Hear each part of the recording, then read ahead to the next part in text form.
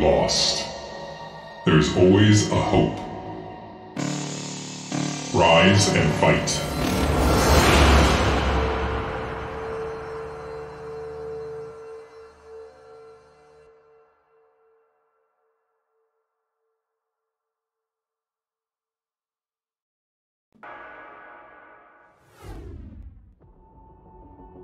Hello, everybody, and welcome to a new season of BSL. I'm joined by Nyoken, caster, commentator, player extraordinaire, and we have a bigger and better season than ever. We've got Zero as our full-time organizer, so big cheers to him. Be sure to donate and support.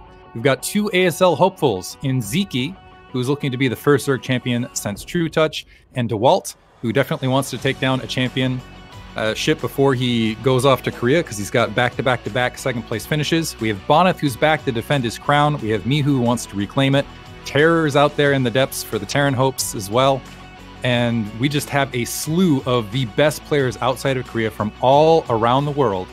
I'm extremely excited to be presenting this to you guys. But first, to start off, we have a protoss gauntlet. Yeah, it's Group A, and it's going to be QiaoGege versus LCYDH, and then NbA and DragOn. And like you said, it's not just a protoss gauntlet in Group A. Anybody that looks at the Wikipedia, there are 15 protoss players in the lineup. There's only, what, 5 or 6 Terrans? I'm begging you, chat, switch to Terran, so somebody other than me, Terra, Dandy, Ultra, Mihu can actually make it into BSL. Please save the Terran race. And then, of course, like you said in the Zerg lineup, we've got real championship contenders there, Ziki, and then Dugu too, another return of another Chinese player. He did really well in the Asian Championship. Remember, he took down Mihu, so he's got a shot to go the distance. Yeah, just an incredible lineup. In this particular bracket, it honestly, on the surface, you might want to say, oh, Chao's just going to go and decimate everybody because he's got so much MMR up there. But if you look at NbA's versus Protoss statistics, he's very, very strong versus Protoss. And then it's PvP, absolutely anything can happen. DragOn, an incredible player out of Canada, of course. And also LCY, where I've seen him play, he just is an incredible player. He didn't beat Mihu, but he went very deep versus Mihu when I saw the games that he played. And he has incredible macro and micro. So really, when I look at this, I feel like anybody can get out. Yeah, with it also being PvP, there could be just straight up build order advantages in the get-go, but a lot of the top tier players can overcome build order advantage. Qiao, I remember his name. I was like, didn't I see this guy last season? And then I went and looked on the Wikipedia website. I couldn't find his games, but I know I definitely recognized him. YDH also recognized him. Like, did he play last season? And he did, but he ended up getting knocked out pretty quickly. Meanwhile, everybody knows DragOn. He's very strong in all the matchups. If you want to copy somebody in terms of build orders, this is who I would recommend. He plays super solid in the first 10 minutes of the game, always hits his build order every single time. And then NbA, he's up and coming. I know in Protoss versus Terran, because I've played versus him on the ladder a couple times, this guy is gateway man. Now this is PvP, and a lot of players rely on Reavers, but it would not surprise me if we see something like a 3-gate all-in or fast nexus into mass gateways from NbA in particular. NbA for Team Nas. It's kind of funny he plays for Team Nas because it's North American squad, but he's not a North American. He's out there in South America land. Incredible player, and has absolutely been a wrecking ball for that team. It feels like almost he goes DT as a rule on occasion. But first, we're going to start off with QiaoGege, or QiaoGege, depending on how you want to pronounce it, versus LCYDH. I think between both of us, we've decided to go with YDH as the pronunciation there, rather than going for the full. We'll do it as it goes in game, but I think that's what we're going to go with, because I think, as you mentioned in the break while we were discussing with another, LC is the clan and YDH is his actual name. Yeah, I don't want to attempt to butcher his name like I always butcher Ziki, and I'm sure I butcher Patak, so we'll just go with that. We've got Butter as our first map. Actually, I really like the BSL maps this season. We've got Butter, of course. We've got Nemesis. What else do we have? I was just looking at it a minute ago. We've got Odyssey, Sylphid, Vermeer, and the return of two of my favorite maps, which is Circuit Breakers and Power Bond. But I like how we're starting off with a map that we've seen recently, which is the 2-player Butter. So now I'm going to go ahead and check. Are we ready to go? We're going to go ahead and dive into the games.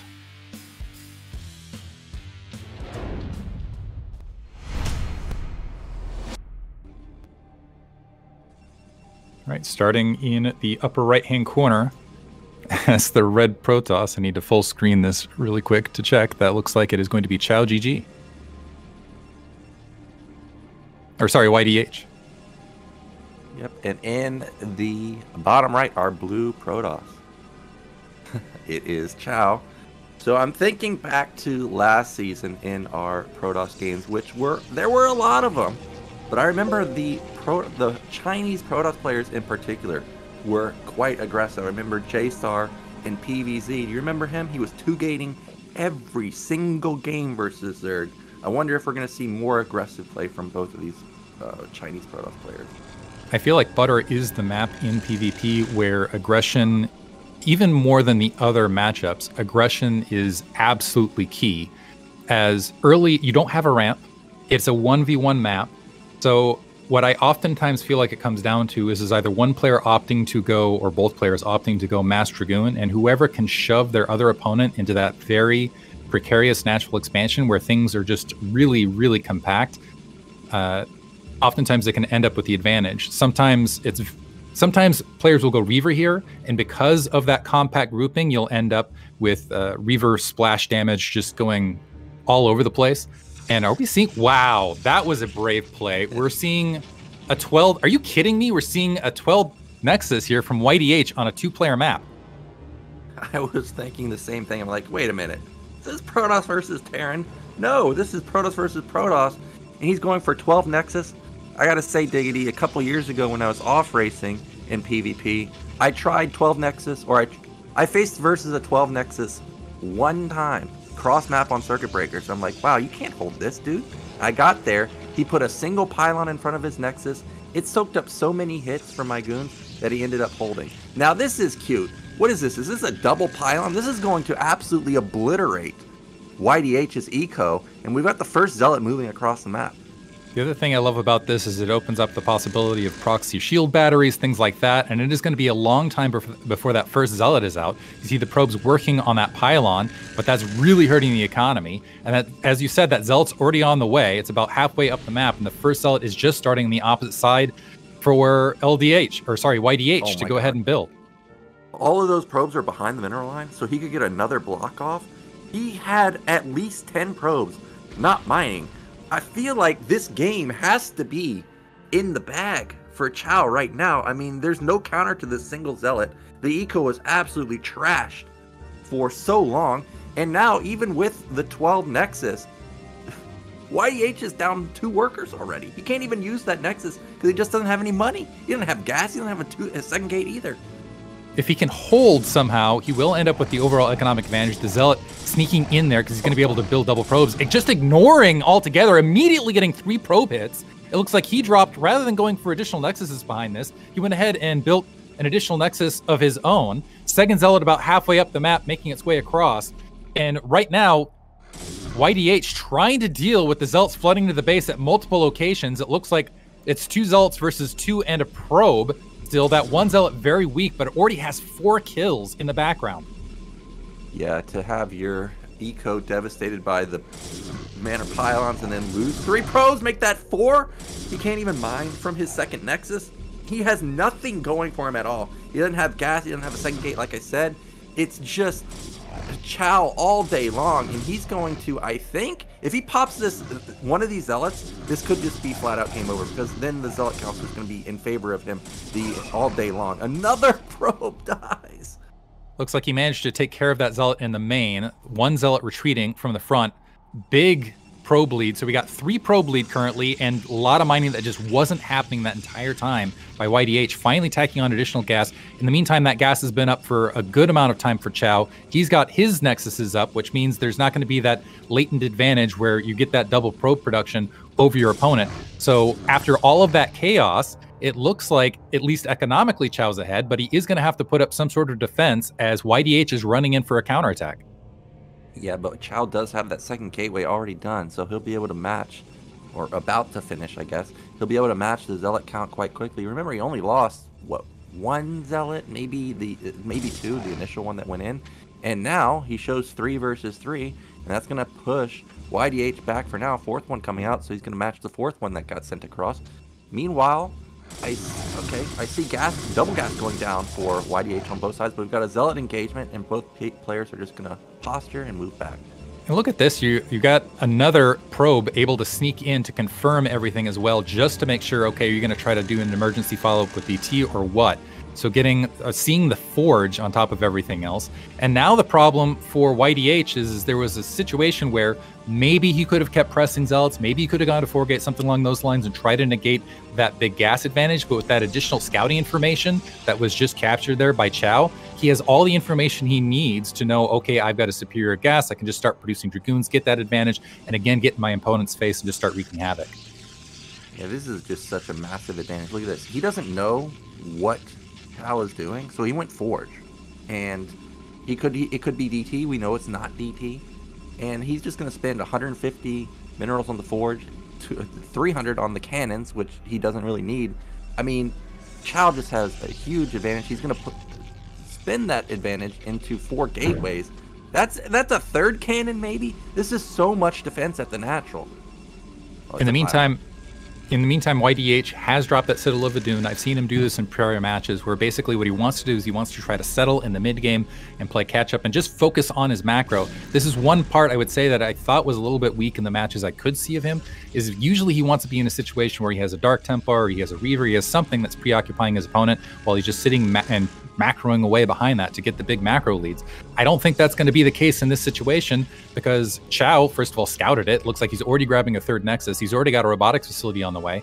And so if he wants to, he can just go ahead and camp troops out on the front, where the one thing I will say for YDH is when he has managed to get those Dark Templar out in the field, he has managed to find ways to sneak them, even with detection out there, into his opponent's bases to kill some probes. So now it's going to come down to Qiao having some solid observer discipline, but as long as he has the decent observer discipline, yeah, he's going to run away with this match. He's already got a huge supply lead.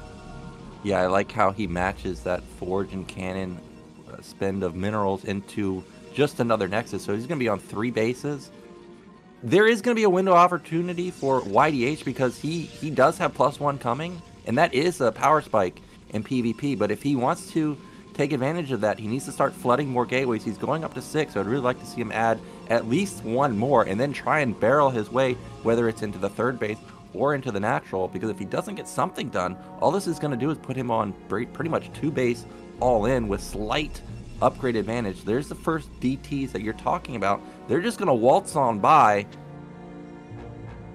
I think Qiao detected that shimmer, and we'll see as he's now transferring probes. Now, this is the big moment, is where does the observer go? Keep in mind, there's 2 Dark Templar, so they can go to both locations. And having this observer in the proper location and able to deal with both DTs at once, and let's see if they even split off to the 3rd, or where they're going to stay grouped up. That first DT immediately getting detected and getting wiped out. Is he going to? No, gets taken out. So 1 DT left. Now, does he manage to get up to that 3rd? The Dragoon's already seen that shimmer and blockading and hurting that Dark Templar away. What this does do, though, for YDH is this provides him a little bit of time with that Dark Templar running around the field, where his opponent is not right in his face, is not creating an harassment, and that does allow him to do a little bit of macro up, and you can see that supply gap closing. However, he still needs to get a move on, because otherwise Qiao's just going to have a much stronger economy in a minute or two as that 3rd Nexus kicks online. Yep, and we do see more gateways coming in for Qiao also, so he's even in gateways at 6. I don't think he has the tech that YDH has right now. He does not. There's no Templar Archive, so there is going to be Storm advantage. Supplies are pretty much dead even. The only difference right now is the probe count, 109 to 102. +1's got to be kicking in for YDH in just a second, and that should be go time for him. Okay, maybe not. He's going to wait for +2. That's also a big spike, but felt like he could do something right now with all of that tech advantage that he has. I'm wondering also if he's waiting for some energy to group up for those high Templar, or maybe he's just thinking, okay, I'm just going to, well, actually see if he just tried to sidle out and take a 3rd base, or if he's just not entirely sure whether he's in a superior situation or not. However, we both know he needs to move now, because that 3rd base has been up, that gas is just about to come online, which means he's going to be at 2 bases versus 3. And if he allows Qiao to get some map control right at this second, it's going to be a disastrous situation, because he's going to have an extremely difficult time securing a 3rd. Yeah, and you can see the eco kicking in now, because it went from 109 to 102 to 135 to 115 in a heartbeat. And Qiao doesn't need to build any more probes, so this is just pure units at this point. He's sitting pretty at 60. I mean, that's killer eco in PvP. Still just sitting behind his cannons. I mean, he's not even moving out on the map, so that's going to give Qiao time to even set up an arc. And we know how deadly that is. If you watch our Toaster stream, he just sits there in an arc and gets the victory. 4 Templars popping out at the same time for Qiao, and that's going to give him even storm upgrades. However, it's going to take a minute for those High Templar to have enough energy, so some amazing Side Storms potentially for YDH could get him right back in this match, but that requires having a grouped up fight, and he needs to go ahead and either engage that third or engage at the natural expansion to stick in this, and at the moment he's got a lot of those units spread. So turning around, now going to go up. There was a pylon wall, but that's going to allow the Zealots to go ahead and sneak through. Those High Templar are somewhat exposed in the back end, gets one Side Storm, hits a big grouping of Dragoons in the rear, and this is forcing Qiao to actually split his attack forces in 2 directions. Look like some probes were taken out, but this is resulting in some reinforcements coming down and storming the Dragoons from one angle, while the Zealots are being preoccupied at the third. But I'm going to say it just looks like there's just too much on the map already for Qiao. So despite YDH actually getting some pretty decent engagements, he just doesn't have enough raw troop to break through. Yeah, the angle of engagement was fantastic, getting all of those goons with the storms on the ramp. But like you said, it's just flat out too much of a gap. There's too much supply for Qiao. He's only up 9 workers, but he's up 40 supply, so that's at least 15 units in his favor. Both players really skimping out on goons. A lot of Zealots from both sides, and those are just going to, I mean, it's just way too many Zealots this time for Qiao. Also an Archon being mixed in. The third Nexus is going to have to be canceled, and now Chao's going to have the favorable engagement sitting on the other side of the bridge. Yeah, has 2 Archons to beef his way forward, and Archons, especially if they can get in on top of the Zealots, just absolutely obliterate those lines. And you can see, it looks like Qiao is just happy to go ahead and split off some troops. YDH just hoping that that will complete, trying to cut off the reinforcements. It looks like finally has been canceled, and right now a 50 supply lead for Qiao. This game is looking rough for YDH. Yeah, +2 kicked in for YDH, but nothing can really overcome 50 supply. I don't even know if Endless Storms could overcome such a huge supply lead. He's closing a gap within 25 now, and okay, that's a lot of Archons, and we've got a 4th Nexus coming down in just a second. You can see he's positioning over at bottom left. I feel like he doesn't necessarily need it, because all he has to do is just keep up in units, make sure YDH doesn't have some god engagement, and get back into this game. You can see his main's almost mined out. Look at that mineral line, basically gone. So YDH is going to be down to 1 base in just a second. Yeah, and that's going to be trouble time. You can see he's trying to put some pylons out to the periphery, maybe try to regrab that third. He does have +2 weapons, but that's only going to be a short-term advantage, and honestly, I don't think it makes up for the huge supply difference. So maybe if he gets some sort of lucky engagement, unfortunately, it wasn't even in time to engage that army as it's storming up to the third. Zealous right on top of that Nexus, and the Archon moving right up to go ahead and engage reinforcements on the ramp. Right now, Qiao having some trouble getting all of his troops into the third to engage, but you can see YDH having the same trouble opposite side, where the troops are kind of getting split. And Zealots now storming from the western flank on top of those Zealots, on top of those Dragoons. Reinforcements being engaged there, but this is still a denied third. Qiao is practically he's very shortly going to be at 200 supply, and YDH still doesn't have his third. Yeah, YDH's supply plummeting. Meanwhile, Qiao, even though he's fighting, his supply goes up.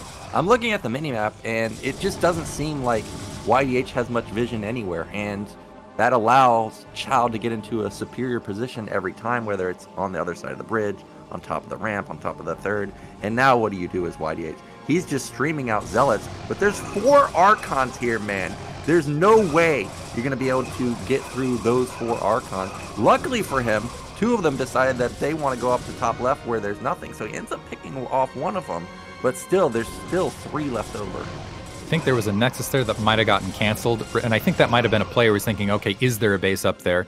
And he just left those 2 Archons in place to just deal with the reinforcements. They have enough energy, they have enough bulk, they can just sit there and do damage. But right now, yeah, you can see Qiao starting to gather troops outside that natural expansion. Is actually still sitting on Weapons 1, which I'm wondering if there was a Weapons 2 cancel there for a moment, but way up on the supply. Almost, it's not double, but it's pretty close to double right here. And yeah, there's GG from YDH. I got to say, that was great play from Chow, top to bottom. First of all, I don't know. This is what I don't get. What was YDH thinking going with the 12 Nexus to open on a 2-player map like this? Did he think he was just going to force Chow? This is one thing I have seen previously is Chow had some trouble in early games in other matchups where it was kind of early game Zealot, Dragoon, micromanagement and kind of heads up even numbers. So maybe he was trying to force some sort of situation like that. But right there, I gotta say, Chow played it perfectly. He just recognized it, got Zealots in the base, got probes down, got his own Nexus up, and just had the economic lead from the beginning, straight on through the to the GG basically. Yeah, I agree with the 12 Nexus. I think that was ambitious to say the least, but you know, it could be a 2-player map. You could be facing somebody that you faced often. Maybe he has intel like, oh, this guy doesn't scout me. What if that 12 Nexus goes unscouted? Well, then that's a huge advantage also. But I was thinking like, wow, like if he pylon blocks him, doesn't he just get his econ obliterated? And that's exactly what happened. And he literally had 10 or 12 probes not mining that entire time. It was impressive that YDH ended up holding and actually stabilized, and they were basically even supply at 100, because I thought there was no chance. Remember also, he killed how many probes? 4 or 5 with 1 Zealot? So that is a testament to YDH's skill, but yeah, it was straight up build order counter from Chow, and that's going to give him a 1-0 lead. But luckily for YDH, he's going to have his map pick. Yeah, so as things continue, effectively the way the map picking works is the winner gets to ban a map, and then it is loser's choice from there. So we will see what the map is, and it looks like we're going to move on to Vermeer, which is a very popular map. I haven't heard anyone complain about Vermeer at all. It seems to be a general favorite. Well, let's get into our game 2. Are we ready? I forget the order. Okay, well, you mentioned nobody hates Vermeer. I'm pretty sure I know a specific Terran player that doesn't like almost any map in the current ladder pool. But I like Vermeer. I think Vermeer is great. If I was to make one change to Vermeer, I would simply make the main slightly bigger, because it's kind of hard for me to put down factories. But other than that, I mean, this is a pretty standard map. This is Polypoid S. There's no real gimmicks. There's a lot of money. There's a lot of bases that are nearby. We could see another big macro game from both of these players. I like those the spikes that they've got kind of in the middle of the map, so you got a little bit of map control going on here and there, where you go sit on a little bit of a high ground, but it's not a huge high ground where it's overwhelming. I don't know. I feel like there's a lot of fun. It just seems like a fun standard macro map. Yeah, and I'm trying to think back to games that we saw last season from the Chinese players. I know that the Terran players, was it Bus Terran or Xuan BBS almost every game on this map. We saw 2 gates from J-Star.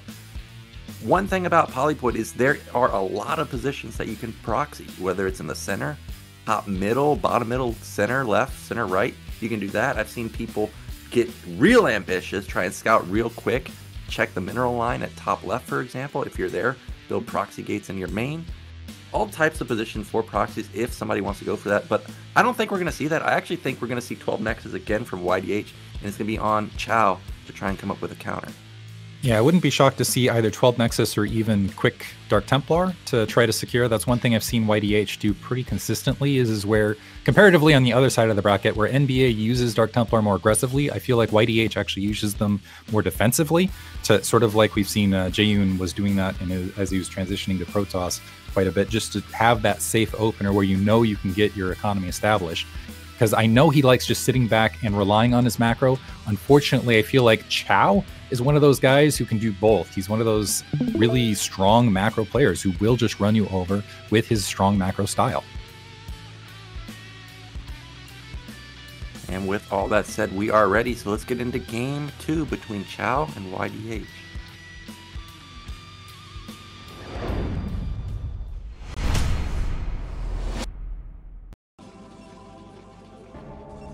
All right, this time in the upper left-hand corner, we have YDH. And in the bottom left, up 1-0 in the series, it is Chow. And my personal opinion is YDH got the good spawn at top left. This, by far, has the biggest main, so he's going to be able to put down gateways, no problem. And I remember TT1 mentioning a comment about Protoss players scouting vertically, so YDH could get unlucky if he goes for the 12 Nexus and Chow scouts to top left and finds him in the first position, but you never know. Yeah, I wouldn't be shocked to see him attempt the 12 Nexus again, especially showing it in game 1, and that might also be something he's thinking about going up against Chow in particular. He's thinking, okay, you know what, I can hang with his macro, but I need to get that macro lead in order to pull a game out against this guy. Chow actually, his playstyle it's like somewhere halfway between DeWalt and Bonnock, where he goes for the macro, but he still, with his troops, he usually tries to get in his opponent's face with whatever tech he's throwing out there. It looks like he's gone a gateway first to start off, and we'll see as that probe moves out whether it's going to go top right or whether it's going to be that vertical scout. Yep, we've got vertical from Chow, and meanwhile, YDH, unlucky. He's going to find Chow probably second, because he's going to probably assume that, hey, this probe got to my main pretty quickly. You got to be bottom left, but oh, 2-gate. Okay, so we've got fireworks from both players, both putting on that aggression, and this is a map that has that high ground in the center of the map. If either player can get on top of that, you can definitely have a big-time favorable engagement. So we'll see if anybody wants to move out and get into position there. But also, this map is so big, we could see somebody sneak a Zealot across the map and potentially get into the main. Yeah, I was actually very surprised to see 2-gate from both players here, but this is going to be a huge advantage to Chow because he sees it on his opponent's side of the map. So he knows what he needs to do to react, where in the meantime, YDH is going to have at least a good chunk of time where he's not sure what his opponent's up to. It looks like he did realize, okay, I'm going up against cross spawn, so you can see that probe making its way across. Now the question is, does that first Zealot, block the ramp, or is it just going to go ahead and move up and get aggressive?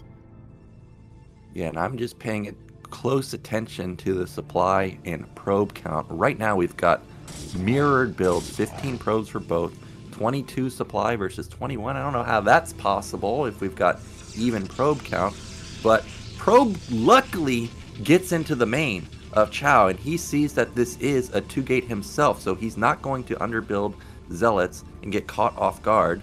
Meanwhile, both players keeping probe alive in the main. That's really well done, and probe almost gets picked off, but we've got a Zealot move out. Oh, look, YDH snuck a Zealot to bottom. So we got a Zealot sneaking behind there. Somehow a probe was killed somewhere out in the field. Looks like we do have the Zealots now storming up, but this could be critical here. That Nexus dropping and that Zealot maybe getting a run. I think the probe saw the Zealot finally, and that's going to draw those other two Zealots back. So I like seeing this, though. It's YDH actually randomly turning this into an advantage, just having that latent Zealot there, forcing a little bit of micro out of Chow, keeping him at home base. In the meantime, he's going to grab that Nexus himself. He's also tacking on additional gas. But I like seeing this sort of situation because it really does show you what players do heads up. And right now, heads up, Chow up on supply. Yeah, he's built more Zealots. He doesn't know if this is the Nexus or not because the probe got taken down. I'm sure he could guess since there was no gas ever taken. But we've got pretty much the exact same build from both sides. I was a bit sad to see that the Zealot got scouted by that probe and didn't get into the main.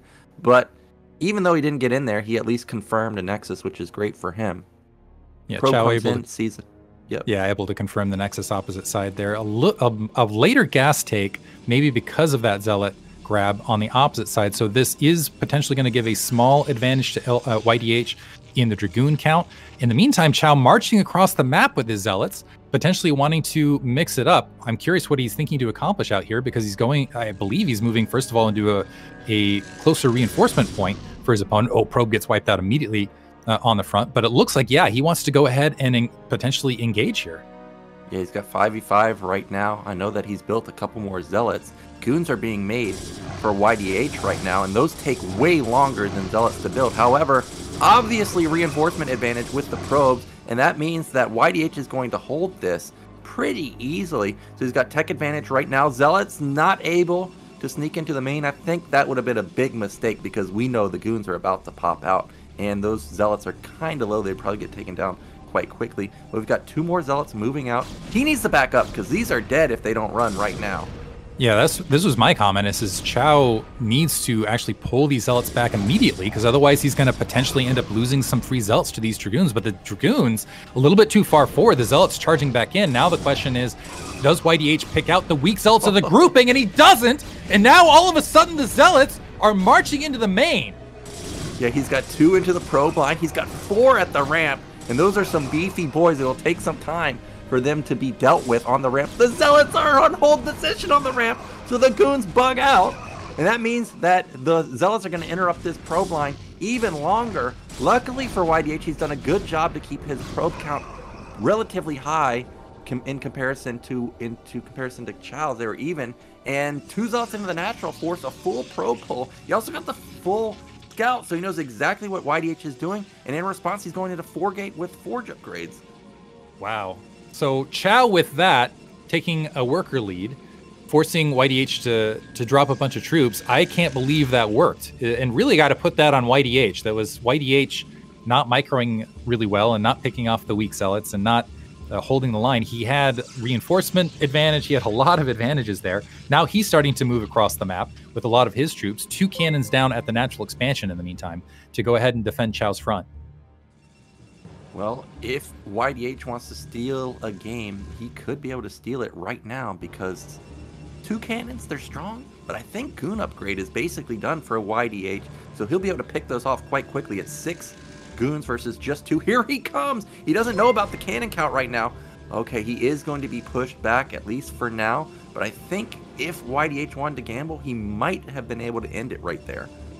YDH actually with the supply lead and the worker count lead right here, and we see the difference in number of dragoons because of the later gas take from Qiao. So, but the dragoons now, you have the defender's advantage on the opposite side, but I think YDH is right in the position he wants to be in, where he can just like leave those troops on the front, doesn't really need to babysit them at all. If the engagement happens, he'll get the alert, he can draw them back if he wants to, and he can just sit back and do the fast macro and just macro behind this. And actually, I kind of like YDH's position here if he can do that, because this is where he plays strongest. This is where he can just get into that macro match in the mid game here and just kind of obliterate his opponent through superior macro and the babysitting micro. Well, here we go. We've got a big engagement, but there's too many zealots and goons, I think, for YDH. The zealots are holding strong for YDH. Goons are falling left and right, though. 4 versus 6. But was this an overstep? Qiao is going to lose his entire army, but he is going to trade decently well. I'm not sure if he got enough, though, because the contain is going to continue for YDH, and also he didn't get a single zealot there. Yeah, YDH, you could see he wasn't focus firing at all with his dragoons. He was just kind of leaving them on hold position on that engagement, whereas Qiao was focus firing with his dragoons and taking them out one at a time. However, with what's left, YDH still has that supply advantage, and he still, as he retreats, is still going to be in an okay position to turn around and invert an attack here. He's up on probes overall. I'm curious, actually, if there was a cut in probes for Qiao, and it looks like YDH settling up to go ahead and grab his third despite having enemy territory here. Drops the Nexus. The Dragoon's pushing out. Are they going to get that? So there's a cancellation right there. At the very least, it was canceled. The probe gets wiped out. And now YDH running up. But I feel like this is, first of all, he's getting focus fired out against a first shot from Qiao. Qiao is marching back, and there's more Zealots and Dragoons on his side. So it looks like he's getting... Yeah, he's going to be able to wipe all those Dragoons out and just walk against these Zealots. He's going to have to worry about reinforcements, though. Yeah, the Zealot production really backfiring this time. Not able to really catch any of the goons. Oh, and the goon control from Qiao is really good, but he focus fires a couple of goons and run into the Zealots, and now the Zealots get the connections they were looking for. And now Qiao, after that probe cut, he's in big trouble. He's caught back up in probe count at 44 to 50 now. But the third Nexus, you know, is going to be coming down pretty soon for YDH. And also, YDH has actually got a lot of money, so he could put down the Nexus plus a couple more gateways. I feel like Qiao's actually done, as far as the micro has gone, it's looked a little bit sharper than YDH, but YDH has just had more troops. And that continues to be the case. And so now going to be able to grab that third way ahead of his opponent. We'll see if Qiao just moves out. He looks like he's already got a pylon potentially building in position. If he just, moves out and goes ahead and grabs that third and just hopes that YDH plays a little bit more passively. But I got to say, I like YDH's position here. He's done a good job of macroing up, even though the micro has been off a little bit in the fights. It hasn't mattered because his macro's just been stronger. He's had the closer reinforcement points in a lot of these engagements. Yeah, I just now noticed that Blue has not gotten his +1 upgrade despite having the Forge so early, so he doesn't even have that going for him. I'm sure that YDH's upgrade is probably similar in timing at this point. Also, YDH has had observers for so long. I mean, he sees everything. Is there even a robo for Qiao right now? It doesn't seem like there is. So it's literally pure gateway man, no tech at all. He's just got speed. Robo just now started, and he's also down to Nexus. Supplies are very close though, so if he does want to make something happen, he needs to make it happen right now. That's a lot of zealots, but supplies are so close that I imagine YDH should be able to handle this, and he sees it coming. And he sees it coming. He sees all of those troops. And that's going to be a big advantage, knowing where those troops are being fielded, whether they're going to go across that northern bridge, whether they're going to try to engage over that southern plateau. Looks like they're going to skip engaging on that plank. You can see YDH already gathering up his troops. Looks like hotkeying them up to go ahead and engage, moving out, storming forward, and actually able to catch those troops in transition at the moment. The Zealots able to engage on both sides. So it looks like the Zealots mostly getting cleared out on both ends. Dragoons engaging them first. YDH does have the closer reinforcement point. Keep that in mind, and he can see if any troops start to retreat, so he can go ahead and chop down and engage if he wants. But right now, I worry about Qiao's situation here because there's a lot of Dragoons left. They can be spotted as soon as they're fleeing, and now it's going to be walking attack from here for YDH. Yeah, it's just too much for YDH, and that is going to push Qiao back. He's also got a DT out on the map. Remember, the observer has spotted everything. He knows this guy's got no ob. I don't even know if his robo's done yet. So this DT, whether it gets into the main or the natural, doesn't really matter. He's going to shut down the third base for a long time.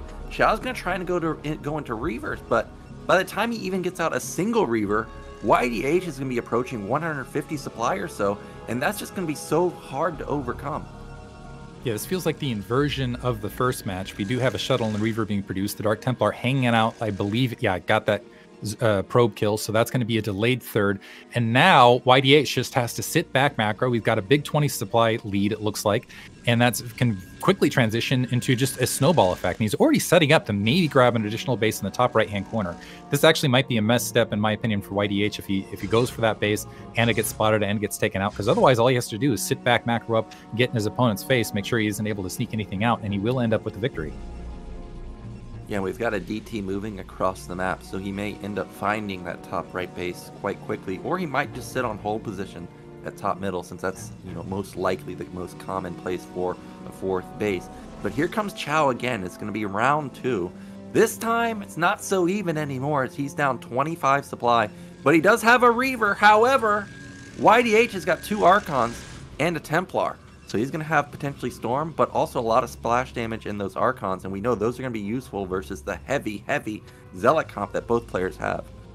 I think this might have been a calculated play with everything being established on the upper right, recognizing that Qiao does not have observers himself out on the map.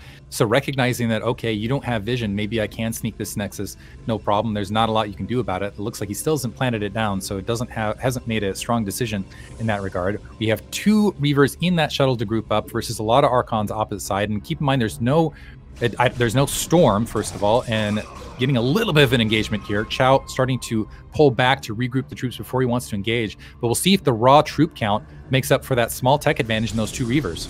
Oh my gosh, that is so many Zealots, and the Goons pounce on one of the Reavers focusing down the shuttle. It goes down. Can the Zealots get off, or can the Reavers get off the hero shots they need? The answer is no. They're shooting down Goons, and the top Reaver died also, so we still got a 30 supply lead. The Archons are so strong, and I think YDH is just barely going to have enough to push through all of this that's left over for Qiao. Yeah, he can wipe out this. He can go ahead and take out the third for Qiao, and in the meantime, YDH also grabbing that upper right-hand Nexus. It looks like Dark Templar trying to do some work in that corner. So now, yeah, there's GG. Great time to GG for Qiao, but that was great play from YDH top to bottom. That is exactly how he wins games right there, is if he can just get that slight bit of breathing room to go ahead and macro up. He's not like a Bonnet style guy where he's going to run up in your face and drop a lot, but he is going to produce Dark Templar. He is going to try to camp troops out of your natural expansion. If you give him that little bit of breathing room, he will macro like a beast and end up snowballing ahead. And We saw it in that match, and that's why I think this is going to be an exciting PvP group across the board, because I'm expecting to see more of this basically all day. Yeah, it was really impressive macro from YDH. I mean, you knew it was going to be good. Even though he lost butter, he kept up in supply so well that, like you said, when he doesn't get, you know, altered that much in the beginning, I mean, he's just going to run away with it. He was up 10 probes at one point, remember, 35 to 45, gets his third Nexus. Really, really clean play from YDH. But we now know what these Chinese players like. Nobody likes Reaver. Everybody likes the Citadel and Templar tech, at least in the early stages. You know, the only player I think that likes Reaver out of any of these groupings is maybe DragOn. NbA almost goes DT as a rule, sometimes skipping even High Templar in the mid game, opting to go Dark Archon instead with feedback and having Dark Templar running around the map trying to pick off the High Templar if there's a bad observer discipline. Qiao, more often than not, will go just, heavy gateway man style. You just want to sit behind that macro. And YDH, I feel like his preference is to get that defensive DT or have the large Dragoon count with the natural expansion. You're right. It feels like three out of these 4 players, I think, are allergic potentially to Reaver play. So we'll see how, or at least that's not their preferred style of PvP. So could be interesting as the games continue. Yeah, I hope we do see somebody go for Reaver. You know, something I noticed that even though they are opening Templars, nobody has gone for a Templar drop. I think that's something that you really do have to go for at some point, but both players seem to be content with just saying, hey, I got a better unit comp in our big fight, whether we have even supply or not. I'm going to straight up win, but sometimes you do just need that slight advantage of getting 5 or 6 probes with a single storm. I wonder if anybody will go for it this game. We are waiting for a map pick from Qiao this time around, and it is going to be Sylphid. So we've got another standard map that a lot of players like. I like Sylphid. It's, you know, the way it plays out PvP, it almost feels a little bit like a 3-player version of Butter in a certain regard, where you do have a lot of cramming in the space between the natural and the main, although it's a little bit wider and a little bit more, in my opinion, easier to deal with, because you kind of have it where it fans out into the open from the natural expansion out. But it is 3-player. There's another opportunity to go for the early 12 Nexus, potentially for YDH if he wants to try to sneak that again. But this is one of those maps where quick Dragoons, because you don't have or initial Zealots can be a factor because you don't have a ramp on this map. Yeah, I think every time I've seen somebody get contained by Mass Goon in previous BSLs, whether it's the Walt or Boneth or whoever set up the Goon contain, I think ended up winning the game. So we may finally see a game where one player goes for a 1 base, just goes insane Goon count, and make sure that this guy can't get out forever. And I think that could be a good choice, because you know your opponent's not going Reaver, because neither player likes to rush that Robo. All right, so are we ready to go ahead and jump in the match? Looks like we are. At the 12 o'clock location, we have Qiao. And in the bottom left, it is YDH. And luckily for Qiao, he got top middle, which is the best mining position. However, as a Terran player, I like bottom left. It's got the best placement for structuring your turrets and stuff like that. I realize it's PvP, but if you're Terran playing on Sylphid, this is the spawn that you want to get, in my opinion. I actually wish I could have talked about it off camera. I wanted to see what you thought about the general map pool and whether you feel like it's one of those balanced map pools. I kind of, looking across all of them, honestly, I'm kind of excited. They all look like they're pretty good, solid standard maps. And I don't know, I just enjoy the pool this season even more so than the previous 2. Yeah, the maps are definitely really good, because if you saw the win rates for Sylphid that we just a moment ago, it was 50%, 53%, and 53%. I think the 50% one was Terran versus Zerg. That's as balanced, obviously, as you can get. And then Butter, I also was looking at the stats. I think it's like 51% and something very close to that. So we know those 2 maps are quite balanced. My opinion is Vermeer is standard, Circuit Breaker is standard. So win rate's going to be fine there, Power Bond too. The only question to me is how will foreigners play our new maps, which is Odyssey and Nemesis, because those are maps that you really don't get a lot of practice on. You got to be very clever to play them optimally. I feel like that's where we're going to see certain races really struggle or succeed. Yeah, I'm really curious about Nemesis, or sorry, Odyssey in particular. I feel like Nemesis, because it's a little bit more of the more recent play and more modern, I don't know, I feel like I've seen more matches on that. I'm expecting players to be able to look at those ASL champs as they're playing it. But Odyssey, it's was part of ASL or was it ASL 14? I'm trying to remember. Yeah, ASL 14. But it just feels like, yeah, it's one of those ones where you have to find practice partners to play. So I don't know, we'll see. In the meantime, this match, it looks like we're going to have first scout going in. YDH is going to get a little bit of an earlier scout, but not by much. We do have a 2-gate opener from Qiao, and we have a 1-gate opener from Qiao and a 2-gate opener from YDH. So it is going to be Zealot defense versus Dragoons here. Yep, we've got the 2-gate again from YDH. This time Tech from Qiao, and both players get the first scout off. So wonder what Chao's response is going to be. And a single Zealot, if it can get next to that egg, could have kept the probe out. But good job from YDH to keep that probe alive and get further scouting intel. Looks like that probe hanging around wants to see whether there's going to be a gas grab after the initial Zealots. Looks like the first Zealot is making its way. Now, it is going to have that probe to help. But keep in mind where we saw it, now the 2 Zealots streaming forward as well. Keep in mind, and a second gateway now being tacked on, where we saw initial micro in the first match, it looks like, and honestly, it just felt like Qiao was just microing a little bit better. And we have a pylon. Is that a proxy pylon? It looks like it might be a proxy pylon in the base, maybe to drop a shield battery, something along those lines, or it could be just something to go ahead and create a cover, drop 33 minerals so you can pull the troops out and regather. Yeah, this could get ugly in just a second. We may see that battery that you're talking about, but it's a double pylon, which I don't know about this. However, 3 Zealots get into the main. There's the battery.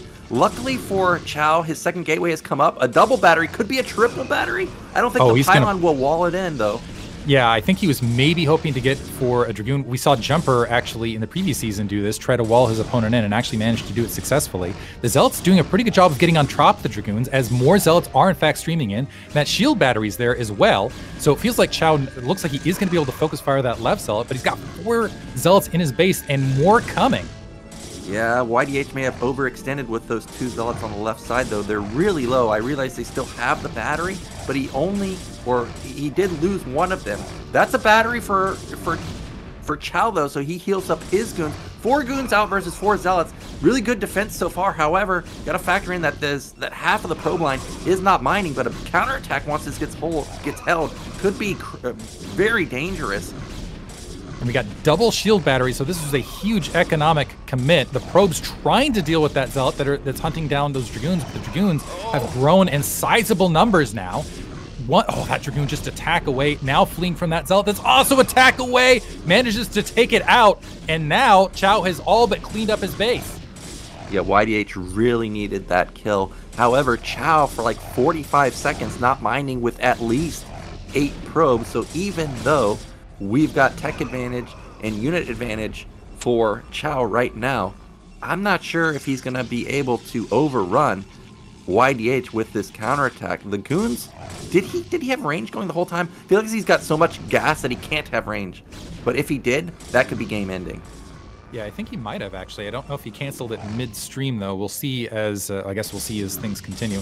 But you can see YDH still streaming the units out to either buy himself some time or engage potentially weak Zealots, and Qiao eating a little bit of damage, but trying to filter through a counter Zealot inside his probe line, still disrupting things, still trying to get kills. And keep in mind, he can keep retreating to those double shield batteries as well, because those haven't been taken out. And Qiao has migrated all of his Dragoons out of that base and is now being pushed to the east by these Zealots. Yeah, insane micro. Got a fight in the center. Zealot harassment in the main while also healing the Zealot with the battery. Meanwhile, Qiao is just making sure that these goons don't die, because really they are his lifeline. He might lose one, he does, and the other 2 are dangerously low. One connection from both of the Zealots will kill another goon, but we see that the goon count is starting to ramp up. Still 2 Zealots for Qiao, but YDH recovering and buying a lot of time. So YDH actually up 4 workers right this second, has managed to create enough chaos to at least give him that sort of lead. He is going to have the lost, eventually, the lost amount of infrastructure in those 2 shield batteries and those 2 pylons. Range now working for YDH, But we have those Dragoons now hanging out at the natural expansion, and this is kind of the cusp point we're talking about. YDH needs to make sure that the fights stay out here, because if he gets boxed into that gap, it can be very difficult to make your way back out.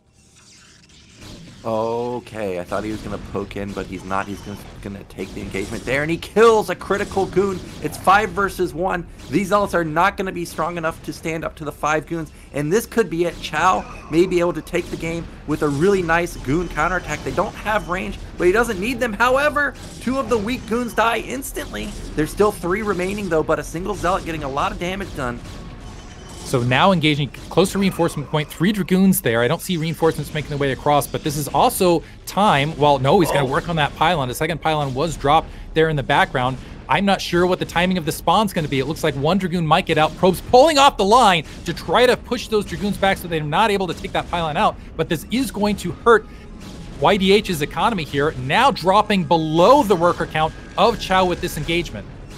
Yeah, and he had the sweet spot of 3 goons to one-shot a probe for a long time, so he loses a lot of probes, and it swings. The probe count swings in favor of Qiao now. It feels like it's his game to take, as long as there's not some catastrophic micro mistake. More goons flooding in, a battery going up. That's another, not necessarily waste of minerals, but he really needs to be building goons, not a battery. Half of the probes are not mining at the bottom. Okay, he fixes that, but it's just too much protoss from blue right now. Right now, yeah, Qiao shoving his way in. Now he's got a little bit of an advantage, but that shield battery has managed to surface for YDH. If he can just make his way back to engage at that location. Qiao trying to draw the engagement over to the right. The Zealots now engaging. Shield battery recharging. You got the 2 Zealots advantage, and 1 Dragoon falls, and now, yeah, things are looking ugly for YDH. Has all sorts of troops in his base. Even if he gets another respawn, his probe line is going to be absolutely decimated. 2 Dragoons are just going to focus down on that pylon, and that should be it for YDH. Because even if he manages to spawn more troops here, they're going to be outnumbered as they're coming out, and more reinforcements are making their way out for Qiao. But fighting it out, probes pulling off the line, trying to engage against everything. But Qiao just has more here than YDH has in his own base. Yeah, this is going to be it. YDH is going to fall. Qiao with the immaculate defense, and then great micro in the center with the goons, and fantastic counterattack. And that gives him the 2-1 victory in our first series. You really can't ask for a better PvP than that. There is absolutely insanity across the map. You've got Dragoons microing against Zealots in the middle, Zealots in the back mineral line, all over the place. And this is what I'm hoping to see all day. Absolutely fantastic. But Qiao, I'm going to say, deserves the win, but I don't feel like he's got to feel comfortable about that win. If YDH comes back through the opposite direction to face off potentially to make his way back through the final match, should Qiao fall to the winner of DragOn versus NbA. However, now we're going to move on to DragOn versus NbA, which we'll see how it plays out. DragOn, actually former Gosu League champion, wants to get his championship in the big league here, is a fantastic player. Arguably, I'm not sure, I feel like between Boa, DragOn, and maybe arguably Jayun these days, it's like, which is the best Protoss? Boa, I think, still holds that title just because of recent performances in BSL here and there, but DragOn, absolutely fantastic player, but NbA, so strong versus Protoss. Yeah, it's going to be another fantastic PvP. So we'll be back in with that matchup in just a second, so don't go anywhere. We'll be back in a couple minutes.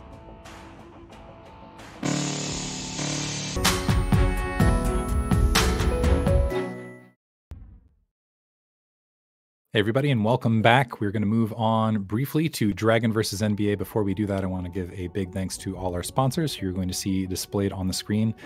I like Goldfish and a Water Bowl in particular as a donation name. That's one of the more creative usernames I've seen out there.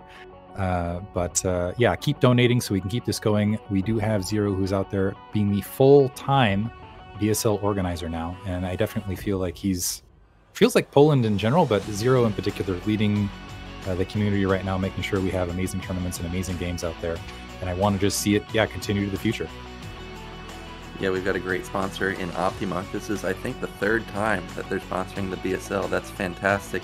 And you know, today, Diggity in the shower, I was thinking to myself, I started in BSL6, didn't I? And here I am, BSL16, and all of these BSLs couldn't happen without the support of our viewers. and sponsors like Optimut. So thank you so much for contributing to the BSL. Of course, we have our heroes from the chat. We know CRVT and Pure Pat and Star Lover. They're big time donators to the BSL. But if you want to continue seeing more and more BSL, definitely consider becoming either a Patreon supporter or just a straight up donation or sub. All of that really does make a difference in BSL. So definitely consider making a contribution somehow.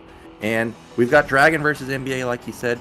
I think we're going to see a bit of different playstyle. Even though I know NbA is Gateway Man in Protoss versus Terran, DragOn is a passive player. Not sure if NbA is exactly as aggressive as the Chinese players that we just saw. So I'm happy, or I think I'm going to be happy to see that we're going to see a mix-up of playstyles compared to the first series. I will say, whenever I've seen NbA in PvP, when there's been an opportunity to go Dark Templar, where he's like, okay, I think my opponent might not have an opportunity to scout me going Dark Templar, he does. Just time and time again. In fact, I'm trying to remember the last time I saw NbA play a PvP where he didn't go Dark Templar in the mid game. So we'll see if that ends up holding true. DragOn, fantastic Protoss player. I think you're right. He likes playing more that passive play style, which could end up being a little bit harder for NbA to play against. In fact, out of all of the players here, he's the one guy I can think of who likes playing that more defensive style. But yeah, it can be tough. NbA has at least on paper, has an extremely strong record versus Protoss in particular.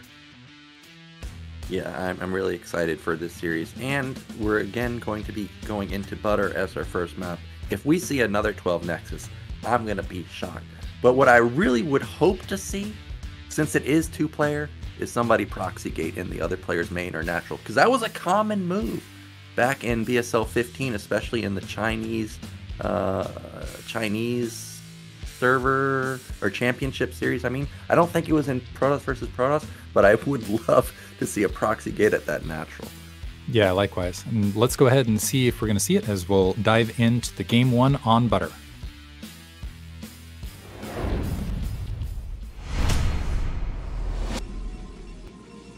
In the upper right-hand corner, as the blue Protoss, we have NbA.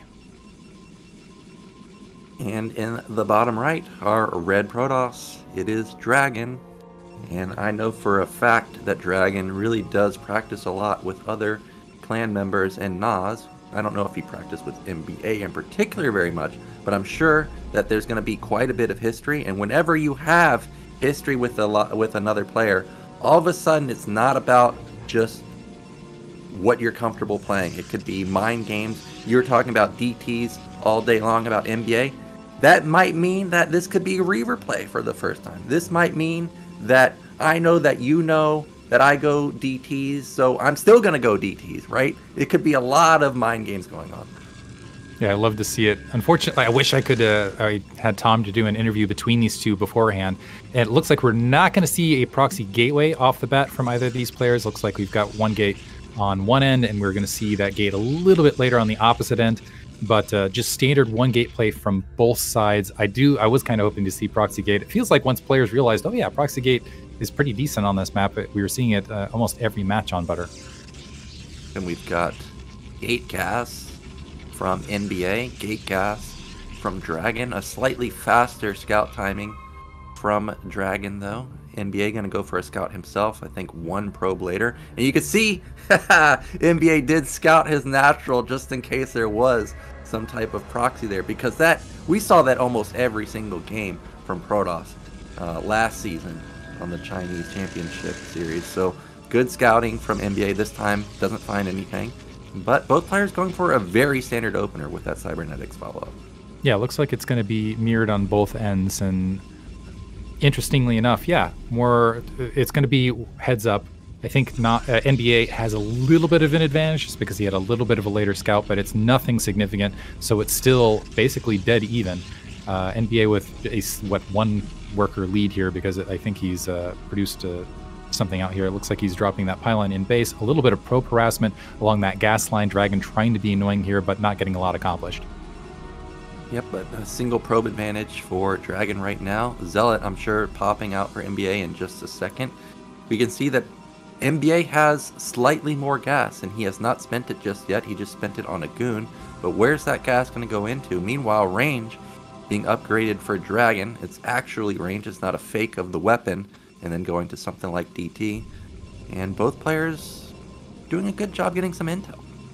So now showing, that was interesting because for NbA, maybe he was hoping he could take out that probe because he delayed a good period of time in getting that Dragoon range. That is going to give a few second lead. It looks like still able to sneak in another probe to go ahead and get eyes on everything, which is huge both directions. He is going to end up losing that probe now, and that probe going to retreat from Dragon. So small victories, that's actually going to give him the overall worker lead if he can get that probe back to his home base. But right now, just the slight advantage is, follow up straight to 3-gate for Dragon.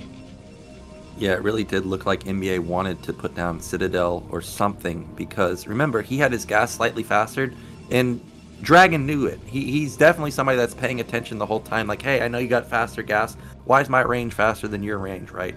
Like, something's definitely up. You either have built the Citadel somewhere else on the map, or you're trying to mind game.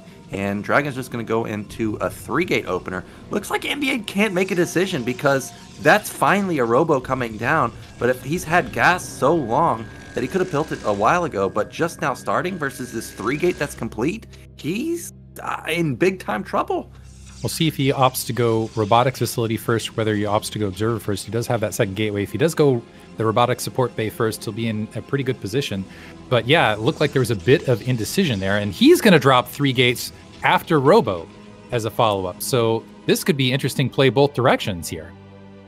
Okay, so maybe not in as bad a shape as I thought, as long as he doesn't get caught at his natural. If he can just fall back to his main, sit in that arc that we know players love, he could have a decent engagement. But like I said, the 3 gates are already done, so that's 5 goons, soon to be 8, and I don't know if NbA will be able to have enough goons in time by the time Dragon goes for a big attack here. Yeah, this is going to be critical here, is how well this gets microed, and if NbA has these troops out of position initially. He's trying to hide the amount of his Dragoon count, but that could play against him, as Dragon's going to end up having an overwhelming amount of troops in his natural expansion. There's going to be a moment here where Dragon has more troops on the ground, is able to get 1 Dragoon immediately because it was so far forward, is going to be able to walk in, see the observatory. Look, you can see NbA trying to fight his way back so he doesn't get pinned into that natural expansion, but he has to secede this momentarily. Dragon moving in, 1 Dragoon lead now for Dragon. Probes pulling off the line. Another Dragoon getting taken out, though, on the line. It looks like some of those Dragoons focus firing that pylon as they're retreating, but this is probes that are dying in what is essentially a very even build order. Catching that last goon may have saved the day for NbA. He was in real trouble. It's still 6 versus 5, but it may be too hard for Dragon to push through 6 versus 5. So that was a great catch. Look at this stutter step micro from NbA. He's going to pick off 2 goons and lose none. Now he's actually got 5 versus 4 advantage. He's got robo advantage. He's got reinforcement advantage. If he can just be confident and move out right now, he can secure his natural. So this is where this is going to be a race. NbA has to move immediately as soon as he sees the inferior count of Dragoons there. It looks like he is starting to move because he's got to get out of that gap. Yeah, because this is one advantage that Dragon could have had, is having closer reinforcements and pinning NbA into a defensive position. But now NbA able to break out, engaging Dragoons on 2 locations, so that in theory is better focus fire for NbA. But you can see him stepping forward with the lower Dragoons to try to focus fire that northern Dragoon. NbA microing better. He's got more troops, and he's going to be able to clear out the Dragoon count now. And because of this, Dragon doesn't feel confident dropping that Nexus at his natural expansion, and he's going to start moving forward. He's got his own robotics facility building, and now it's going to be vision advantage for NbA. Yeah, this was a really good hold from NbA. One thing he's lacking is he's down 7 probes, but because of how well he held the defense, like you said, Dragon can't capitalize by putting down a Nexus. It would get pounced on instantly by NbA, because remember, he's still got that observer. He would have seen it for sure and just gone for it. Observer's going to come in and see, okay, dude, you don't have a Nexus. He's not going to know the robo timing because it's already finished, but he's going to know that he should have a Reaver out before Dragon because of the fast 3-gate pressure that he did. So maybe he will be able to have a window of opportunity to take it to Dragon right here. So right now, Dragon has an 8-worker lead. I'm not sure that he recognizes that he has that big economic lead.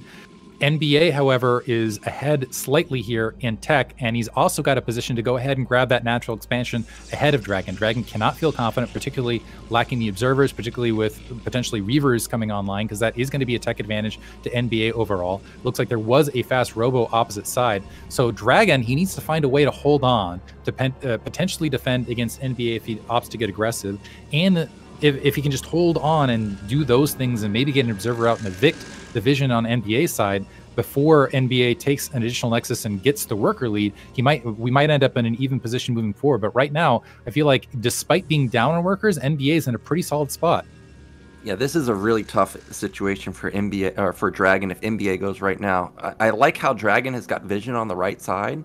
That will buy him time in case a Reaver drop comes into the main. Because right now, he has no observer himself, so he has no idea where any of the units are. If there's an attack, he can't just move goons to the main because potentially the natural could get busted. I'm shocked that actually DragOn's going to go for this right now because, like I said, he has no vision, but he's going to go, but it's gotten spotted. So NbA should be set up in time, and the way the natural is set up on Butter, actually NbA is going to have the arc advantage here, so he should be able to trade effectively, assuming those Scarab shots can get through that goon line. It looks pretty solid right there.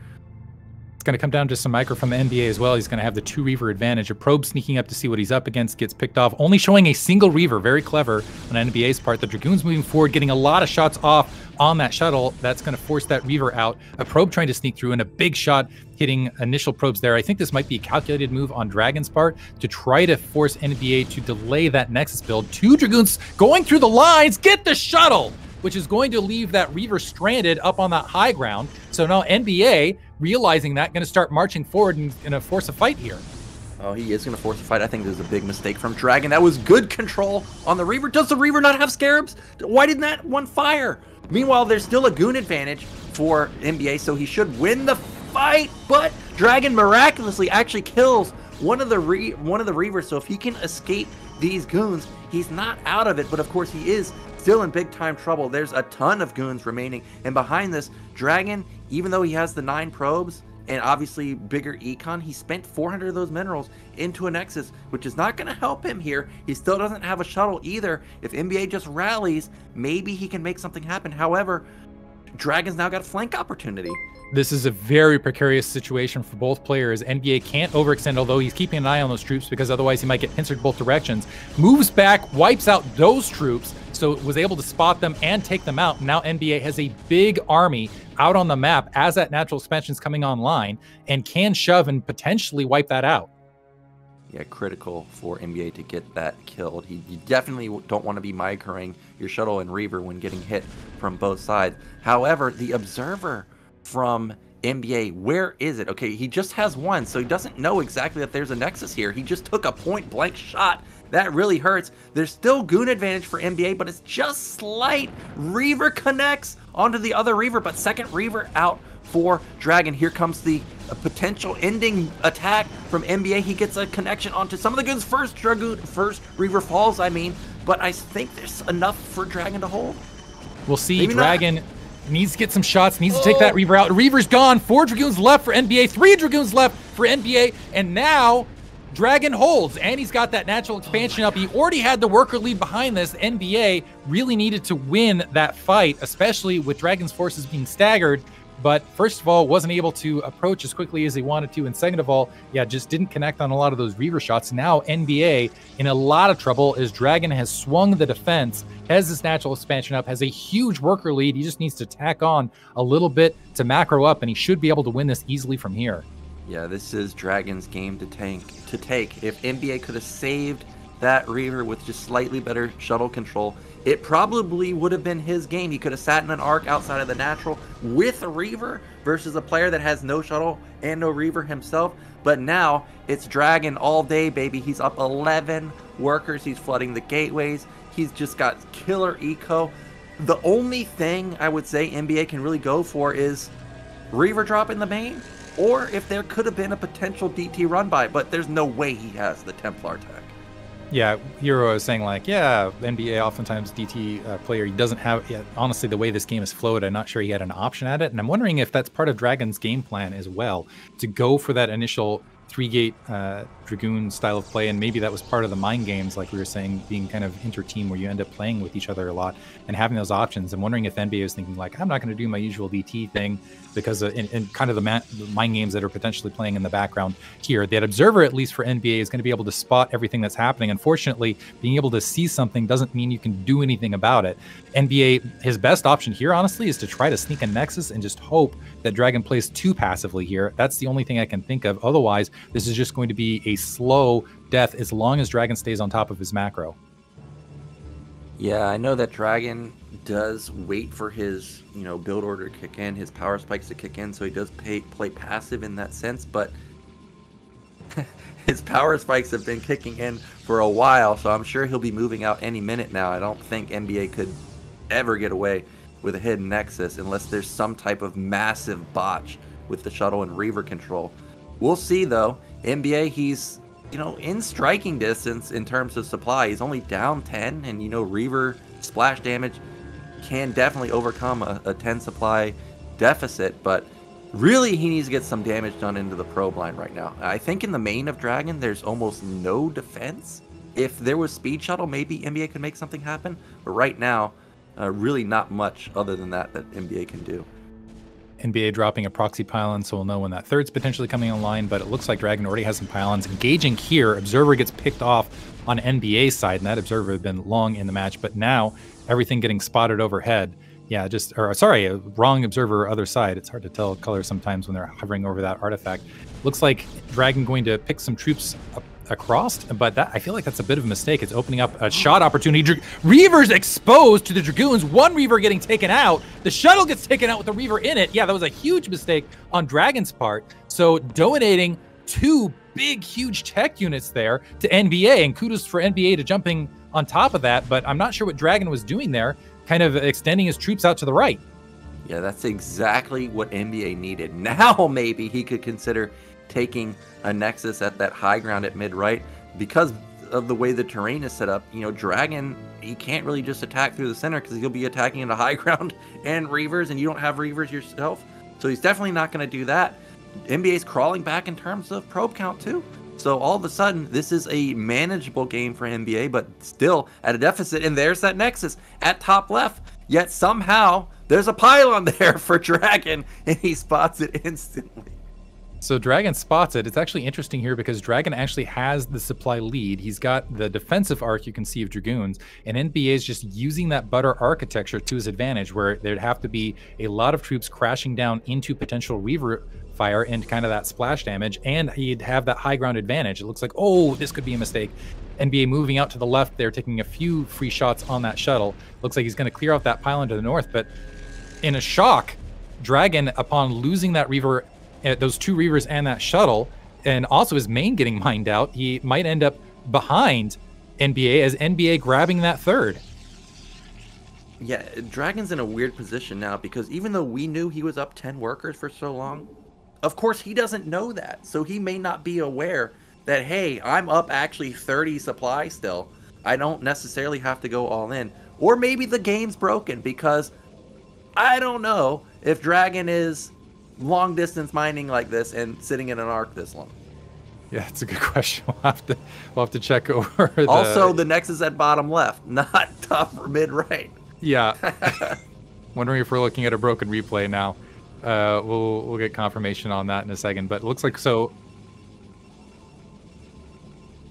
So, okay, so we're getting confirmation that it might not be broken. He might have just transferred them to get a couple troops here. Dark Templar moving out. We'll continue casting it as normal. Dark Templar moving out in the midfield, and the Observer not there. So the Reavers once again exposed, and group attack.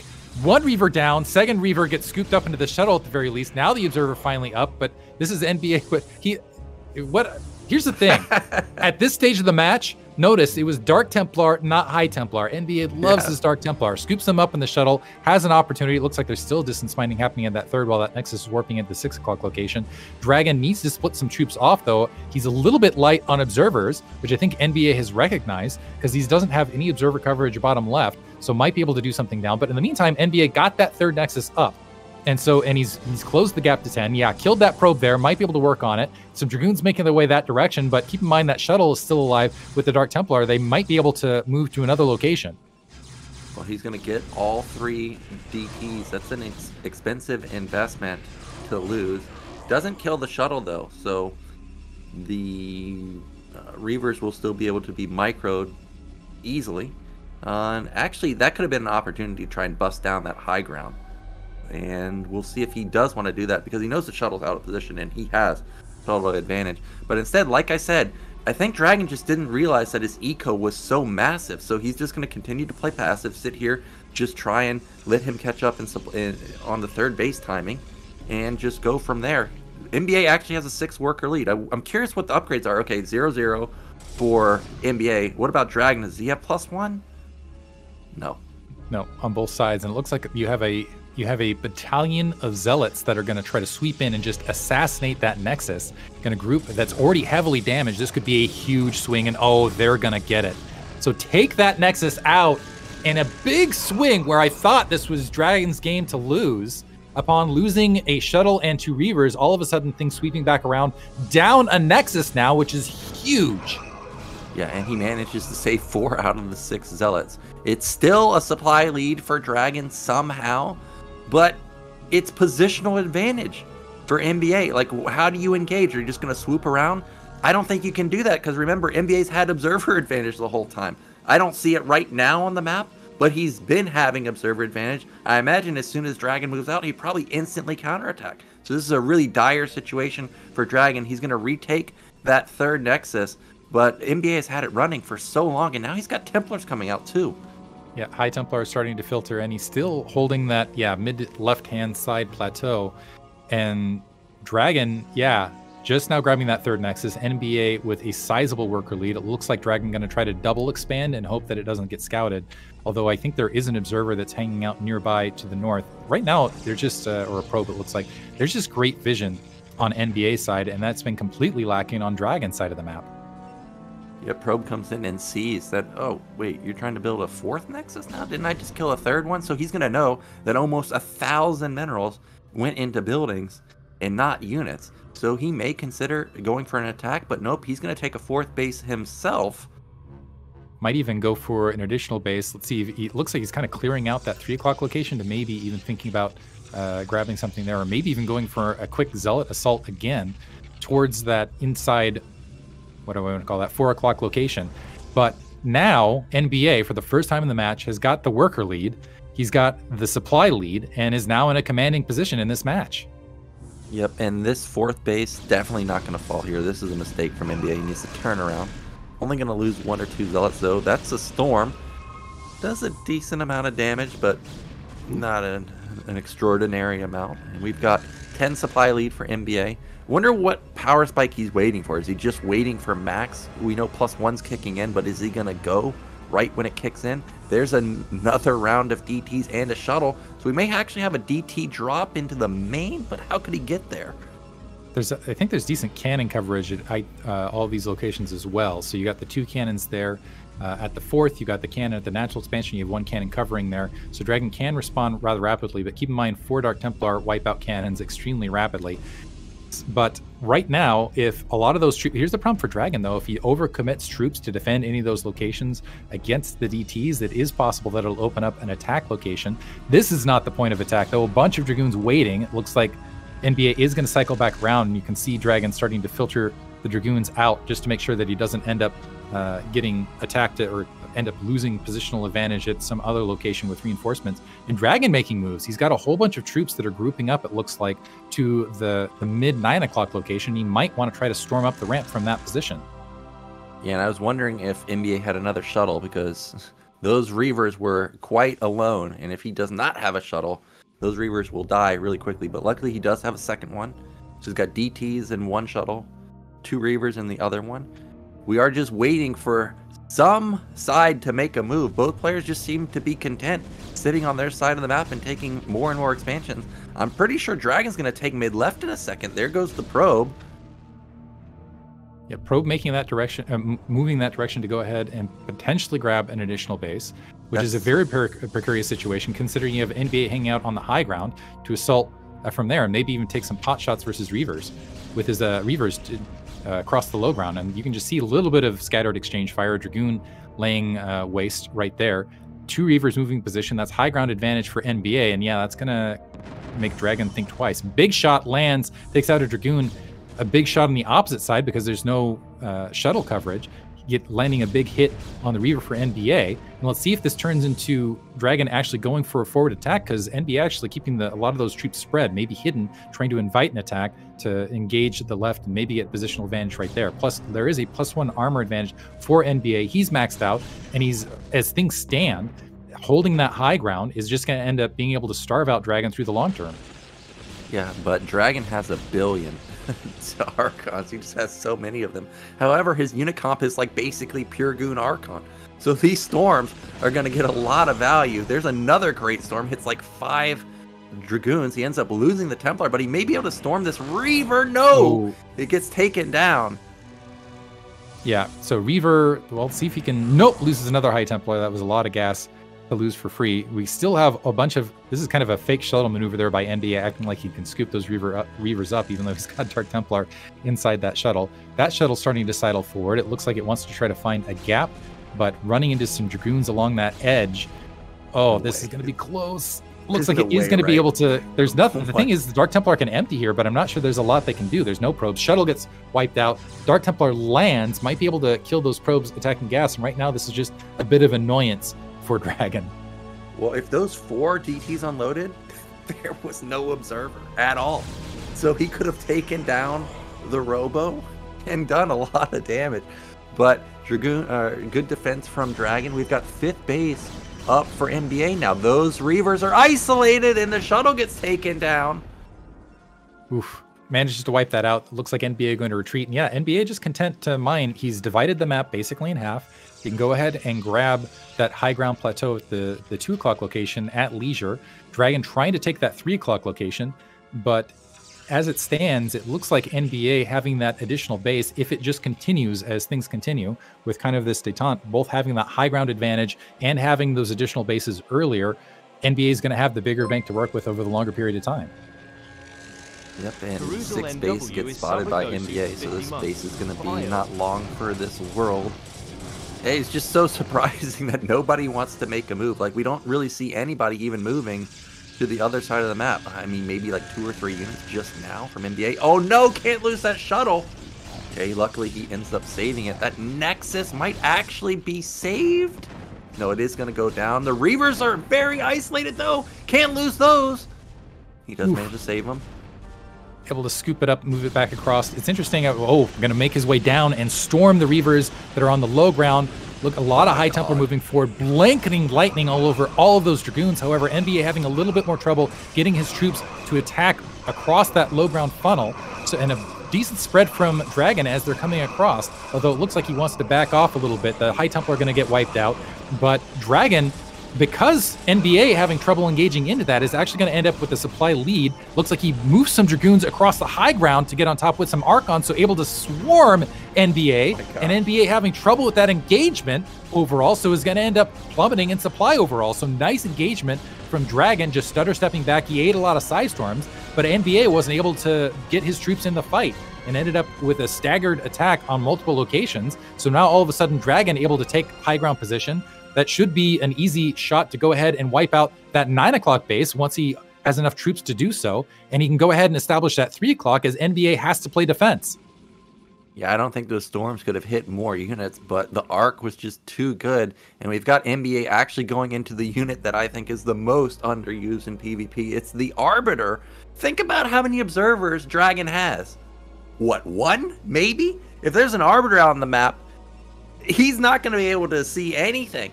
He's got to get there, though, because now finally DragOn's moving for an attack, and he's got high ground advantage again, so he's going to prevent that base from being saved. He has so many Archons, so many Goons left over. I don't think there's any way NbA can hold this. We'll see, though. That's a great storm.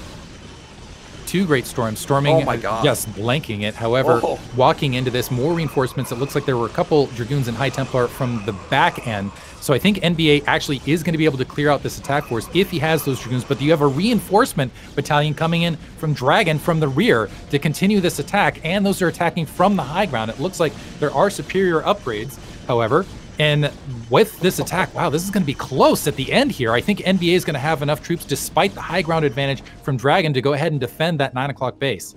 I mean, that fight may have been close, but you know what's not close? The supply. We've got a 60 supply lead for NbA now, and also he's got that triple forge. He's already up like 2 upgrades right now.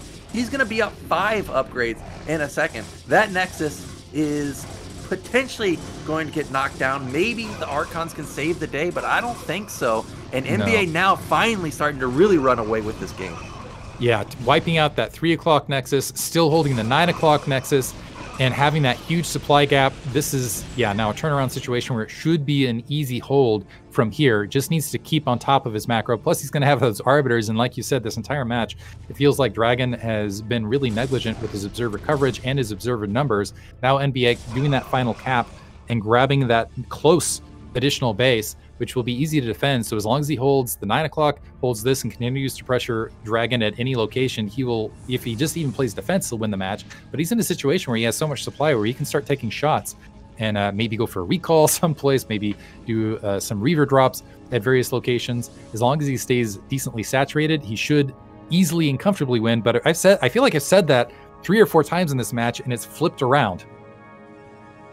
Well, DragOn definitely has to do something now. He can no longer sit here and just hold his own, because he knows he lost his whole army, and he's going to be caught off guard to see this Arbiter.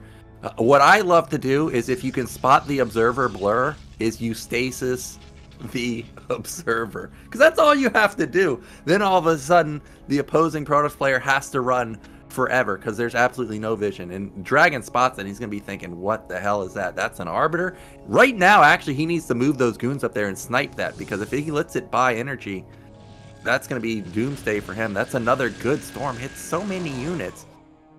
See NbA trying to hide that Arbiter back and not reveal that he's playing it. Dark Templar sneaking along that right-hand side. I'm not sure that DragOn spotted it. There are 3 cannons there to deal with it, but it looks like he's going to walk potentially all the way into the main and go for some back-end tech. He's going for that Robo again. He knows if he takes down the Robo with an Arbiter and has an Arbiter, the game ends. Like, how are you ever going to have detection? He doesn't have ComStat. If he can also get these Forge upgrades, that would be amazing. And he's going to get at least one of them. And we know that triple Forge for NbA is about to complete, so he's going to be up so many upgrades over DragOn. So going to have the supply lead, he's going to have the upgrade lead, he's going to have the economic lead. He's going to be in a really solid situation overall. Now working on that Templar Archives, might be able to get that as well, because I still don't see the Observer in the base yet. Yeah, DragOn really just underbuilt Observers this game. I mean, he has 2 out on the map. This is his 3rd now, but the Templar Archive dies, so that means he can't build the Arbiter Tribunal that he was going for. He's going to have to rebuild the Templar Archive again. He can't build Archons now. He can't build Storm. But NbA not taking advantage. I mean, look how much supply is in the main to defend 3 DTs. I'm surprised NbA doesn't make a move anywhere. You can see now, finally, he's moving to the middle of the map. He needs to do something. He knows all the units are here. Yeah, I think he can go ahead. It looks like he's holding across that 3 o'clock look. Honestly, what he could do is just stage 2 Arbiters to the right to stasis any sort of counterattack from DragOn and just shut that down. It looks like DragOn trying to poke up that direction with his Reavers, but NbA with a huge supply lead. He knows that Templar Archive's down. This is a good opportunity to try to force a fight, because you know any troops expended, he's not going to be able to replenish them the way he wants to, and plus you have that upgrade lead. Storm over that shuttle, leaving it very, very weak. Looks like the one Reaver's going to get taken out by Side Storm, and there's not a lot left in that secondary Reaver, but NbA has had trouble in this match getting troops. You can see just one control group making its way across, getting his control groups across a lot of these what do I want to call them, funnels or plateaus. Between here, that has been one trouble in his match. And Arbiter stasing, it looks like just a handful. Ooh, getting double stasis. So it looks like NbA staging up potentially to attack now that he's got a lot of those Dragoons in that blue crystal. And here we go. This may be the game-ending move. Half of the units of NbA or of DragOn are not here. Storms are fantastic from both sides. NbA's taking a long time to get through those 3 Archons. Actually, doesn't seem like NbA's army is that big. Like, what is it, 12 units left over? Where is his supply? He's still almost maxed. Yeah, I'm kind of wondering where that supply is, and this might be, again, a control group problem. He's still got massive upgrades, so still going to win this fight overall. He still has a lot of those Dragoons in stasis. However, once those Dragoons come out of stasis and reinforcements from DragOn, he might be able to repel this. Yeah, the Dragoons come out of stasis like you said, and I think DragOn might actually hold this. Yeah, he is going to hold it and push NbA back again. I'm just, it was so weird. Where were NbA's units? It just didn't seem like a full all-in commit right there. And now we've got 6 base versus 6 base. Weird. This has just been an insane match where I just felt, yeah, this has been a crazy one to call overall. NbA still has the huge supply lead. He's got a big upgrade lead. He's got, again, still that economic lead, dropping a bunch of cannons right there to that inside 2 o'clock location. Now it's still up to DragOn. It feels like NbA's been crashing into DragOn, and DragOn's been repelling the forces and suddenly getting supply leads out of nowhere. But really, it's up to DragOn to go and stop NbA. NbA has more bases. I don't know if it is, actually, because DragOn's had these bases for less time, and NbA's had more probes, so he's going to mine out all of his bases faster. Like, look, NbA's 3rd base is gone. So really, NbA's on 3 base, DragOn's on 4 base mining right now. It seems like DragOn just has to live because there's been no effective attacks from NbA yet. Really, it's just gotten, in a lot of these attacks, just better exchanges is what it's come down to. And despite being at an upgrade disadvantage, it looks like you got those 2 forges running in the background, which is surprising considering NbA, first of all, has had a lot more Psystorm out on the map, but also second, in a lot more just spellcasting units, but secondarily because NbA has had the upgrade advantage. So kudos for DragOn for troop positioning, and also just having superior engagements overall. And it kind of shocks me that we're at this stage of the match where it is somehow still even, where DragOn is still somehow in this match, considering everything that's happened up to this stage. Yeah, now both players have even tech. I saw Arbiter for both sides. Only 1 for DragOn, though. Can we get a big stasis off here? The goons are so clumped. It's like 8 of them. That's massive. He's got another stasis left over. We'll see if he can find another big connection like that. I think DragOn has moved all of his units over here, so this is all he has. He doesn't have anything left over at mid-right. That Arbiter gets picked off. Meanwhile, DragOn has his own Arbiter. Oof, a lot of Psystorm all over those units for DragOn as well. He just, wow, NbA's units sat in that. A big counter stasis. Look at all of those zealots that got stasis on the right. And DragOn, once again, chasing down NbA's units. Despite being behind in upgrades, it looks like he might win this engagement overall. Feel protoss players to see your own units get stasis. I've had to deal with Arbiter stasis for 20 years, and they were just catastrophic stasis for NbA this time around. He's gonna lose all of these zealots, and are those 2 morphing Archons for him? Basically for free. We've got a supply lead now for DragOn. This is just a huge turnaround for him. And this is completely on micro and positioning, because NbA has had superior upgrades this entire time. He's had more Psystorm, more everything this entire time. So I gotta say, this has been incredibly. And NbA's up a base. Like he did the map split and went up a base. So it's just incredible what DragOn's doing here. Now, surprisingly, NbA, I think, is the one lacking observers. And DragOn's the one with more observers. And now, look, yeah, he knows it. He's going to start spamming out observers because he has to. But DragOn's max now. He's got so much supply. He's got his upgrades going to start kicking in. He's got more Archons, more Templars, more Arbor. He's got more of the spell-based units. I think actually DragOn's done it. I think the next big attack seals the deal for either side. Yeah, DragOn's just had better troop movement and better engagement overall, and now the upgrades are starting to close the gap, so I'm not sure that NbA is going to be able to sneak his way back into this. As some of his troops caught here on the left, is fleeing, taking some damage along that left-hand side. And now NbA, despite getting that earlier base, is actually behind DragOn just across the board, except for upgrades. Manages to land a stasis right there, but doesn't look like he has enough troops to really assault any place. So DragOn, after all of this, you're right, is right back in it. We got a Dark Archon morphing in there. That 9 o'clock base looks precariously vulnerable. An observer wanders in spots and dies. But with a good stasis, and he's got the Arbiters to drop some stasis, as long as DragOn does... Oh, this might have been a mistake. DragOn moving a lot of those troops to the north. They're getting pinned in, and he still has those troops that are stasis, but a decent Psystorm over to the right.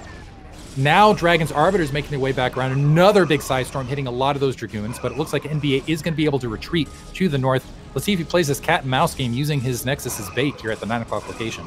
Yeah, the Storms are sick. It just seems like every single time we see a fight, though, NbA just doesn't have any units. That's another great stasis. Catches like 8 Zealots and 2 Archons, so those are dead. Dark Archon is coming out. That's fantastic. But, you know, not Mails, from Mind Control, it's an instant point and click, just like Stasis is. So it's going to be hard to catch the Arbiter before they can get a Stasis off. But I don't know if that even matters, because mid-left's been busted. That means we're going to have 5 base NbA, technically only 1 base mining now, versus still 2 base mining of DragOn. And he has the option to go ahead and grab this 9 o'clock base, which puts him and that will be the economic cap. And if you look at like the bank that's left over, DragOn a little bit behind on gas, but is even on minerals overall. And just, I got to say, yeah, fantastic position. He's just had the better exchanges throughout this match, the better engagements period. So NbA, despite, again, having upgrade advantage, Dark Archon trying to chase down, going to move out and see what he can get. Spotted, I'm surprised he didn't get picked off right there. But yeah, DragOn has snuck his way back into this match. He does have the worker lead. I'm not sure that it makes that big a difference here this late in the match, but let's see if DragOn moves up to defend that 9 o'clock. He'll have some trouble, though, because a lot of those troops for NbA have moved out potentially to attack that 3 o'clock location. Yeah, NbA's got to get...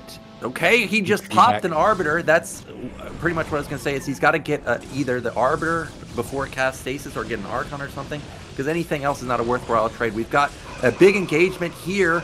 Reaver not doing that much damage, but again, the Storms are just so sick this game, blanketing everything, but it still seems like it's just going to be barely too much DragOn, too many goons left over. The Zealots, just for some reason, this game haven't really dealt that much damage, and again, NbA is going to be pushed back. Yeah, NbA not having as many Dragoons in the engagement, moving in with Dark Archons, which he loves to do, but not able to pick off the High Templar.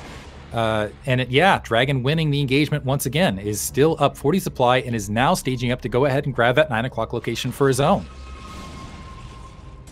And those Archons falling is a huge loss to NbA. Almost loses the Arbiter too. So DragOn, he's got this game within his grasp. He's now up 60 supply. It was just, what, 10 minutes ago when we had that big fight at mid-right? It was 150 to 90. Now all of a sudden it's DragOn 185 to 135.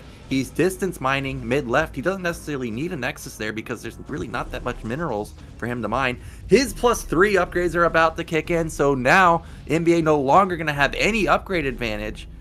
Oh, NbA is going to be kicking himself after seeing this game.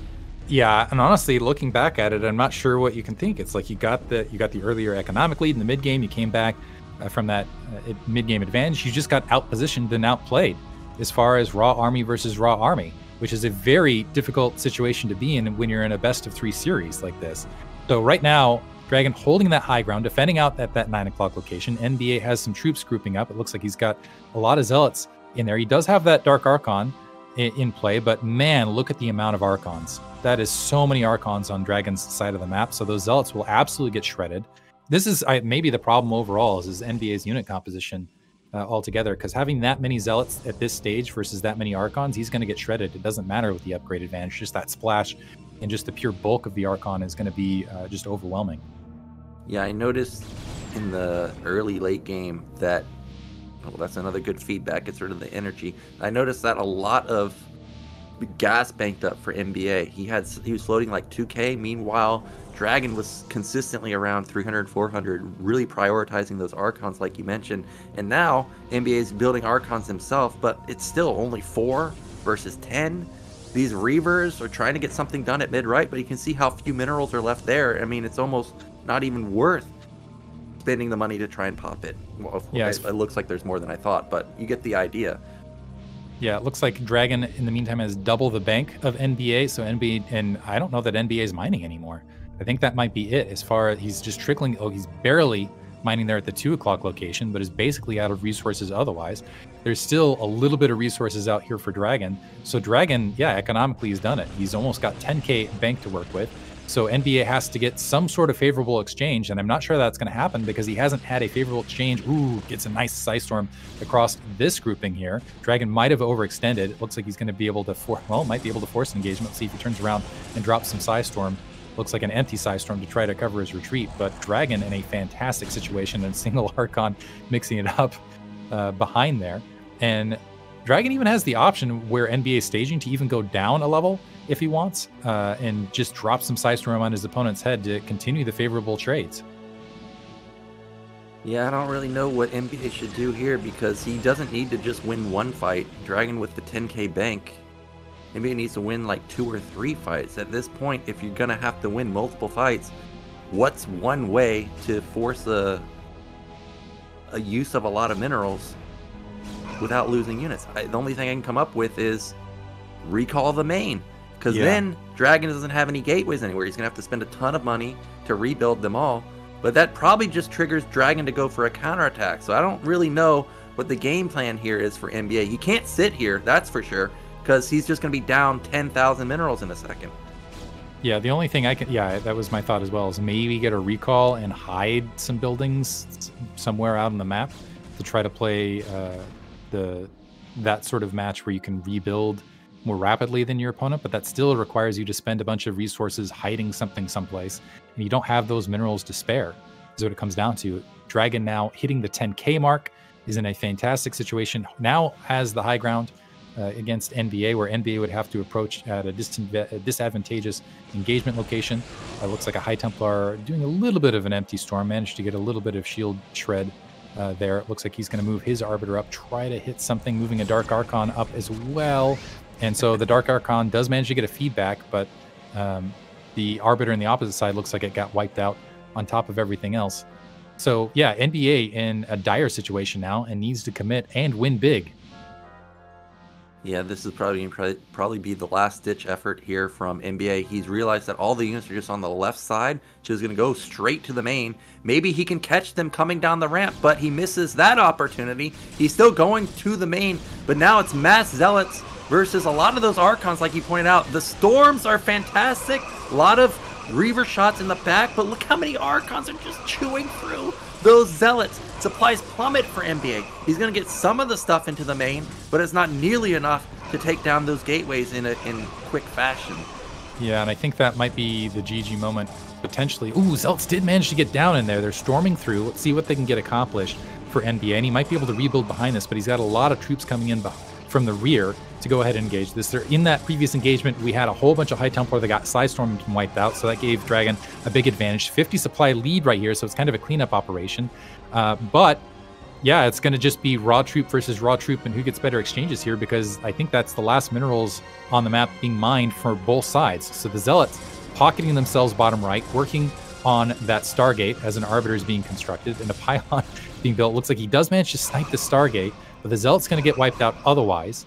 And now, as far as who can rebuild faster and more, 40 supply lead for DragOn, and he's got a bigger bank to work with. And that didn't, as far as just the raw exchange of what happened there, that didn't feel like a net positive economic exchange for NbA.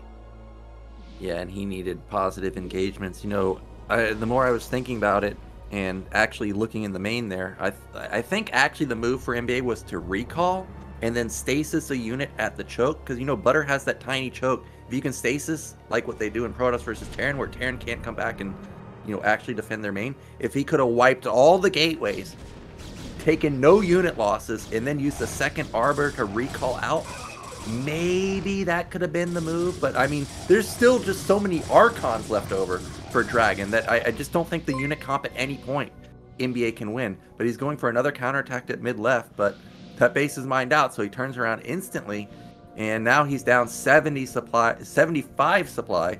DragOn just doesn't want to counter. Let's see if okay, now he's starting to move up. I think he might walk in and maybe check that base in the top left-hand corner, but the thing is DragOn doesn't need to commit to an attack, and I think he recognizes that. So we're going to wander in, check it out. This is a much favorable exchange because NbA, yeah, just let it die. There's nothing there. Yeah. So he's initially thinking about moving those Zealots forward, just going to exit out. Maybe going to use this as an opportunity. He has caught some reinforcements potentially. That he's going to get a High Templar and some Archon split, some Psystorm in between. So this might be a decent exchange for NbA. Those troops now moving back to pincer that army from both directions though for DragOn. Yeah, that was a good attempt from NbA there. He gets a lot of Archons. I think it was something like 5, but he's just too big of a deficit in terms of supply. There's still 4 Archons left over for NbA. I think there's still at least 4 Archons left over for DragOn. Other than the Archon standing for NbA, I mean, he only has a handful of Zealots, and there's just way too much stuff for DragOn. Yeah, and if you look in the upper right-hand corner, NbA has 60 minerals left, which means this is it for his overall army. So he could maybe build another High Templar. And DragOn now just forcing these engagements. This actually might be a better exchange for NbA overall, but I'm not sure that it matters because there's 7k in the bank to rebuild this for DragOn. And on top of that, he's got double the supply, some Dark Templar in there. So DragOn's saying, okay, you like Dark Templar? I like Dark Templar too, except now you can't build an Observer to deal with it. So DragOn, so at this stage, once again, I'm going to say, I think DragOn has this match. Yeah. He's got to have it. He's got to have it at this stage, right? He's going to attack now, right? No, he's still not going to attack. He's like, nope, not going to risk it. Okay, there it is. Okay, there's GG GG. comes out. And so what a game from both sides. You got to remember, DragOn in the beginning, he was up 8 workers. Thought he was going to win with the 3 gate, but the great goon control from NbA brought him back. And then we had the stalemate in the center of the map. Then we got split map, and NbA had massive upgrades. But DragOn's defense, crazy. Yeah, I got to say, DragOn's defense, I don't, honestly, looking at it, especially because it's like NbA had troop advantage, he had economic advantage, he had upgrade advantage. The upgrade advantage was huge. And it just seemed like there was an opportunity for NbA to just walk up, drop Side Storms, walk back from that high ground, drop Side Storms, walk back. And instead, DragOn somehow getting the better troop positioning, the better micro in those engagements, and having better exchanges overall in game 1, which I got to say, that was about... It felt like this was the pattern of the match. It's like, oh, this player has such an advantage, it's their game to lose. Oh, just kidding, now it's turned around. And now we're going the other direction where it's like, okay, so up and down match, that's, I think, as great a PvP as you can ask for. Intense top to bottom, mind the map out. So now we're going to move into the next match. We've got, so it's ban pick for DragOn, and then it's going to be NbA's map choice. I'm not sure what I would choose though, especially recognizing that in the mid game, DragOn just has better play. I think NbA played quite well, and I think that I wouldn't be too disheartened about losing on Butter there. If I was him, I'd pick a 2-player map or Sylphid. That's what I was going to say. The only other 2-player map is Odyssey, and, you know, I'm pretty sure neither player has a lot of experience on there, so I think that kind of goes out the window, which only leaves Sylphid. So I'm not surprised to see Sylphid here.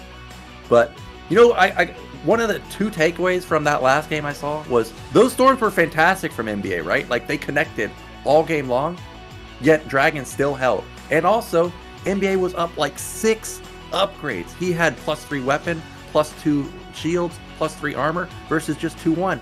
And it didn't matter. So to me, I think the one big takeaway here is Archons. We need Archons, man, because clearly the upgrades were not a big deal, and the storms were not a big deal. It was the Archons all day saving DragOn. So we're going to go ahead and hop into the match, and we're going to have another incredible game between DragOn and NbA.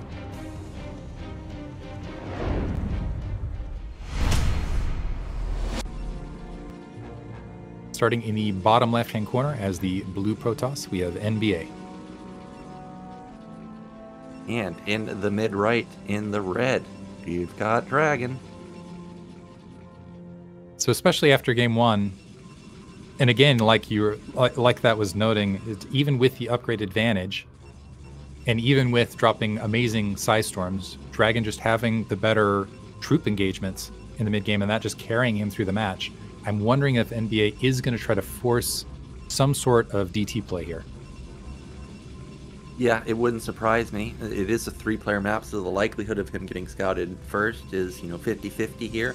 Also, Sylphid has a lot of potential for hiding hidden stuff. I mean, we may see proxy gateways at mid-right, for example. Could be something like that. I've seen that quite often. We could also see proxy just gateways and go mass goon. We'll see what NbA comes up with. So far, we're waiting to see how the build orders unfold. Neither player, I think, are going to go for 12 Nexus. There goes NbA with the gateway. And so DragOn. Okay, there we go. Yeah, we got gateway on both sides, it looks like. So now, yeah, honestly, I got to feel very confident if I was DragOn. And I don't even know that he would bother looking at that replay, but especially in the early stages, it looked like DragOn was going to run away with it. I got to say kudos to NbA, though, for managing to find a way to sneak back into that match. That's what, but what I find just, again, I would be, oh, are we going to see a double gate here? It looks like NbA staging up. Yeah, he is going to open up with 2-gate play, it looks like. I think this is a smart move from NbA. If he can get out the single Zealot, put it on hold position at that entrance, I don't think a probe can get by. So the second gateway wouldn't get scouted. Like I said, both players are in the same clan, so could be history here. Like, okay, NbA never 2 gates, so I'm going to, you know, discount that completely, or I'm going to underbuild Zealots, or maybe I don't even build a Zealot at all. And all of a sudden, if 3 to 5 Zealots just show up and you've got 1 Goon, well, Goons may be able to micro, but they can't micro that well. So we'll see if DragOn puts down a second gateway. He does have a first Zealot coming out, so that's already good news for him. Just to pile on that corner, he's going to have that first Zealot to help in the defense, so it's going to be a test of his Zealot Dragoon micro. And now that probe, looking to break that gap, is finding absolutely nothing, and yeah, just going to be pushed right back. But he does see the corner of that gateway. He doesn't really get a lot of other information, though. Yep, he doesn't see anything else, and like you said, you don't get any intel versus a guy that goes DT.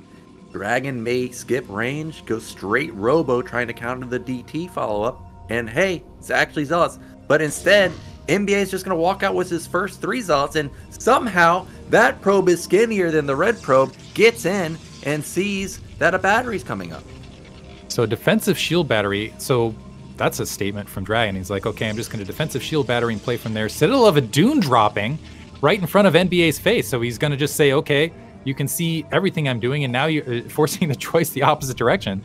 And that probe should sidle around to see that Citadel of Adun, the Dragoon moving forward to get its free shots on that initial Zealot as it's coming its way around. It looks like that one's going to trail back to the rear, but now it's the fight at the gap. Yeah, well, look at this. In the main of NbA, there is the probe. Now, does NbA know that there's a probe there? Because if he doesn't, we're going to have a proxy gate in his main, and it doesn't matter whether NbA knows that a Citadel was built, because the DT is just going to spawn in his main. So he's got to be very careful about that probe. It's out of position or out of vision right now. I don't think you can fit a gateway there. But DragOn comes in and sees, or I mean NbA comes in and sees that there is the Temple Archive coming up. Oh, okay, I think that's a big mistake to let the probe get shown. I think if he had built the gateway on the right side, maybe he could have snuck it in. So instead, it looks like NbA going to follow up with a Forge. As far as that defense, he's going to stage up maybe to grab his natural expansion. And this is kind of I'm wondering if DragOn just shows that because he's like, okay, I'm potentially going to have DTs because he wants to go ahead and grab that Nexus and play defensively and kind of just skip that mid game where NbA potentially could get aggressive here and just go ahead, get his Nexus up and basically allow his Dark Templar to be a threat to go ahead and get that economic lead. Yeah, and DragOn, all he has to do is build 1 DT, and all of a sudden, NbA can't attack ever. So he's aware of that, and if you really want a mind game, like mega mind game, like don't even build a DT, because if the guy's attacking into a DT, he's a crazy person. So you could even save the 120 minerals and 100 gas by not building anything. We see that double cannon come up, so that's 450 minerals that DragOn's knows got spent into stuff that aren't units. Robo's coming up too, so he's just in a fantastic position right now. He's got that Robo coming up, but I think that DragOn's Nexus is going to end up, well, first of all, finishing a lot earlier. I'm wondering if NbA is currently thinking, I'm just going to, no, okay, he does have a probe in position potentially to grab that Nexus, but yeah, I like the mind game for DragOn. Force the Robo, force the Observatory. Looks like Citadel of Adun, though, dropping for NbA as well. And I'm curious if NbA's thoughts here are, I'm going to go ahead and build my own Dark Templar, maybe get a shuttle up and play from there. I think he's trying to act like he's expanding, but actually he's going for a DT drop. Because, you know, DragOn didn't actually poke in and confirm a Nexus. Everything looks like he is building a Nexus, but this could just be a 1-base DT drop. If I was DragOn, why on earth would I ever think a DT drop is coming? I confirm cannons at his natural. That's generally enough to know that, hey, I'm safe versus DTs. But actually, DragOn must suspect something because he's got cannons going up at his natural. I think this is just I know NbA style of play. This is just, I know NbA. I know that his thing is DTs. So instead, I'm going to play the safe route, get cannons up at my natural expansion. Because I think that potentially that is it. Maybe NbA now choosing to go the opposite direction. He still keeps moving that probe out there, which makes me think he's going to grab that Nexus. But he's very, very late on tech comparatively from this. And here's the thing. Now moving into the mid game, DragOn's going to be so far ahead. That Nexus was up so much earlier. Looks like High Templar are being built, Psystorm's being upgraded. The one disadvantage for DragOn, once again, which we saw also in Game 1, is there's going to be that lack of observers. Yeah, it is going to be a lack of observers. He does have the Forge, though, so if he can suspect something weird is going on, he could get down a cannon in time to deal with this DT drop that is coming. There's the first 2 DTs. DragOn's main, I don't think, has a cannon yet still. I think he has started his robo just now. Oh, there is a cannon. So the no robo, though. He sees the shimmer of the observer, moves the Dragoons back that direction. And now, yeah, I think DragOn has a solid enough economy where he can dedicate the Dragoons to either location, have that latent detection. The one thing that could work for NbA is if he just suicides some troops in and manages to get both cannons down somehow, but I just don't see that happening at this stage. So DragOn right now with a huge worker lead, dropping a 3rd cannon just in case. And that Dark Templar seeing a couple troops move out might even be able to get some free Zealot kills out here. Yeah, I think there's no way he's going to get the cannon. Oh my gosh, the goons move out of position. And the one way that DragOn could lose, he's about to lose his Nexus now. There's no robo. I thought all NbA could get was potentially the gateways. Oh, look at the probe block. It's great probe block. He prevents the DT from getting any damage done. Wow. Great play there from DragOn surrounding. So now the 2 Dark Templar are just going to have to sit in the base and watch. And they still are going to have some room to do some damage, however. So this might hurt DragOn's economy, but that was the worst timing for DragOn to move those Dragoons out of position. Dark Templar in the base for NbA might be able to pick off a pylon or something. Yeah, going to work on that pylon. That is going to hurt the economy. Some additional cannons might be able to get that gas as well. The shuttle dropping another DT in the base. So at the very least, able to get a little bit done, but it just feels like a little bit too little at this stage of the match because it's still a huge worker lead. Yeah, you stopped gas for a little while, but that second gas has been up for such a huge amount of time. Yeah, you're forcing a couple cannons out, but despite the Dark Templar doing some damage here, I just don't think it's sufficient to give NbA the lead he's looking for going into the mid game. He's still going to get a couple of key buildings, like one of the gateways. Might be able to take down the Forge and the Templar Archive. Maybe not, though. Okay, actually, that's not a cannon being built, so he will get those. Another DT being shuttled in, so he's going to get an additional gateway, I think. The Robo should be complete now, but the Observatory is nowhere near done. Remember, those Templars have Storm, so if NbA is not paying attention, but he clearly is, he could have gotten stormed to death on a couple of the Templars, but instead snipes down that Templar. He's going to kill the Forge. There goes the Archive. This is doing a decent amount of damage, but he's still down 11 workers. Down 11 workers. He, at the very least, was able to put DragOn in the red there to hurt some of that economic advantage. He's got these 3 DTs in here, might get a gateway on top of it. He's going to get the Citadel of Adun as well, so stymieing some of that tech. If NbA drops his own Forge, he might be able to get that upgrade advantage into the mid game. Once again, trying to shoot that gap, loses the 2 Dark Templar on that edge. So, but observers should be out in theory shortly. But the worker lead still very much in DragOn's favor. The tech lead now in NbA's favor, having all those troops out there, might be able to get the +1 weapons advantage overall. But again, looking at the situation previously in so DragOn thought he didn't see the shimmer, so moved to the north, thought, okay, maybe it's safe. Now that Dark Templar moving its way back out, I still might be able to get a probe kill at the very least. So yeah, gets that probe kill before it's cleaned up. But man, the Dark Templar did a lot of work back here though. Yeah, this definitely got NbA back into the game. He just needs to recover his econ a little bit. DragOn, meanwhile, sitting at 53 probes. That's pretty killer eco. NbA thinking about building a 3rd Nexus maybe at his mineral only. So he needs to be careful about that, because right now, definitely DragOn at an advantage. Temple Archive being built again. DragOn's got a huge amount of units. He's got 7 or 8 gates, but so does NbA. He's pretty much even in supply once you factor in the probe count difference. Yeah, NbA staging forward, maybe either to defend that Nexus with aggression towards the front so we can engage troops. That's very Zealot heavy here in the mid-game. A Dark Templar grouping out, but it looks like DragOn sidling up. He's got a High Templar in that shuttle, maybe to go for a Storm drop of his own. Yeah, we may finally get to see a Storm drop. We've been waiting for it in both the series, and here comes DragOn. There's just a cannon. There's not much vision on the bottom side of just a single pylon. If he comes from the very bottom left and does something out in the center of the map, that could definitely catch NbA off guard. And that looks like what we're going to see. A lot of Zealots, like you said, for NbA, but again, just a massive goon count for DragOn.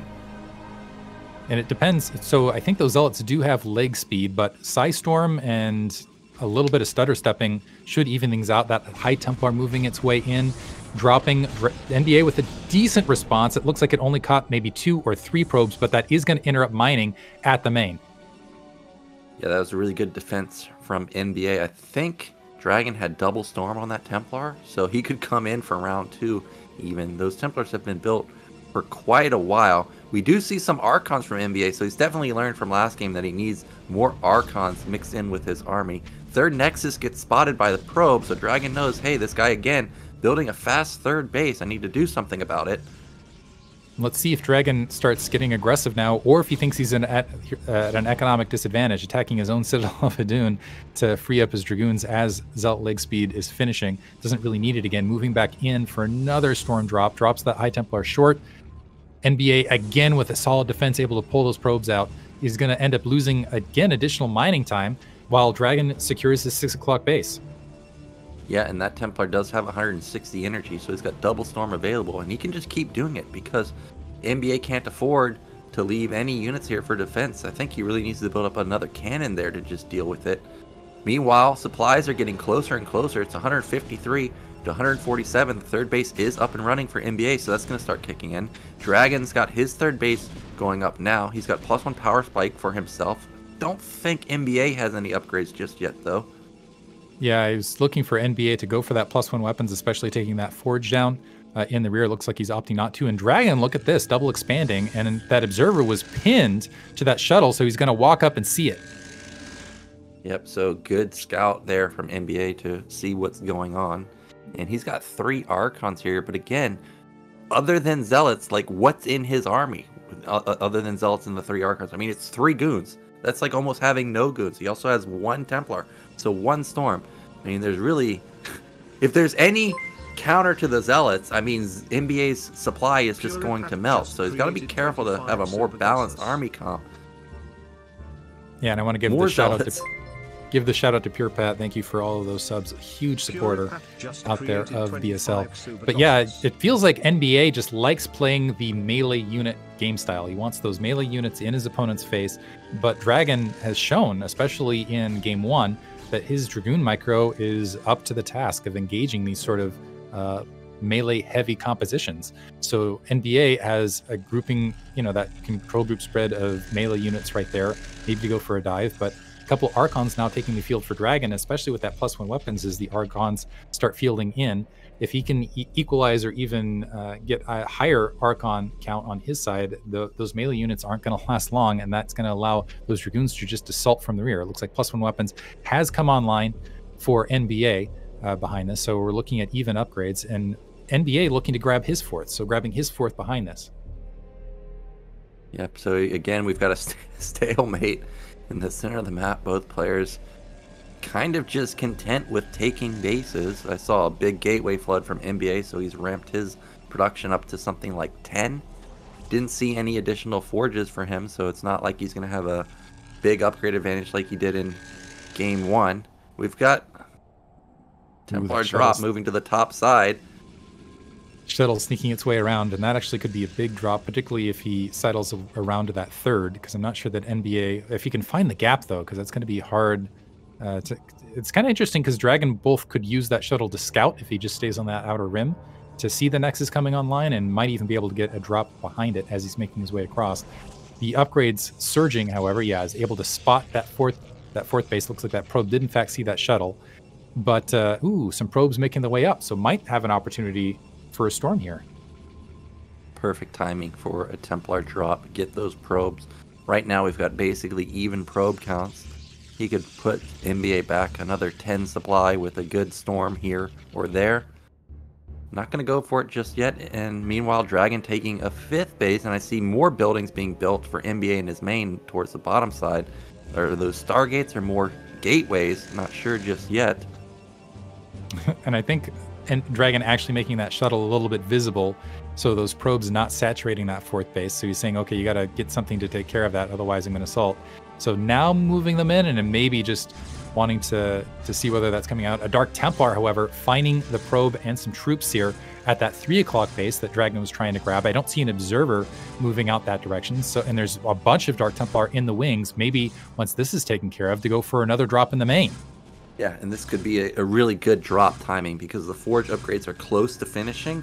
If he could nullify those upgrades, that would be fantastic. Looks like the Templar went in, got a couple, or actually more than a couple, got 7 probes. That's great for him. The shuttle went unspotted, so these Forges might get taken down, or actually the cannons might get taken down, and then a bunch of other buildings too, and that's exactly what he's going for. DragOn, quick on the gun though. He's going to instantly come back, and this time around he does have an observer built in time, so these DTs really shouldn't do much damage at all.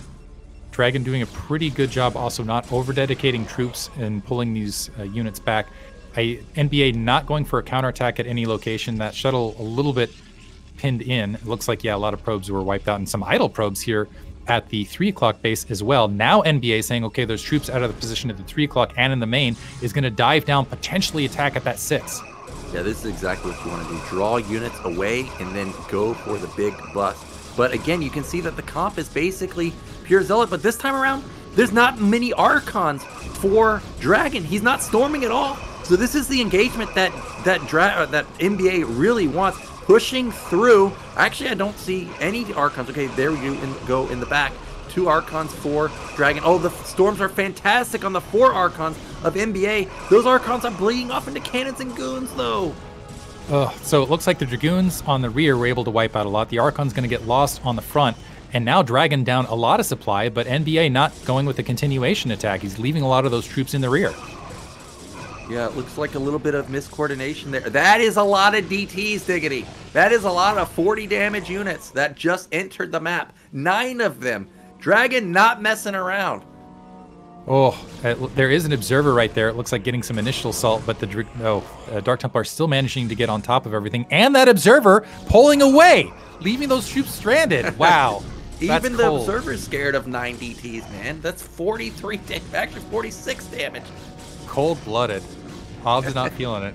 Just going to go ahead and pull right out. Well, but I will say, in the midst of all this, that 3 o'clock location has been stymied for a good period of time. I'm wondering how many additional probe kills. Might have happened here in the background. And there's a question as to whether this might be a broken replay, which would explain some of the questions around that. DT production. We're going to, so we'll pause a moment and let Zero know whether it's a replay block, because that is kind of odd for the observer to go ahead and pull away like that. Okay, we're going to go back to main, but kind of interesting differential in this match and I'm kind of curious what it was about DragOn's unit composition in Game 1 that made him so strong versus what NbA was fielding, and whether that was like a conscious choice of, this is okay, I'm going against NbA, I know I can field this unit composition and it'll be a little bit stronger versus him, or whether it was NbA just not wanting to go for a particular unit comp that just wasn't efficient on Butter in particular. I think it's literally just the Archon, man. The Archons were just so strong, shred the Zealots every single fight. And looking at that last fight, assuming that when we come back to the replay that the unit comps are the same, I'm surprised DragOn has so few Archons this time. He has like 8 Templars I saw, and 2 Archons. Yeah. I mean, I would just go back to the Archons instead of Storm, because it was really the Archons just killing everything for him. Yeah, I think that I agree. That was kind of that was kind of the issue, and that might be where in Game 2 here, NbA is going to have a better advantage, especially from the point in the replays, is it looked like he had more sufficient Archons. The one thing that was kind of the X factor overall was the fact that with that shuttle harass and that High Templar in the upper left-hand corner. He's doing a great job of shutting down mining at that 4th, although we did have that 3rd base getting taken out of Dragon. Looks like we're ready to get back into the match, though, so we're going to hop right back into it.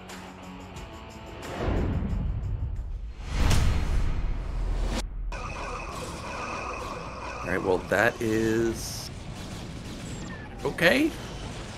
I'm still seeing this, right? There's still 9 DTs. Yeah, there's still 9 DTs making their way out. That is just so many DTs. Now, I mean, it's surprising from DragOn because Dragon's kind of like a standard guy. I wouldn't expect him to go into panic mode, hitting the K button, building 10 DTs. Like, if this was Mini, for sure I could see him doing this. But 10 DTs? Well, they're going to get wiped off the face of the earth because DTs, surprisingly, aren't that strong versus Protoss. 5 of them already dead, and Dragon's going to have to be content with just having 4 left over. Never mind, there's 8 more. NbA actually with a pretty sizable supply lead, but is scattered his troops quite a bit. Now the Dark Templar once again re-engaging. Wow, obliterating a lot of those troops in the front line before the observers were able to catch up. So there's still a few DTs lagging. However, NbA still keeping up with that economic lead and just shoving a lot of troops into that natural expansion.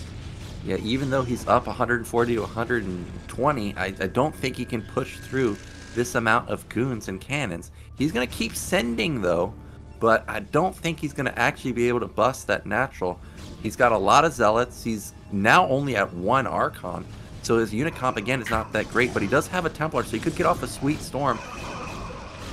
Looks like, yeah, ooh, there's a lot of opportunity to storm here for NbA. Big storm on that Dragoon line as they're all pressed into that natural expansion, continuing to press this in. Dark Templar once again making his way to the front for Dragon. It looks like he is going to be able to push these troops back, is picking off observers. So, and another counter storm, it looks like, from Dragon. So he's going to be able to push these troops back, and with that, taking the supply lead. Yeah, and now this is a real doomsday scenario for NbA, because like you said, that Templar drop I think is going on right now at top left. He just unloaded and got back out, and look at the map. It's not just 5 bases for 4 versus NbA. Dragon has 6 bases. He's got 6 of them up and running versus just 4. Main and natural should be gone for NbA. So basically he's on 2 base versus 4 base of Dragon. I mean, that's just a huge discrepancy in eco. And if you look at those bases, they are absolutely littered with cannons as well for Dragon. So he's in a much more defensible situation. And look at this. Is he going for that inside 12 base? Looks like, I think that's a defensive pylon right there, rather than a Nexus. Yeah, defensive pylon to go ahead and spot when that's going out. But right now, it looks like NbA wants to go ahead and grab another base, but this is an opportunity for Dragon to go ahead and macro up and get some presence out on that map. And that shuttle has been absolutely huge for him. Hanging out over NbA's 4th is absolutely crushed mining there. 3-2 upgrades for Dragon. I don't think it's... Oh, it's 3-1 actually for NbA. Surprisingly better than I thought. We've got a big engagement here. Storm's going down. Okay, that's a great storm. Hits a lot of the observers. So now, all of a sudden, these 2 DTs can wreak havoc on this 3rd base if they just commit. Another good storm from NbA. He's really holding this 3rd base, or mineral-only base, quite effectively, despite being down a decent chunk of supply. Another good storm from Dragon. Both sides kind of fizzling out in terms of army, though. Yeah, not sure that Dragon wants to continue to attack that high ground expansion, although some great side storms back and forth, really whittling into each other's army here. The problem from this stage is you've taken all of the expansions. Oh, okay, it looks like I was about to say who's going to be the one to take the base that's outside. There's that cannon finally building in the rear of NbA's 4th to try to negate that shuttle. But as I was saying, this is the stage of the match where you need to start taking bases that aren't on your side of the map, that are a little bit more exposed. It looks like Dragon is going to take the lead there, grab that 12 o'clock, drop a bunch of troops there, while he's threatening at that expansion right outside of NbA's base to just keep him distracted. Yeah, another good storm from NbA. I mean, every time he comes in, he's dealing a lot of damage, and that's an equally good storm. In fact, even better from Dragon. Dragon's got a 30 supply lead. He's starting to go into his shield upgrades, and with that top middle base going up in just a second, he's going to have 7 bases versus just 5 from NbA. Actually, NbA has a lot of probes in his main that aren't mining, so even though he's up 7 workers, he's actually probably down like 5 workers because those aren't mining at all. Looks like he finally was able to take out, might have side stormed actually that shuttle. at that 4th base, finally wiping it out. And now some Zealots making the way out. Are they going to find that 12 o'clock location or not? And this is trouble for DragOn at this stage because he has opted to be the one going for that exposed base. He's got to reinforce that location and defend everything else. It looks like NbA has spotted it. So he's got to defend that and defend everything else, or he needs to get an equivalent something taken out. And it looks like, oh, NbA checked that location and walked out of it. So I'm not sure that he does know about it. Yeah, I think now that DragOn spotted those 12 Zealots on the other side of the map, he should just insta-counter. Because that's basically 25 supply, not with the army right now. I mean, that's just a huge discrepancy. I think DragOn should go for it, but instead he's just going to back off, try and take down these Zealots, and the Zealots are kind of just running around with their head cut off, not able to get anything done anywhere.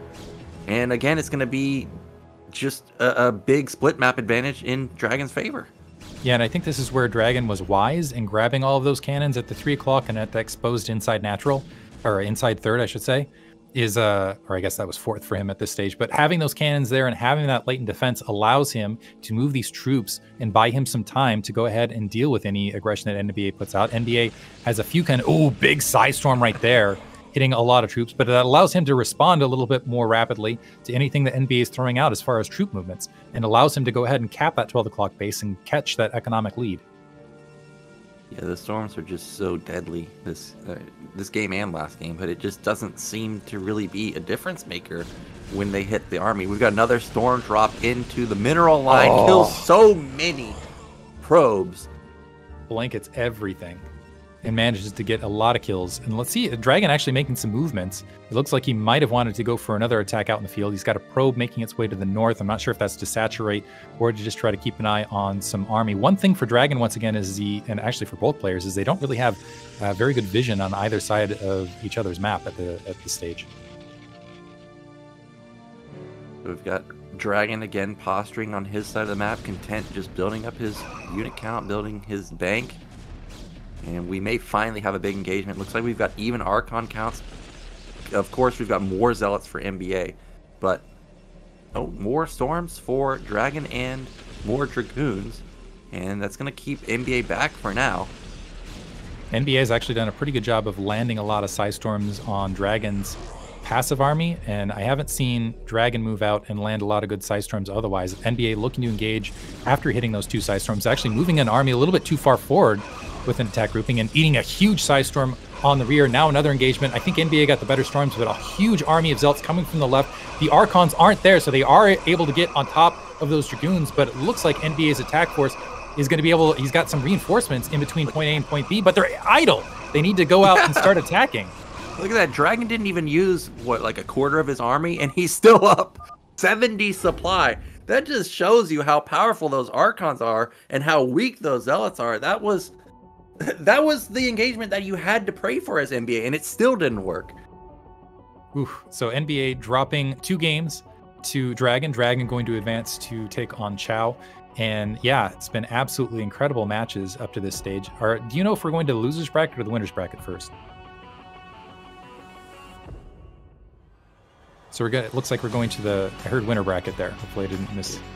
So we're going to go to the winner bracket first between Qiao and DragOn. Intense games thus far, and it has been, like, granted it's mirror matchup, it's PvP, but it's been really, really fun. Yeah, it has definitely been back and forth in both series, but now we're going to see conflicting playstyles. DragOn is definitely content with sitting on his side of the map. We know that. And Qiao's in your face all game long. So who's going to be the victor here? It's going to be the shield or the spear. We'll be back in just a...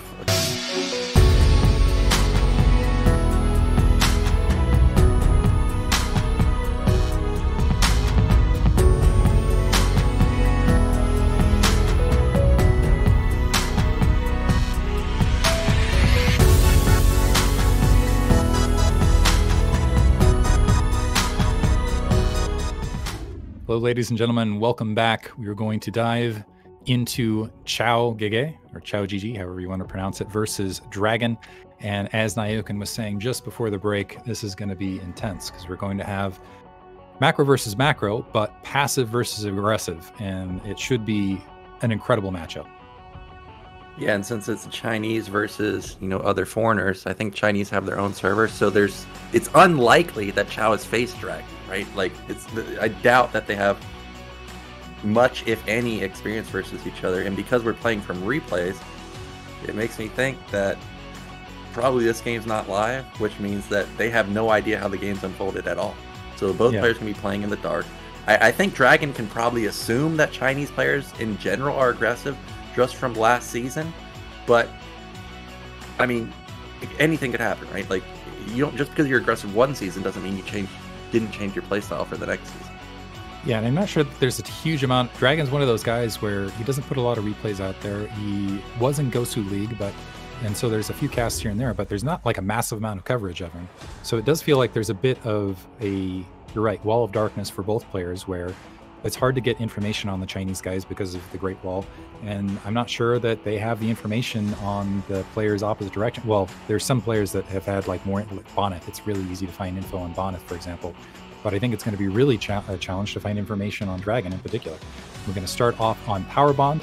Should be an intense one, and I think we're ready to jump right into the match.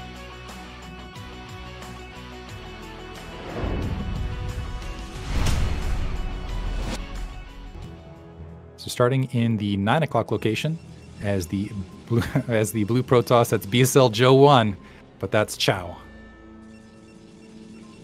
And in the bottom middle, of course, it's Dragon.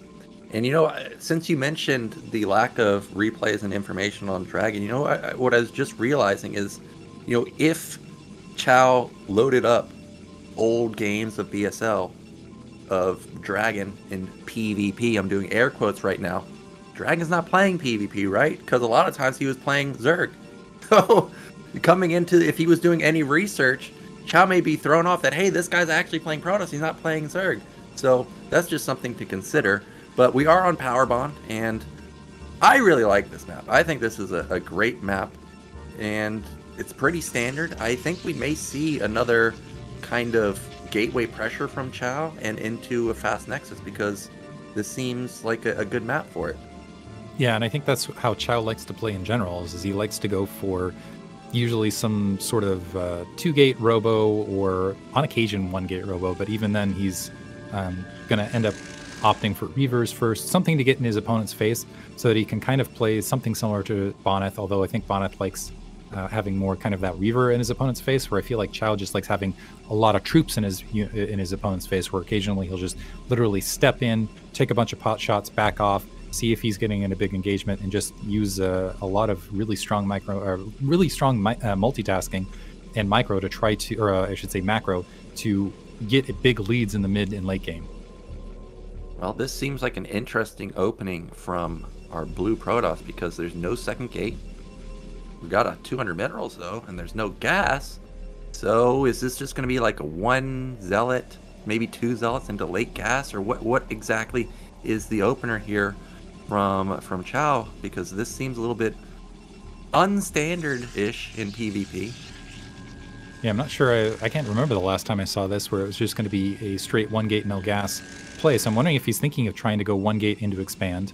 Unfortunately for him, in order to really execute that, you'd want to try to deny early scouting information, to, or at least kill that initial probe to make that work. And it looks like Dragon might be able to get that probe up the ramp. Oh, he delayed it for a half second. Okay, so now that initial zealot's making its way across, but yeah, it's going to be even gateway count, and I think he's going to be as confused as we are, where he walks in and sees no gas. So maybe this is just going to be a proxy play where he's dropping some mana pylons and is just going to try to play heads up aggressive, maybe warp some gateways or some other stuff into his opponent's base. Yeah, double mana pylon, but the second mana pylon is off, right? Like, it didn't catch anything, so that was kind of just a waste right there. Ends up getting canceled. But remember, Chao with his mana pylons versus YDH had extreme success taking down like 4 or 5 probes. This time around, Dragon's already done a much better job cleaning it up, of course, because YDH had a 12 Nexus and no units. But let's see if the Zealot probe combo can get anything done. Right now, it's kind of just trying to find open, isolated probes. Looks like he's going to go into the gas line, take some hits. Does not manage to catch a probe. Nice micro on Dragon's part to go ahead and pull that out. That will delay a little bit of gas mining, but honestly, that gas was so late from Qiao, I don't think it makes a difference. Still trying to find a probe kill, finds nothing, loses the Zealot and the probes. And I don't think Dragon lost anything. There's another Zealot in the base. Dragon needs to get a move on to go ahead and engage that. So that doesn't. He's one probe behind somehow, but he's way up on gas here. So might be able to equalize that. And he's also up a Dragoon. And on top of that, inside the base on the opposite end, Dragon has had that probe alive to scout absolutely everything. So that Zealot gets taken care of. Oh, manages to get one kill. So Qiao is going to be up a handful of workers here. But I'm curious how long that's going to stand.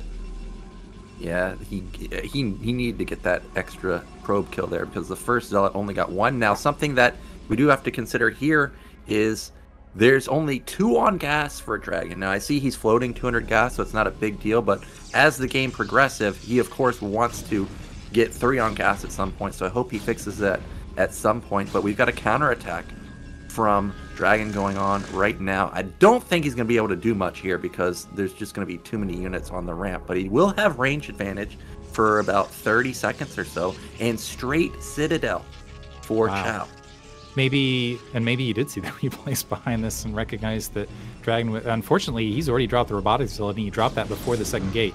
But Qiao does have a worker lead, so doing what he typically does, just opting to do it a little bit earlier here in the match, and maybe that was the delay of the simulator to get faster Zealots out on the map, but is up 4 workers at this stage, but has followed this up with Dark Templar, which could create some trouble for Dragon. We'll see if Dragon opts to open up Observer or not. Dragon, I think, realizing he has taken a bit of an economic hit, is maybe going to press this. However, he's down a Zealot in this overall engagement, and he's also down the high ground advantage, but he's going to camp there at least to deny that natural expansion for a bit of time.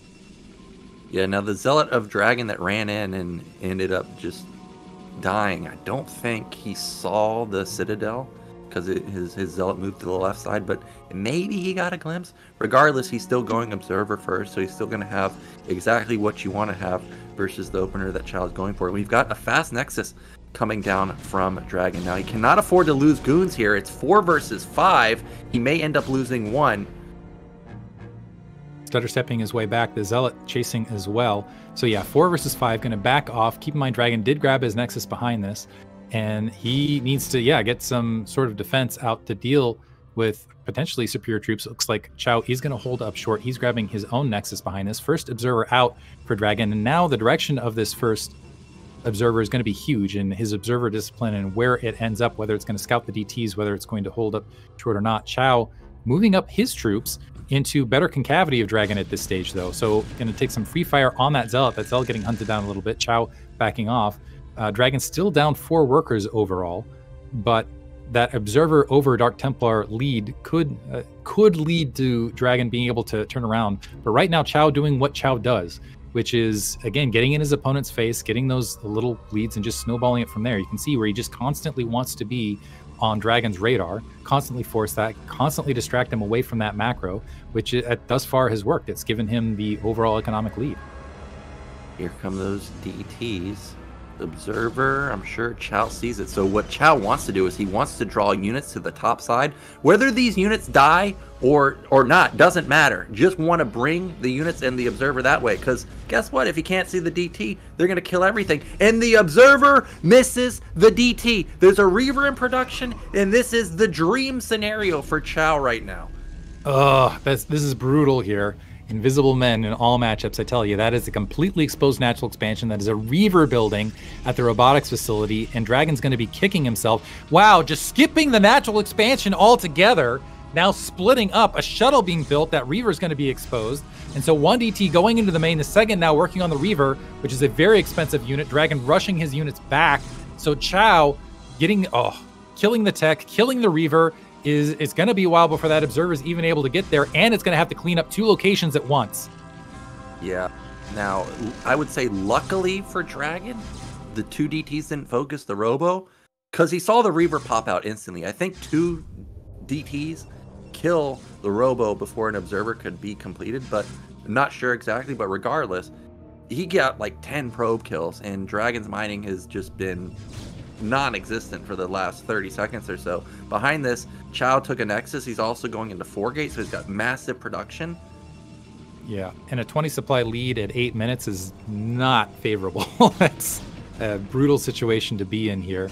Natural expansion has been humming. It looks like that Dark Templar might get... No, it still survives. And Qiao continuing to press this, so aggressive. Continuing to attack with the troops he's got into the natural expansion. I think he's actually short troops, but you can see he's doing it just to force these troops to stay here rather than deal with that DT in the natural expansion. This is Qiao's style of play, which is force your opponent to have to engage at multiple locations or deal with something and always be in your opponent's face. Looks like he's going to get more probe kills on top of this as they're spawning, and Qiao in a fantastic situation. That Arc Templar still fleeing. Yeah, and you can see he moved out that location, so Dragoon's just going to walk into that natural expansion and get some bonus kills. Yeah, this is just exactly what you should do. You know, the units are out of position, you go insta counterattack. It's not like in the NBA Dragon series where we saw a lot of, you know, pulling of the units away, but nobody really going for a big instant counterattack. But not the case here. Qiao, he's obviously got the killer instinct, because you move out of position once, I'm in there. I'm taking advantage of it. And I think Dragon's in real trouble because Qiao just picked him apart. Yeah, absolutely. Qiao looking fantastic right there. Dragon falling apart, really, in the mid-game. And honestly, that was just fantastic play from Qiao. Qiao playing exactly the way he wanted to play and executing absolutely perfectly all the way across maybe that cast in the early game. But really, just, yeah, showing the killer instinct, and that is Qiao, and that's why he has so much MMR. That's why he is one of the in contention for being the best player in China. Definitely wants to prove it here. But yeah, great play from him in game 2. I would be extremely frustrated if I was Dragon. Yeah, I mean, that DT did so much damage in the main. Did you see the Nexus was burning? He almost got the Nexus too, on top of killing 10 probes. That tells you how long that DT was alive, despite there being an observer. So Dragon, he's going to need to pull something together in game 2. It's going to be his map pick. I think more than likely we're probably going to see Vermeer or Butter, just simply because those are in the current ladder. You get the most practice there. But if Dragon thinks, for example, hey, this guy probably didn't practice Odyssey, I know Dragon will spend a lot of time practicing weird new maps, so it wouldn't surprise me to see Nemesis or Odyssey get picked. It's also possible that Qiao, with his ban, might have banned Odyssey for that exact reason. If I was, I'm trying to think what I would pick. I'd maybe try to find a map with a ramp. It looks like it is going to be Vermeer. Yeah, so a ramped map to work with to maybe negate some of those early unit pressure styles and be able to play a little bit more defensively. I think this will be a good map for Dragon. Yep, I agree. And with the screen, I think that means that our players are ready. So let's get into game 2. Dragon versus Qiao. Qiao 1 game away from moving out in first place.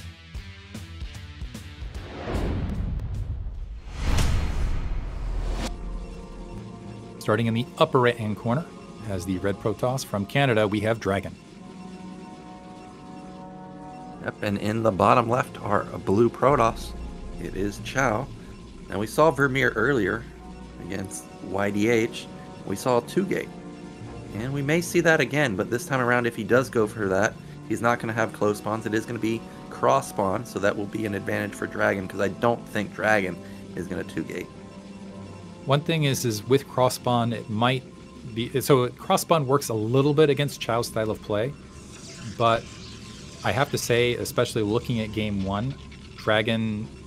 And I'm just knowing Qiao's macro capabilities, I don't feel like Qiao not being able to do his standard thing where he wants to be frustrating and have units in his opponent's face is really going to affect him all that much, because even just in open field, I feel like Dragon's macro and Qiao's macro are about even in that regard. So I don't know what Dragon's going to do to get into this. I feel like just Qiao, especially that game 1 split play, it was just really classy play from Qiao, and it was very convincing, just showing his strong multitasking and micro. So we'll see what Dragon's got going into this match, but I would be, I don't know, I feel like I would have to come up with something if I was Dragon here. Yeah, this is a pretty fast scout from Dragon on a 4-player map. He's gonna get I guess he got just not lucky, not unlucky either. He's gonna find Qiao second, and then Qiao going for a slightly later scout pattern, and we do see that it is not a 2-gate from either side this time around. Qiao going for a more normal cast timing.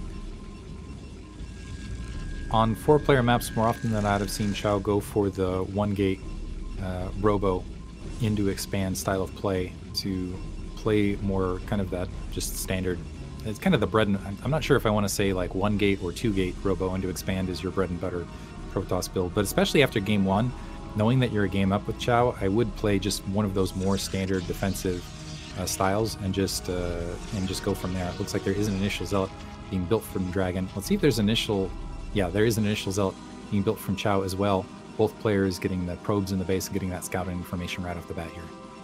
Well, we've got a pylon for Qiao near the ramp. I wonder if this is going to kind of tip DragOn off that this is most likely a robo, because it seems indicative of that's where the robo would go. But, you know, this could be another mind game. I know that you see the pylon there, you think it's going to be a robo, and actually it's going to be a citadel.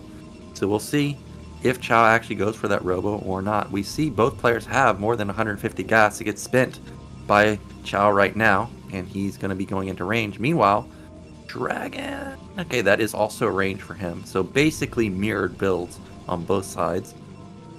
Yeah, I think it might have been Dragoon first, or a little bit earlier there, but not by a large margin from Qiao. That probe cycling out for DragOn looks like the probe cycling out the opposite side as well. But right now, one work count just about even, a slight edge to Qiao because he had that later scout, which gave him a little bit more minerals to build right this second. The probes are going to find each other as they're moving across the map. So we'll see what the follow-up builds are. I wouldn't be shocked to see both players just go robo expand here. Yeah, and actually just 1 on gas for DragOn. So this is going to be another fast nexus from him, unless he can pull some gas out of nowhere. We've got a 3-gate follow-up, so I don't know if Qiao actually saw the probe on gas, just 1 on gas. I actually feel like he must have to go for a 3-gate here. But we'll see if he can make something happen. 3-gate feels uncommon when you know it's cross spawns. But again, that could be just a mind game going on, and he's going to bring it to DragOn. We said in the break that it's sword versus shield here, or I should say spear versus shield is more the typical, and it looks like that is in fact going to be the case as a 1-gate in the Nexus, not even robo here. And this is going to be very tough defense for DragOn now. Yeah, he needs to start getting some gateways down. There's one of them. This feels like it's similar to the butter game of DragOn versus NbA, where NbA just barely held. And we'll see if DragOn can be the one to hold here. Right now the unit counts are dead even, but we know that the goon count's going to explode for Qiao in just a second. We've got 21 probes for Qiao, soon to be 22. That's pretty much exactly what you want when you're 3-gating. Oh, actually he's building even more probes, so probably going to be a nexus behind this for him after this attack. So if DragOn holds, so it's going to come down to a micromanagement window. There's going to be a period of time where those Dragoons are traversing, and there's going to be a superior amount of Dragoons on Qiao's side of the map compared to DragOn's. And if he can micro well enough, he'll be in a good situation. I like what he did there, where he split 2 Dragoons off to kind of, and also kind of, I'm not sure if that was intentional or not, but to hide the numbers a little bit. But if DragOn can hold on, if he can just micro his way back into that natural expansion, he can allow his Nexus to take a couple hits, and then he'll have, first of all, a closer reinforcement point, but he does need to have superior micro walking into this. So these are going to be the critical engagement points. DragOn actually moving forward, which he needs to not to, and yeah, not to take the free walking damage. Now I think he realizes that it is in fact a 3-gate, and well, maybe not. So moving back out, now realizes it because he's got superior troops moving in. Those probes need to exit that natural expansion immediately to prevent damage there. 2 Dragoons now out, so this is going to be a Dragoon advantage switching around now for DragOn. And this is where it's going to be critical for Qiao to get some damage done, maybe sneak, get some probe kills. It looks like he is just going to get backed out. And DragOn holds. And interestingly enough, still a slight worker lead here for Qiao overall, but it's going to be a much later Nexus. Yeah, much later Nexus, but I thought DragOn might outright die, but he's going to actually have even goon count versus even goon count, assuming that these goons pop out in the next couple seconds. They do. 6 versus 6, soon to be 8 versus 5, 4. Okay, so this is just a failed attack from Qiao. So now Qiao's going to have to transition out of this. Luckily for him, he was building probes the entire time, so he's going to have the Nexus and still have good eco. But DragOn, is that a 4th gate or is that a robo?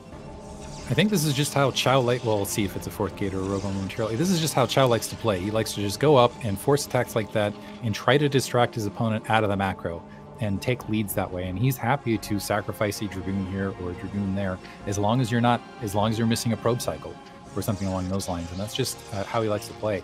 However, right now it looks like DragOn, even on workers, and he's going to have that additional Nexus to take the economic lead. So as we're moving into the mid game, it looks like it's going to be just about dead even. as far as overall workers, but it looks like DragOn holding just about a 6 supply lead. So what is that? 3 Dragoons in the mid game. Yeah, and I was looking at the natural probe line and main probe line.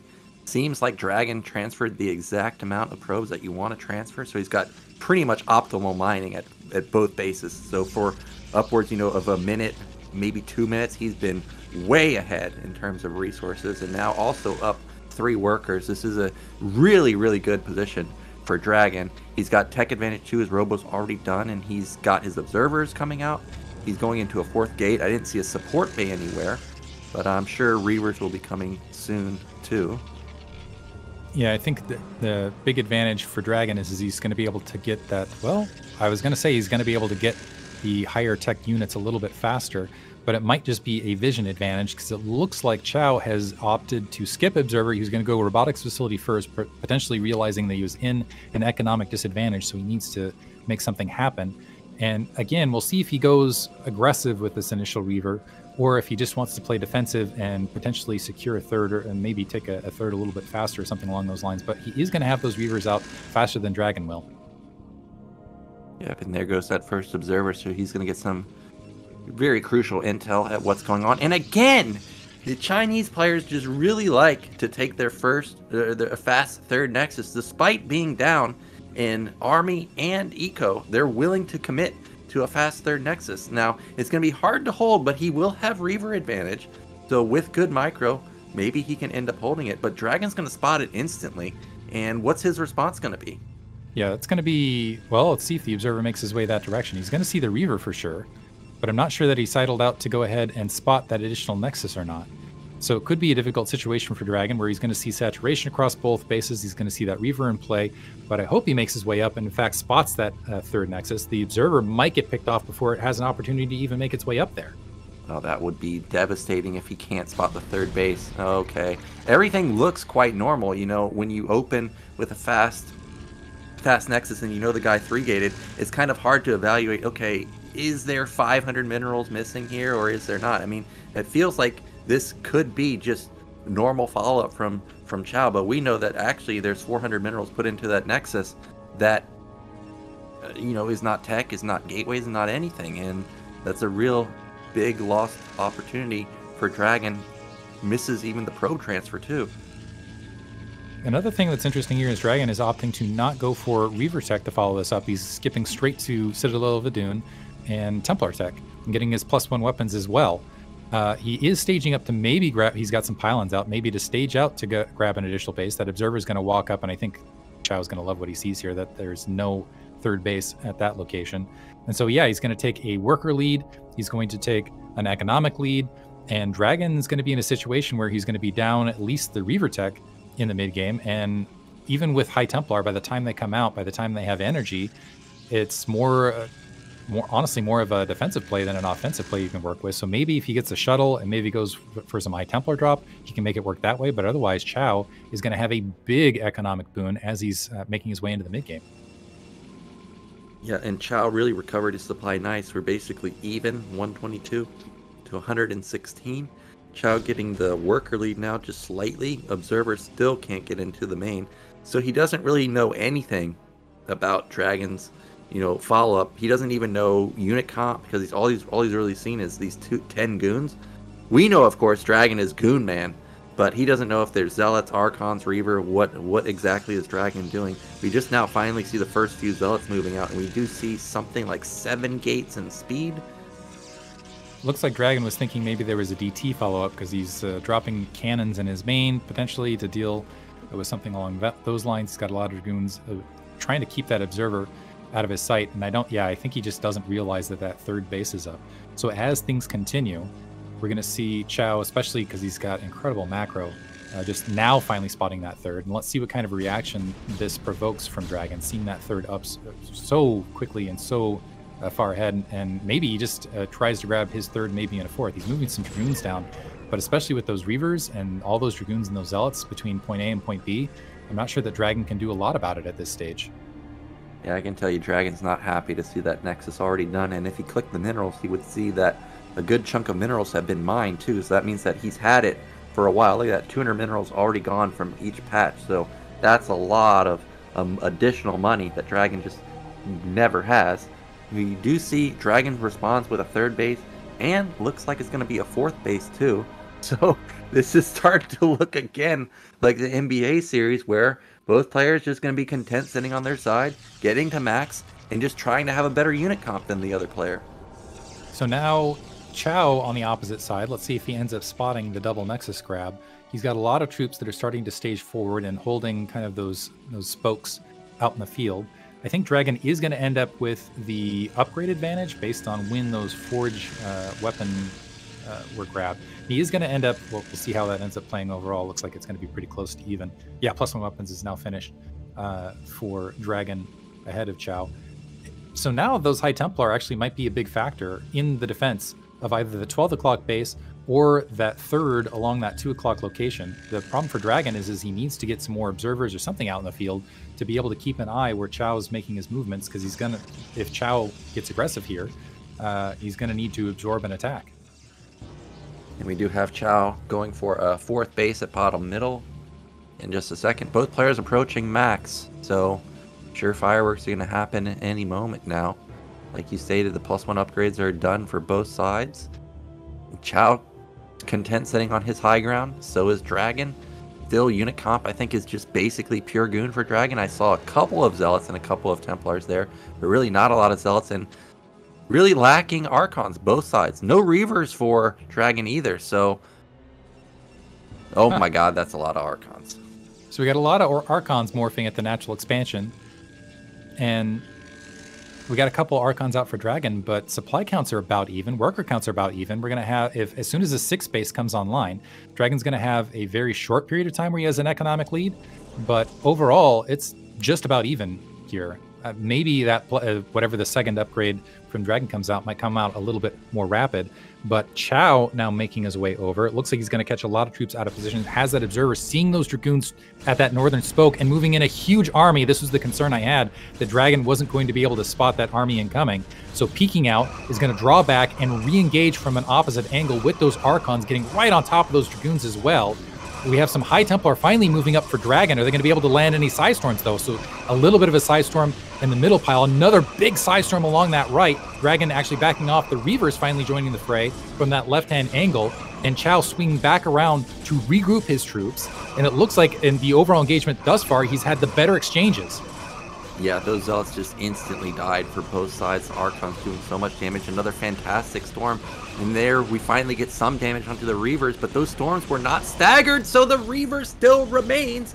And we've got a 30 supply lead for Qiao right now, but again, it's still reinforcement advantage for DragOn. Wow, we've got a Reaver that walked across the map and made it to the fight. And this third base might end up getting busted. Or at least a handful of probes killed. There's a few troops that looks like left latently, but DragOn needs to re-macro rapidly. This is what I'm talking about with Qiao. He's just got a really good, he just is fantastic at throwing the engagements and then pulling back and macroing really rapidly in the middle of them. Usually, I think because he's the one initiating fights more often than not. DragOn now reacting to the troops. It looks like he's going to be able to reinforce with some Dragoons across this space. Able to Psy Storm, unfortunately, catches one of his observers, was able to take out that Reaver, so is going to be able to hold here, but is still going to have an overall economic deficit. Looks like that 6 o'clock base not yet saturated for Qiao. That 12 o'clock base might end up losing a lot of troops as some Zealots are streamlining that direction. Yep, and there's no vision for DragOn to see it coming, so this base might get taken out. Needs the probe drill here. Okay, actually, the Zealot's not going to commit there. 3 cannons, a little bit too many. And Qiao's going to just back off. I see some red movement at bottom right. Is that a storm drop potentially, or is that just an observer? Okay, it's just an observer. But it looks like Qiao is going to grab another base hidden there at the 4 o'clock location, or what is that, 5 o'clock location, approximately. The Zealot's getting hunted down top left. Supply counts once again evening out. The worker count just about even, and it looks like some Dark Templar in that grouping for DragOn as well. And I don't see a lot of observers out in the field for Qiao at this stage. But yeah, as things restabilizing, I think DragOn has a slight upgrade lead of maybe a handful of seconds to work with, but otherwise we are dead even once again. Again, we see DragOn building a lot of DTs. I mean, he built 4 in response to that attack. So twice in a row we've seen him go for a lot of DTs. I'm curious what the exact reason here is, because Archons still shred DTs. I realize DTs deal 40 damage, but I mean, they still get absolutely massacred by Archons, and Qiao has a lot of Archons, and he's about to have even more. That's going to be potentially 9 or so Archons, and that is just so much splash. Oof. Qiao ahead on, it looks like almost a full cycle, 20 supply ahead here. Let's see if that ends up being a factor. DragOn spotting that additional expansion being taken. He's grabbing another base at that 3 o'clock location, starting to field troops. He really keeps, I'm wondering what the logic is he keeps staging his troops on that 12 o'clock spoke time and time again, and instead of staging them towards the west towards the east. And it looks like, and as I was about to say that, it looks like Qiao was making movements that direction, but it looks like DragOn might try to attack that expansion, and it might turn into a base for base situation depending on where Qiao migrates. It looks like his army got spotted. He's going to careen in. How did he even spot that army was headed that direction? Is catching it mid-map. DragOn pulling back briefly. He's now crashing into the 6 o'clock, and so now it could be base exchange versus base exchange, although it looks like Qiao, looking to re-engage with his army to the north, is having trouble keeping it cohesive. If DragOn can hurry up and get a move on, might be able to get all of his army cohesive before Qiao does. But unfortunately, as he's engaging into a funnel. Psystorm over his Dragoons, and yeah, a lot of Psystorm over his Dragoons, but now it is going to be lightning on lightning and fire on fire. More Archons, though, on Qiao's side standing. The Dragoons do have that high ground advantage, but they're eating a huge amount of storm from those High Templar. There's no however, yeah, it looks like there's no observer for Qiao on his side, so the Dark Templar absolutely able to wreck the rest of that army. DragOn able to pick everything apart. The observer being chased, gets picked off last second. So now DragOn has the option to either chase, I don't think he needs to bother chasing this army down. He can just go ahead and wipe out Qiao's additional base. Yeah, those DTs really did work, and all those Archons that Qiao had, they disappeared because they couldn't see the DTs. Those 4 DTs just did so much damage. Now, Qiao did end up saving his 5th base, so that's a win for him, but again, he's down 30 supply. Luckily for him, he's facing DragOn, who we know is just going to take more bases and not try and push it too hard. So Qiao will recover here, but DragOn's going to take a 6th base.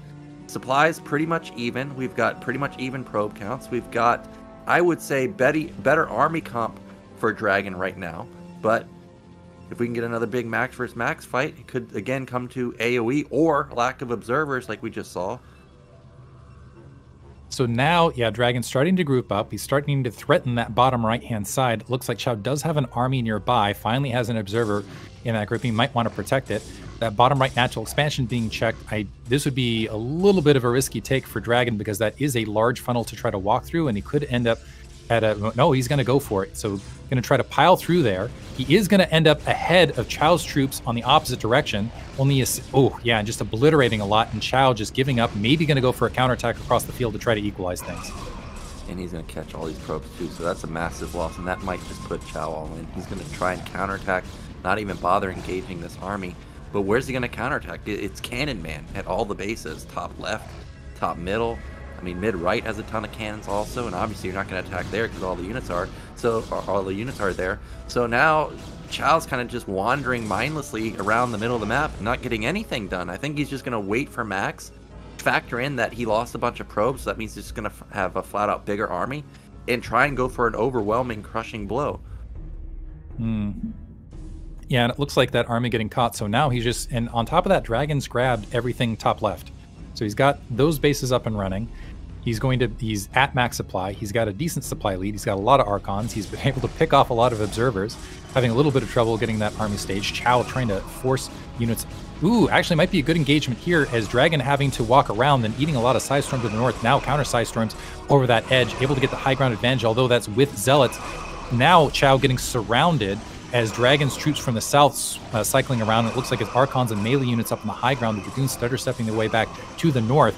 And Qiao, yeah, it looks like the rest of this army is in fact going to get cleaned up and obliterated. And that might be the GG moment for him, because now he's down on resources. He's down in supply. He's not able to stop any of DragOn's additional bases. And he's kind of in emergency mode here.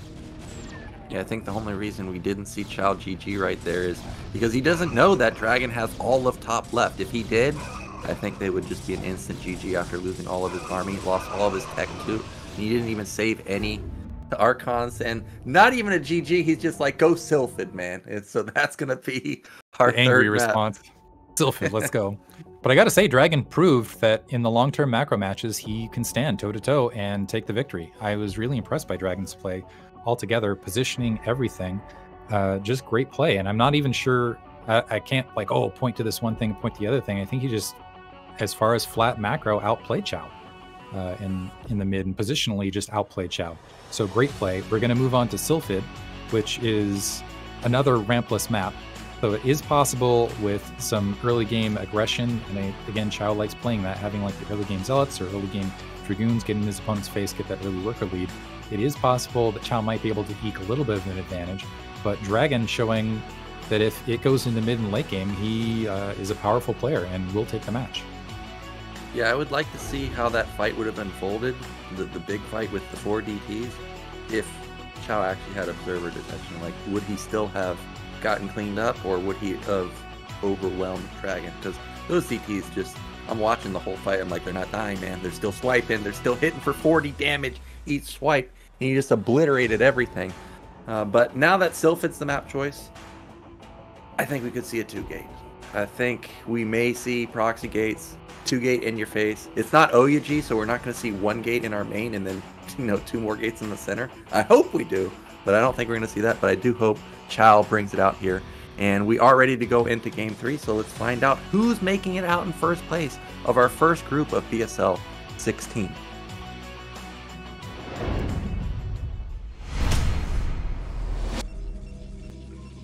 So starting in the bottom left-hand corner as the blue Protoss, we have Qiao. And in the bottom right, our red representing Canada, it is DragOn. Got to give out to the North American pride. I also forgot to mention on the opposite side of the bracket that LCY is also a caster out in China. So he does a lot of the caster stuff, and I always feel like there's a certain degree when casters are playing, you got to have a little bit of rooting out there for the, caster to caster pride sort of thing. That being said, yeah, I'm curious if we're going to see the 2-gate on this map. It does feel like it's one of those maps where, yeah, it's 3 players, so you can send that probe scout out, and then you know where your opponent is based on kind of that the cup game where your opponent isn't, you know where he is based on the scouting. And so 2-gate could be strong, and this is a rampless map. Yep, rampless. Like I said before, every time I've seen somebody get contained, they've had a real tough time breaking out. So I would like to see that. We'll see if that actually happens, because every game Qiao has gone for a Nexus hasn't really committed to containing that hard. So far, just 1 gate from both sides, keeping close eye on any probe moving toward the gas, because I want to see a second gateway come up. But it looks like it is just going to be gas from Qiao, and probably going to be gas from DragOn. He doesn't strike me as a 2-gate player. Yeah, DragOn. Definitely one of those guys who wants to sidle back into more macro style play. It looks like he's going to end up scouting 12 o'clock first. And so he's going to have a slight economic disadvantage simply because Qiao's keeping that probe back in his base a little bit longer for the scouting. But it's not going to be so much that it's going to decide the game at this stage. Very quick, so not bothering with the Zealot at all, going for that Cybernetics core before Zealot. And we'll see if that allows DragOn with the scouting pattern to get a scout in his opponent's base. Yep, Cybernetics for both. We've got slight gas advantage for Qiao. Zealot's gonna, I think, just barely pop out in the nick of time to prevent this probe from getting in. So Qiao will be able to make a decision on whether he wants to hide tech or not. Maybe not. Zealot still might have popped out, but it's still got to get into position. And it seems like he's not actually going to make it there in time.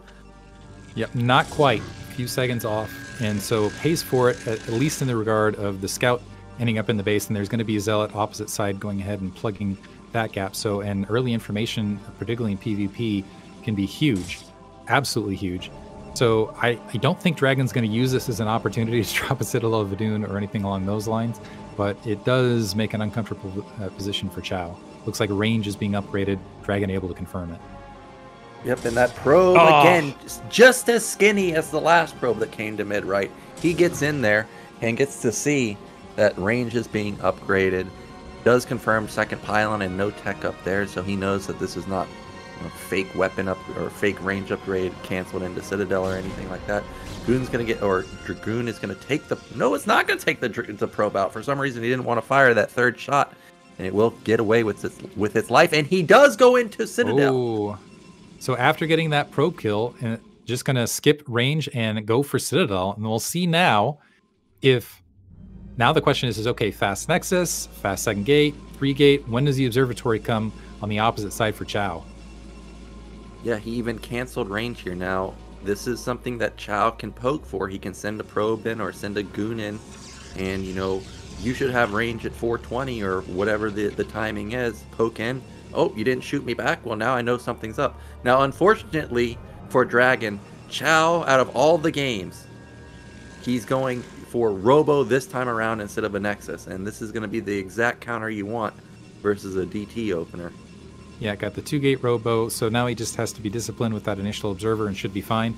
It could be this is one of those things that was from the previous match where DragOn was saying, okay, you didn't have a lot of observers, so it looks like you kind of underproduced observers, so I'm going to go DT. And this time, Qiao thinking, you know what, he really tried to punish my lack of observers, so this time I'm going to make sure to get observers out on the map. However, what this does do for DragOn, so it looks like he's using the DTs more defensively than offensively. He's going to drop his Nexus behind this. The Dark Templar, at the very least, will provide a little bit of map control and allow him to get that Nexus down a little bit faster.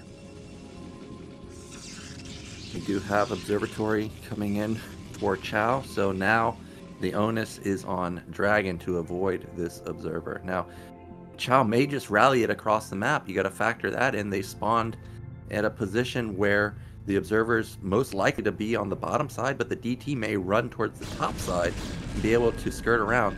Now, the probe came in and should have noticed that, hey, dude, those goons didn't attack from very far away. You might have skipped range. So we may see the Observer just straight rally to the natural because of that. Could have the opposite problem where he sees that natural expansion and just goes, oh, you just went for 1 gate into expand or something, or maybe 2 gate into expand or something along those lines. Now we see the probe going out, grabbing that base for Qiao. First Dark Templar is making its way across the map. Does the Observer make its way towards it? There's the Observer coming out. The Dark Templar, the Shimmer was spotted, so it looks like Qiao, disciplined with it this time, and is potentially going to be able to hunt it down. The Observer making a beeline, trailing it. But what this does do for DragOn is this allows him to comfortably get that natural expansion off. Yeah, but he's got to build a lot to just defend it, and that DT got nothing done. Unfortunately for him, his pathing with the DT, if he had gone to the top side, I think he gets a lot of damage done. Because you could see the Observer was just going straight to the natural, would have easily missed it. So a bit unlucky there. Yeah, it's still a manageable position for DragOn, but you really don't want to be building this many cannons. 4 cannons, I mean, that's just an expensive use of minerals. And we've got a Reaver coming out. Yeah, we got the Reaver, so tech advantage and honestly positional advantage, because with those Observers out in the field, I would be absolutely shocked if DragOn is able to force that Dark Templar in from another direction. It looks like you have an Observer, just camping there with 2 Dragoons towards that natural. Still could shoot in and maybe get a probe kill at the natural expansion. It looks like he is going to be able to do that, but needs to back out otherwise. Observer on the opposite end is going to be able to go in and just spot absolute everything for Qiao, so in a pretty good situation. Looks like he's also upgrading shuttle speed alongside for that Reaver, so could get a lot of damage done that way. So for the short term, DragOn has the economic lead, but he did have to plant those 4 cannons down, so we'll see how long that holds.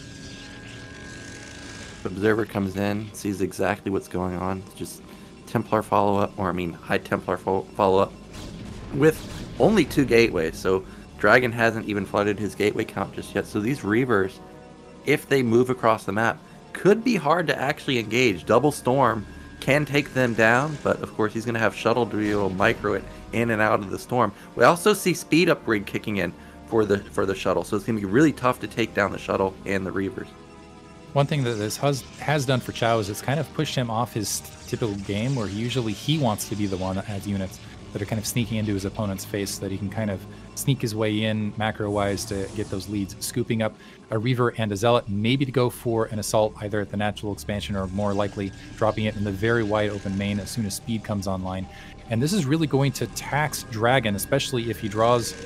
One advantage is that Dark Templar is going to pin some troops to stick at the main, but you can see now Qiao, trying to engage near that front location. Looks like DragOn anticipating a potential drop, sees the shimmer of the Observer as it's making its way across, but that Reaver might have a spot to drop at that natural, and that could be a big shot.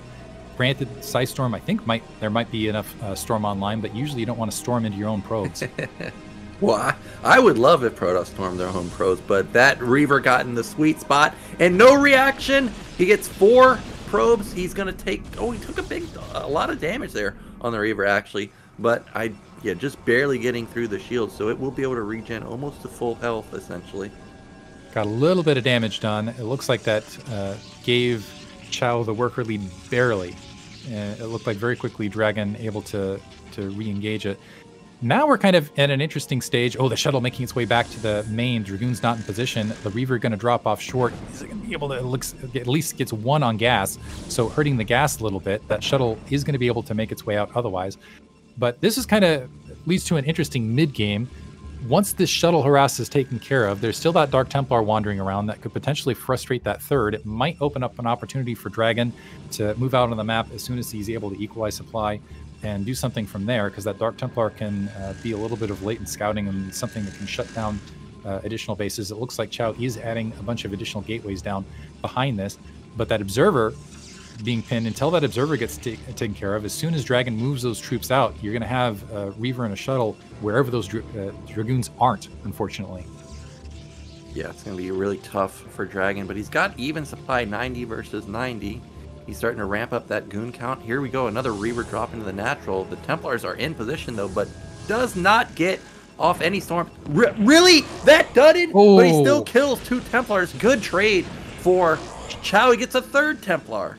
Wow, that is a lot of gas that was cost on DragOn's part. That is 3 Templar is huge, and that is a lot of Psystorm potentially, and that's going to force DragOn into a passive situation.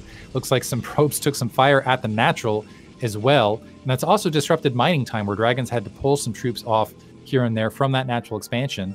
And so Qiao, I think, despite being down a single worker right here, is going to end up overall ahead here in the mid game, although it's just by a sliver. Things could go either way still. It looks like a second Reaver being loaded into that shuttle of the natural expansion, and DragOn starting to move out a shuttle of his own, potentially to go for some drops, but a cannon looks like it is morphing in at that natural expansion. Yep, the patented single Templar drop from DragOn that we saw, just like in the NbA game. Supplies are still really close. Only 5. Actually, DragOn's up worker somehow, despite being the one that's getting harassed. We don't see a 3rd Nexus for Qiao either, so he's really just committing to heavy gateways. Now we've got a double Reaver drop into the main, but there's 3 goons there, so he needs to be careful not to be overly ambitious here. Definitely don't want to lose the 2 Reavers in a shuttle. That would be catastrophic. We do see that slowly that Templar drop is moving into position on the top left side. Looks like the entirety of the army for Qiao moved in that upper left-hand corner to take out that Dark Templar, was able to do so, so that should open up potentially that 3rd Nexus, that probe moving out and dropping it now. Reaver's still out in the field with that shuttle, might be hunting things opposite direction, and now Qiao, once again, now that that Dark Templar is off the field, starting to approach that natural expansion to create some frustration there. That shuttle just on the wings sees that being built and is going to be able to make its way towards that natural expansion. This could be a huge drop. Well, that's it. Good. Okay, he does get the drop off in. Last time he had double storm. There it is. Oh. He wipes almost half of the mineral line, and we go from 45 probes down to 36. That's a great drop. However, Qiao's right on the doorstep of DragOn. He wants to go for a counterattack here, but well, actually, I don't know. Both army comps look really strong. It's going to come down to the Psystorm on top of the Reavers. Looks like it's able to catch that forward Reaver. A lot of those Dragoons eating Psystorm otherwise, and realizing that there's Storm on the map, it looks like Qiao going to try to back out. More Psystorm over that Reaver. It looks like he was able to split it pretty well. Dragoons eating some Psystorm behind this, and Archon now joining the fray and able to get on top of those Dragoons. And DragOn's going to have to back off because he's down on supply overall. Some really nice micro from Qiao overall to negate a lot of that Psystorm and keep those Reavers alive.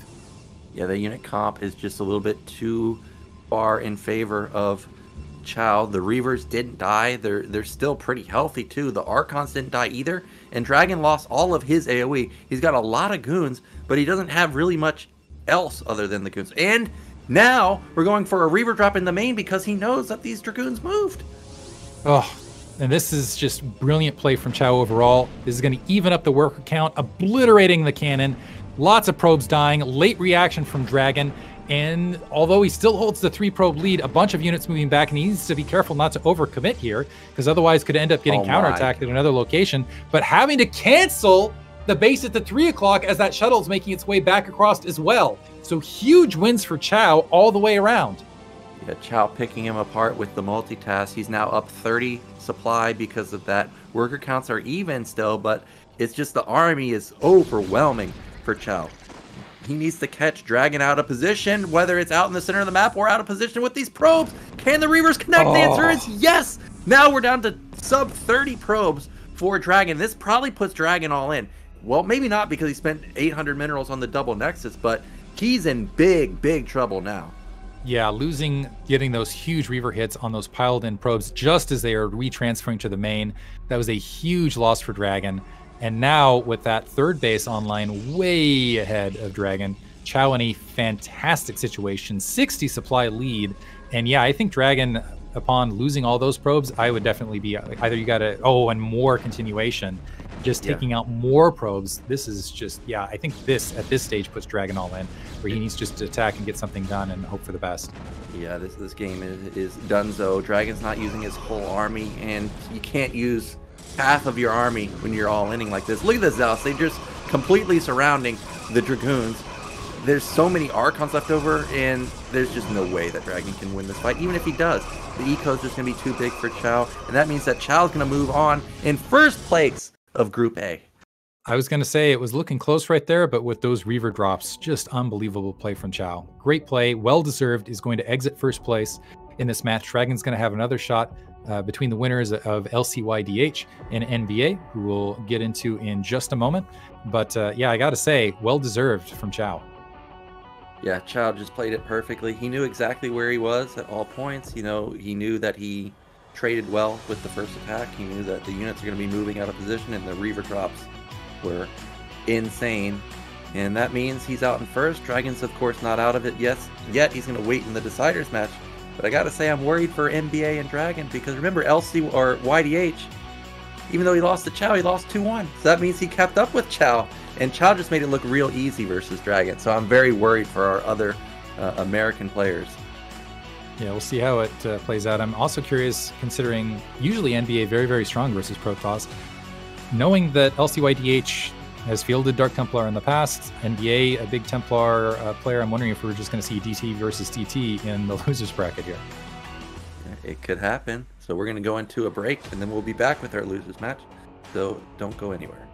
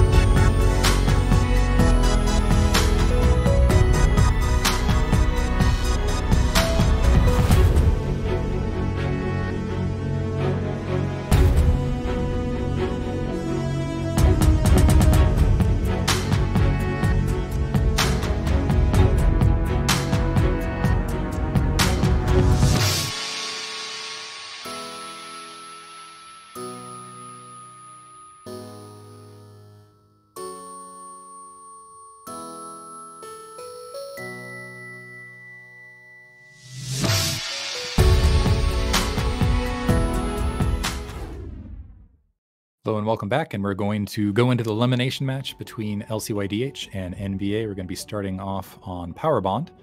which again, another 3-player map. It feels like there's a lot of 3-player maps that can be utilizable for shenanigans for Protoss play. And between these two guys, I'm expecting a lot of shenanigans, to be honest. Yeah, you're talking about the DTs from NbA, but we haven't really seen them, right? And meanwhile, YDH, he's quite aggressive, just like Qiao. I mean, constantly just rallying units across the map.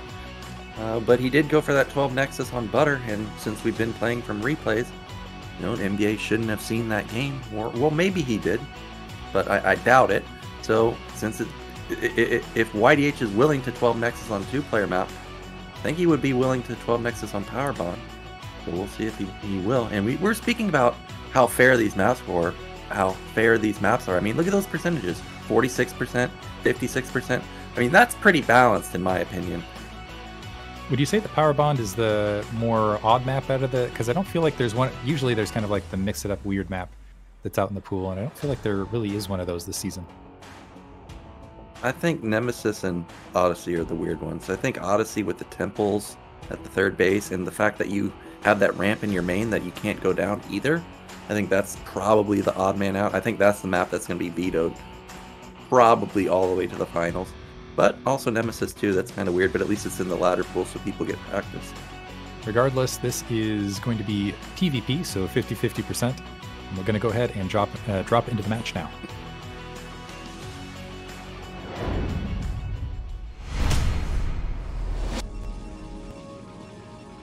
Starting at the 9 o'clock location as the red Protoss, we have NbA.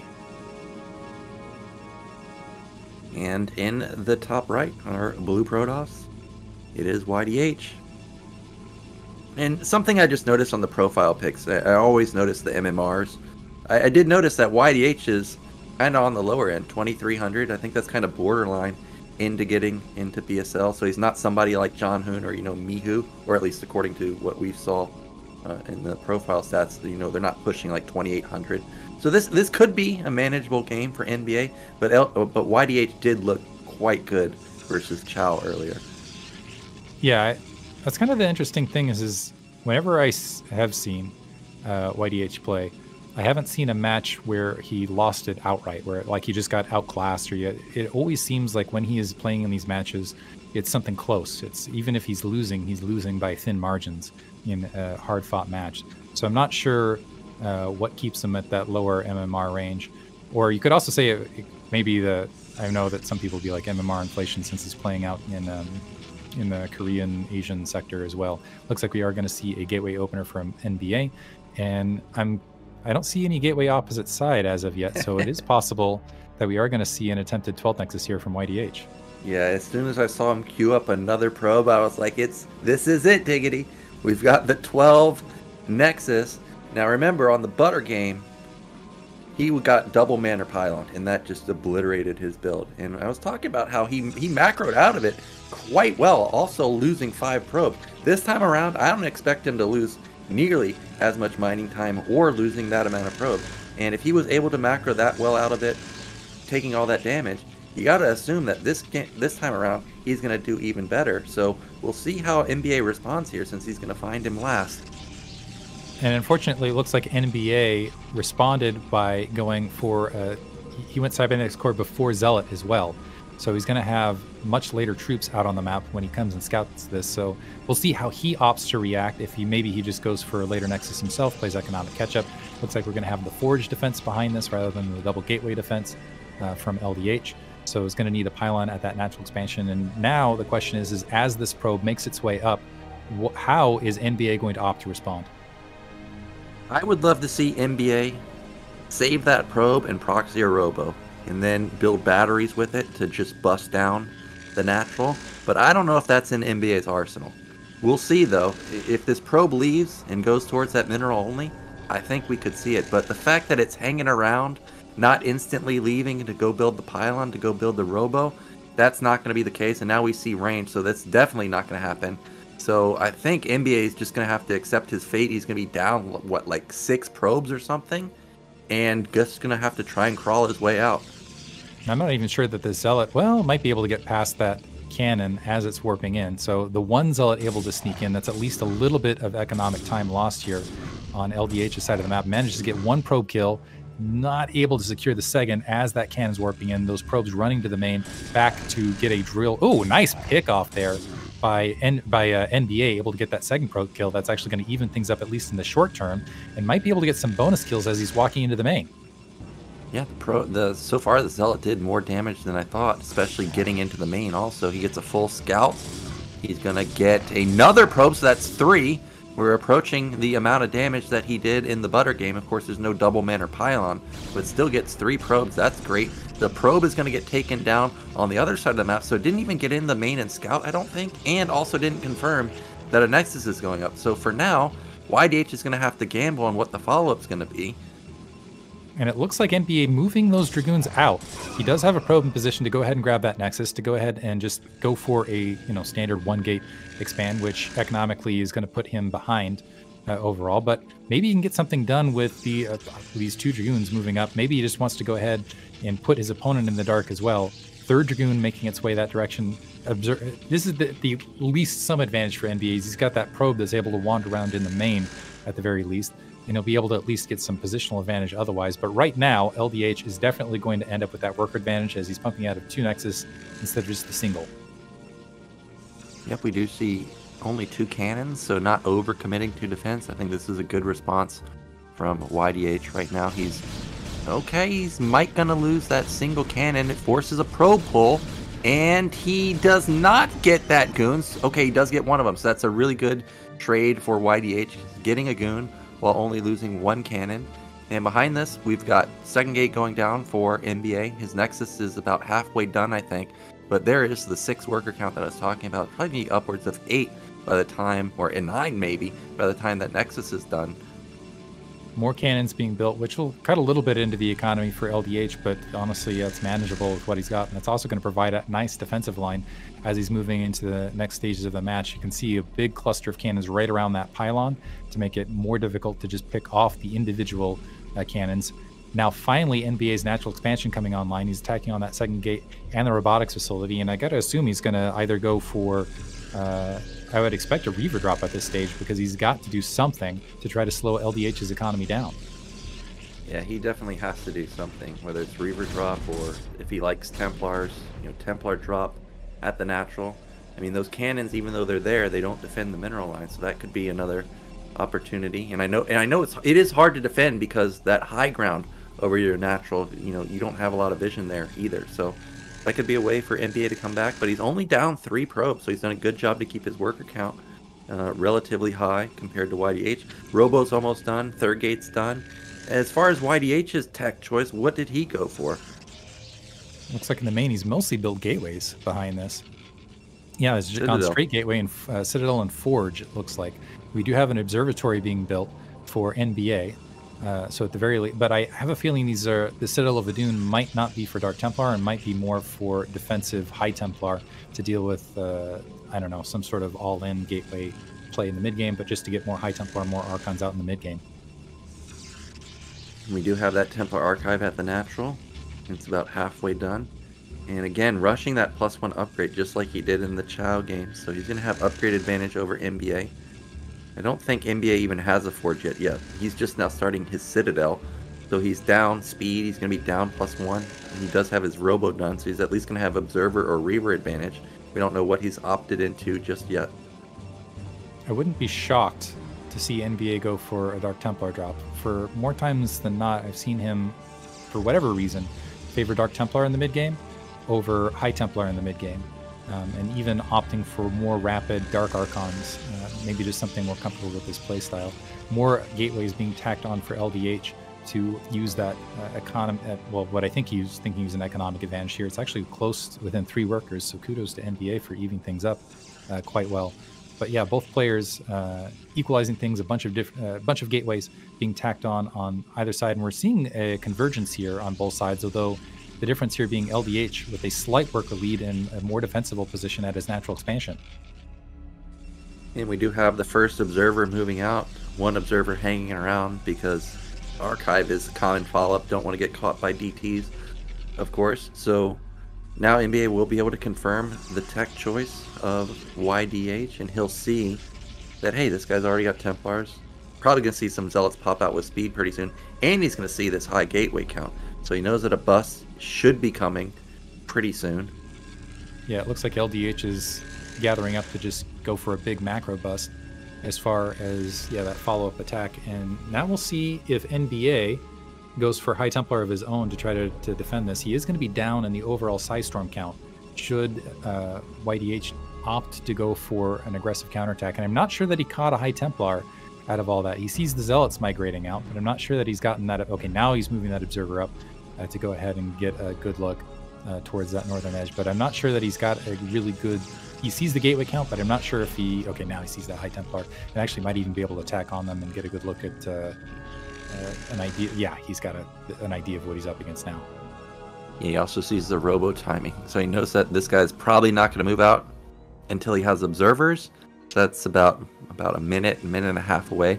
Now YDH, he's sneaking a third base. He didn't take the mineral only at top middle. He didn't take the mid right normal base. I think that's a normal base, and instead he's just taking the high ground on the mid right. So this is going to go unspotted, and NbA, he's moving out. He's going to try and set up a contain, but remember, there's Templars already set up here. He's setting up a contain. There's already Templars right there. I think there's a superior gateway count for the moment and distance for reinforcement. And on top of that, he's not stopping a probe that's already snuck out and grabbed that 3 o'clock base. YDH, I think this would caught a lot of people off guard, because this is just not usually what you do in this situation, right? Grabbing that 3 o'clock more or less naked at that 3 o'clock expansion. So I wouldn't be shocked if NbA gets caught off guard in multiple ways here. And NbA setting up a weird contain. Half of his army's at the top, half of his army's just sitting outside. I'm worried for him that one of the groups will just be cut off. But now he's got observers in position at the top side. Okay, I thought he would move his goons from the top back towards the center, but not the case. He really wants to intercept a shuttle, but there are no shuttles right now. Meanwhile, YDH sees everything. He's going to see that there's this puny army just right here, and he wants it. Yeah, he can go out and pick off a really easy and just Psystorm it. Yeah, so NbA once again having some trouble with his army grouping, and has some more Archons and Zealots to the south if he wants to engage. Now folding down, looking for an engagement overall. A lot of Zealots on top of those Dragoons to the south. High Templar might get picked off before they're able to drop Psystorm. Looks like at least 2 Psystorms dropped, however, before they're able to be engaged. And now NbA engaging with everything, but yeah, he just has an inferior troop count potentially. Some Zealots have snuck out, unfortunately for YDH, so he had trouble controlling them. They're going to have to swing their way back around into the match, but NbA overall looks like he's going to end up losing this engagement. Yeah, I actually thought NbA was going to win there because he had 3 Archons versus none. The Storms were good from YDH, but he also hit some of his Zealots. And then half of his Zealots just walked out into the center of the map, but somehow he still wins the fight. So he's up 30 supply now with mid-right already running, even already transferred everything there during that entire attack. So this is a great situation for YDH. And unlike DragOn, he wins the fight, and he's just going to continue to push. Pushing in, and he doesn't even need to continue with all of these units. If he just continue... Oh, with the Zealots able to get on top of those Dragoons, though Archon now mixing up against the Dragoons. He can just, as soon as he wipes out some of these troops, back out, go for a soft contain, continue to reinforce, trap NbA to 3 bases, or to 2 bases, and he's already got his 3rd up and running. Yeah, the Archon did a lot of work there, melted a lot of the Zealots. NbA supply is still pretty decent, 95 to 115. Now YDH starting to run away with it. Upgrades are kicking in. I think that's +2 for YDH versus just going to be +1. So this is a big upgrade advantage for him. And I think at this stage, NbA realizes there's got to be an expansion. You can see him moving some troops out to the bottom right to try to find something. Maybe he's going to try to sneak that base himself. But yeah, I think he's moving around the map, realizing that there has to be another expansion out someplace. And now, yeah, I think NbA's option is maybe to just try to sneak one himself. It looks like YDH moving out to maybe grab an additional base for himself as well. Yep, I see double forge for YDH, so he's going to go into +3, +1 in just a second. We do have another probe transfer, and YDH has decided to take the low ground base at mid, right? So, and again, that base also has gas, which is obviously important in PvP. So that's going to be great for him. Also, one additional mineral patch over the mineral only. So NbA is going to be feeling really bad about this because his third base isn't even done, and the fourth base is almost done for YDH.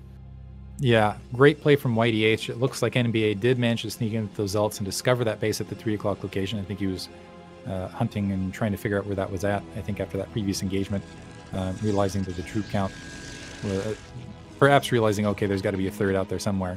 Now moving as observer, maybe to get some better look at the saturation potentially. But even grabbing this third for NbA, he's going to end up behind on the 4th overall. Really, the critical thing is, I think, the upgrades. That +2 weapons upgrade versus, I think, still nothing for, still nothing for NbA on the opposite end. That means his units are just going to hit incredibly hard. I think there's more High Templar on YDH's side of the map as well. Yeah, and also there's more gateways. I saw YDH put down like 2 to 4 more gateways, so he's sitting at like 12 gates versus just 8 from NbA. Supplies are still decently close though, you know, 158 to 170. This is manageable for sure, but I still like the comp better for YDH right now. There's lack of AoE kind of on both sides, just a single Archon. There's more Storm definitely for YDH, but he needs to get the good storms. He can't just blanket his own zealots like he did in the last fight. We'll see. Here he goes. Moving up, that's great initial size storms for YDH, and I'm not seeing counter size storms for NbA as well. Now the counter size storms catching a couple of those units, and it looks like YDH actually microing in the midst of it. Not a great micro overall, but now you can see that where that +2 weapons is just so much stronger. So much stronger once the storms are out of the way. The zealots completely cleared out, and plenty of dragoons left. And now YDH honestly can probably just shove his entire army into this natural expansion, even maybe wipe out that natural. Yeah, he's going to end it right here. There's just way too much stuff for YDH. There's no more storms.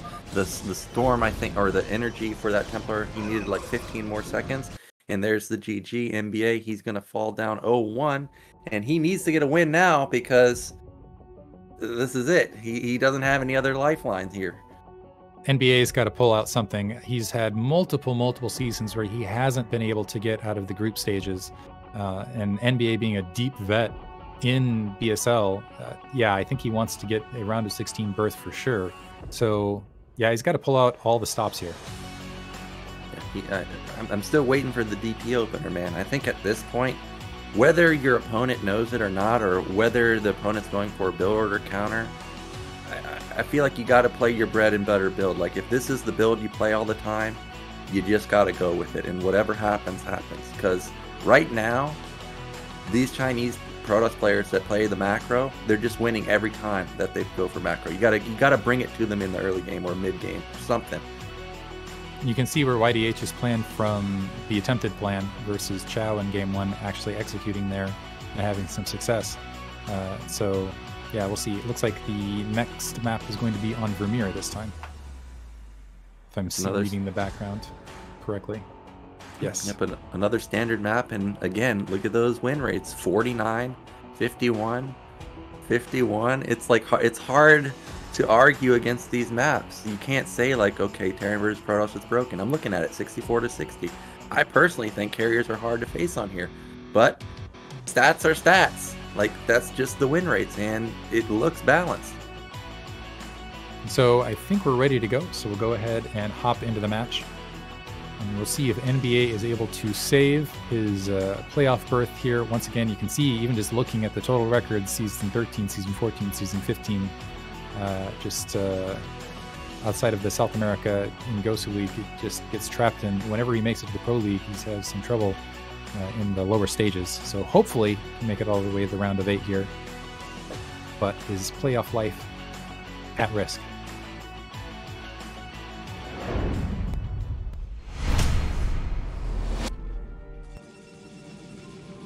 So in the upper left-hand corner, as the blue Protoss, we have LCYDH. And in the bottom right, representing Nas and South America, it is NbA. Oh, I was excited. I was like, wow, we just got into the game and the probes are already being sent out, but not the case. It is just a normal pylon timing. Normal pylon timing for both players. This is one of those more macro-oriented maps.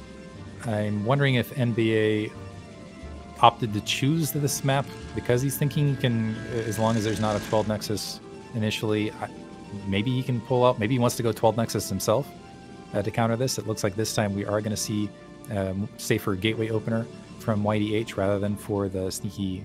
It's interesting that he's going for the 12 Nexus on a 2-player map and a 3-player map, but on the 4-player map he's opting to go a little bit more standard. And it looks like we are seeing resources being saved for NbA to attempt to go for the 12 Nexus himself. Yep, 12 Nexus from him. I guess he's decided you fight macro with superior econ, and he's going to risk his life on a 12 Nexus, and we've got a 2-gate. I'm not sure how 2-gate goes versus this, though, because if he goes into Gate Forge like YDH did last game, I mean, cannons are freaking strong, man, especially if you just drill onto the ramp. I think with a decent amount of micro, one advantage, at least for NbA, is that this is at cross spawn. So there's going to be a larger period of time for the Zealots to get across, but he is going to have to defend a lot with those initial probes versus the initial Zealots, because it's going to take a while before that first Zealot pops for NbA. We do have gateway. Okay, it's gonna be 2-gate from NbA here, so he's gonna match the 2-gate with a 2-gate himself. However, first Zealot moving across the map, but it is cross spawn, so it's gonna take, I think, something like 8 more seconds than a normal, vertical or horizontal spawn. So that is in NbA's advantage, but we have the same scenario as we did in the Butter game. These Manor Pylons, man, it's going to absolutely ruin NbA's econ. Might tax him a little bit as well. Pylon near that front to force a little bit of macro out. Looks like he does see the 2-gate opposite side, and honestly, I'm wondering if the 12 Nexus at cross positions is going to be more of the story here. Having that huge distance to traverse for those Zealots could be a big equalizing factor for NbA. First Zealot making its way to that natural expansion.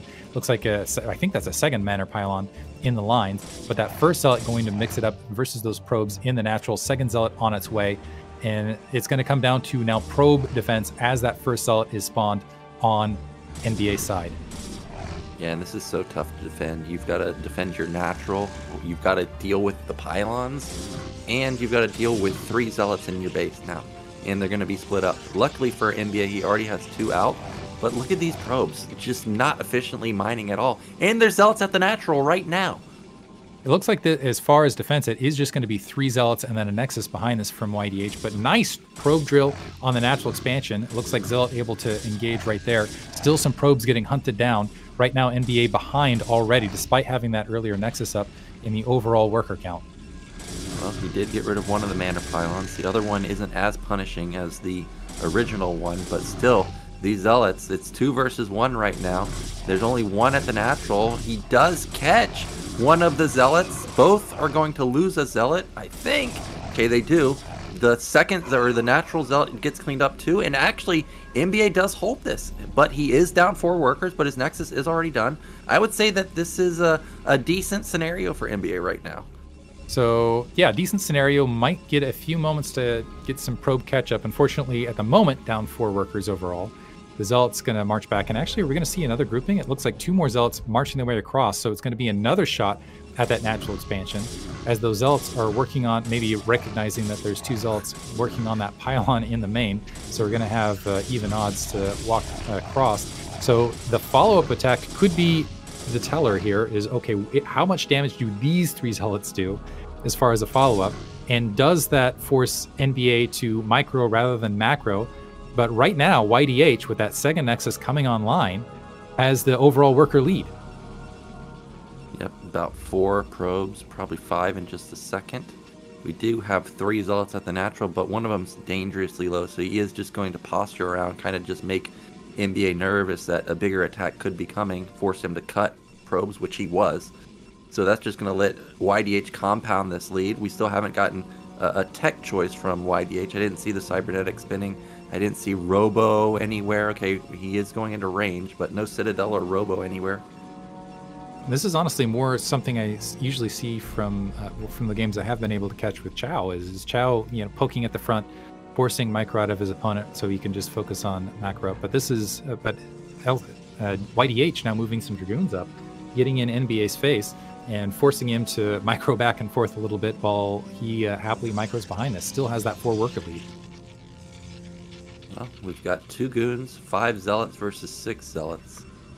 He's going to try and weaken these few zealots, but Dragoon's coming out for NbA himself, so that is going to shut this down. This was really good timing from NbA, but I don't think NbA's range timing is going to be as fast as YDH. Now, meanwhile, none of that matters. You know why? Because, of course, there's a 3rd Nexus coming down for YDH. He's not even planning to go for a killing move. He just wants to get more and more econ. Wow. And that's incredible. You're talking about a 3rd Nexus sub 7 minutes here from a Protoss player against the 12 Nexus opener. So this is a very risky maneuver. I think he's just hoping that NbA is going to play more defensively.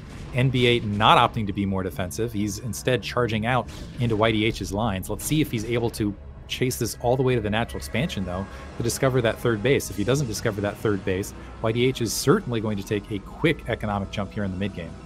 Yeah, not willing to chase. I think that was the right move to fall back, because remember, DragOn chased Qiao, and Qiao ran in a DT as soon as he chased too far. So he just postured out, made sure that, okay, this guy's not all-inning me. I'm just going to push him back, and then he retreated back to his main.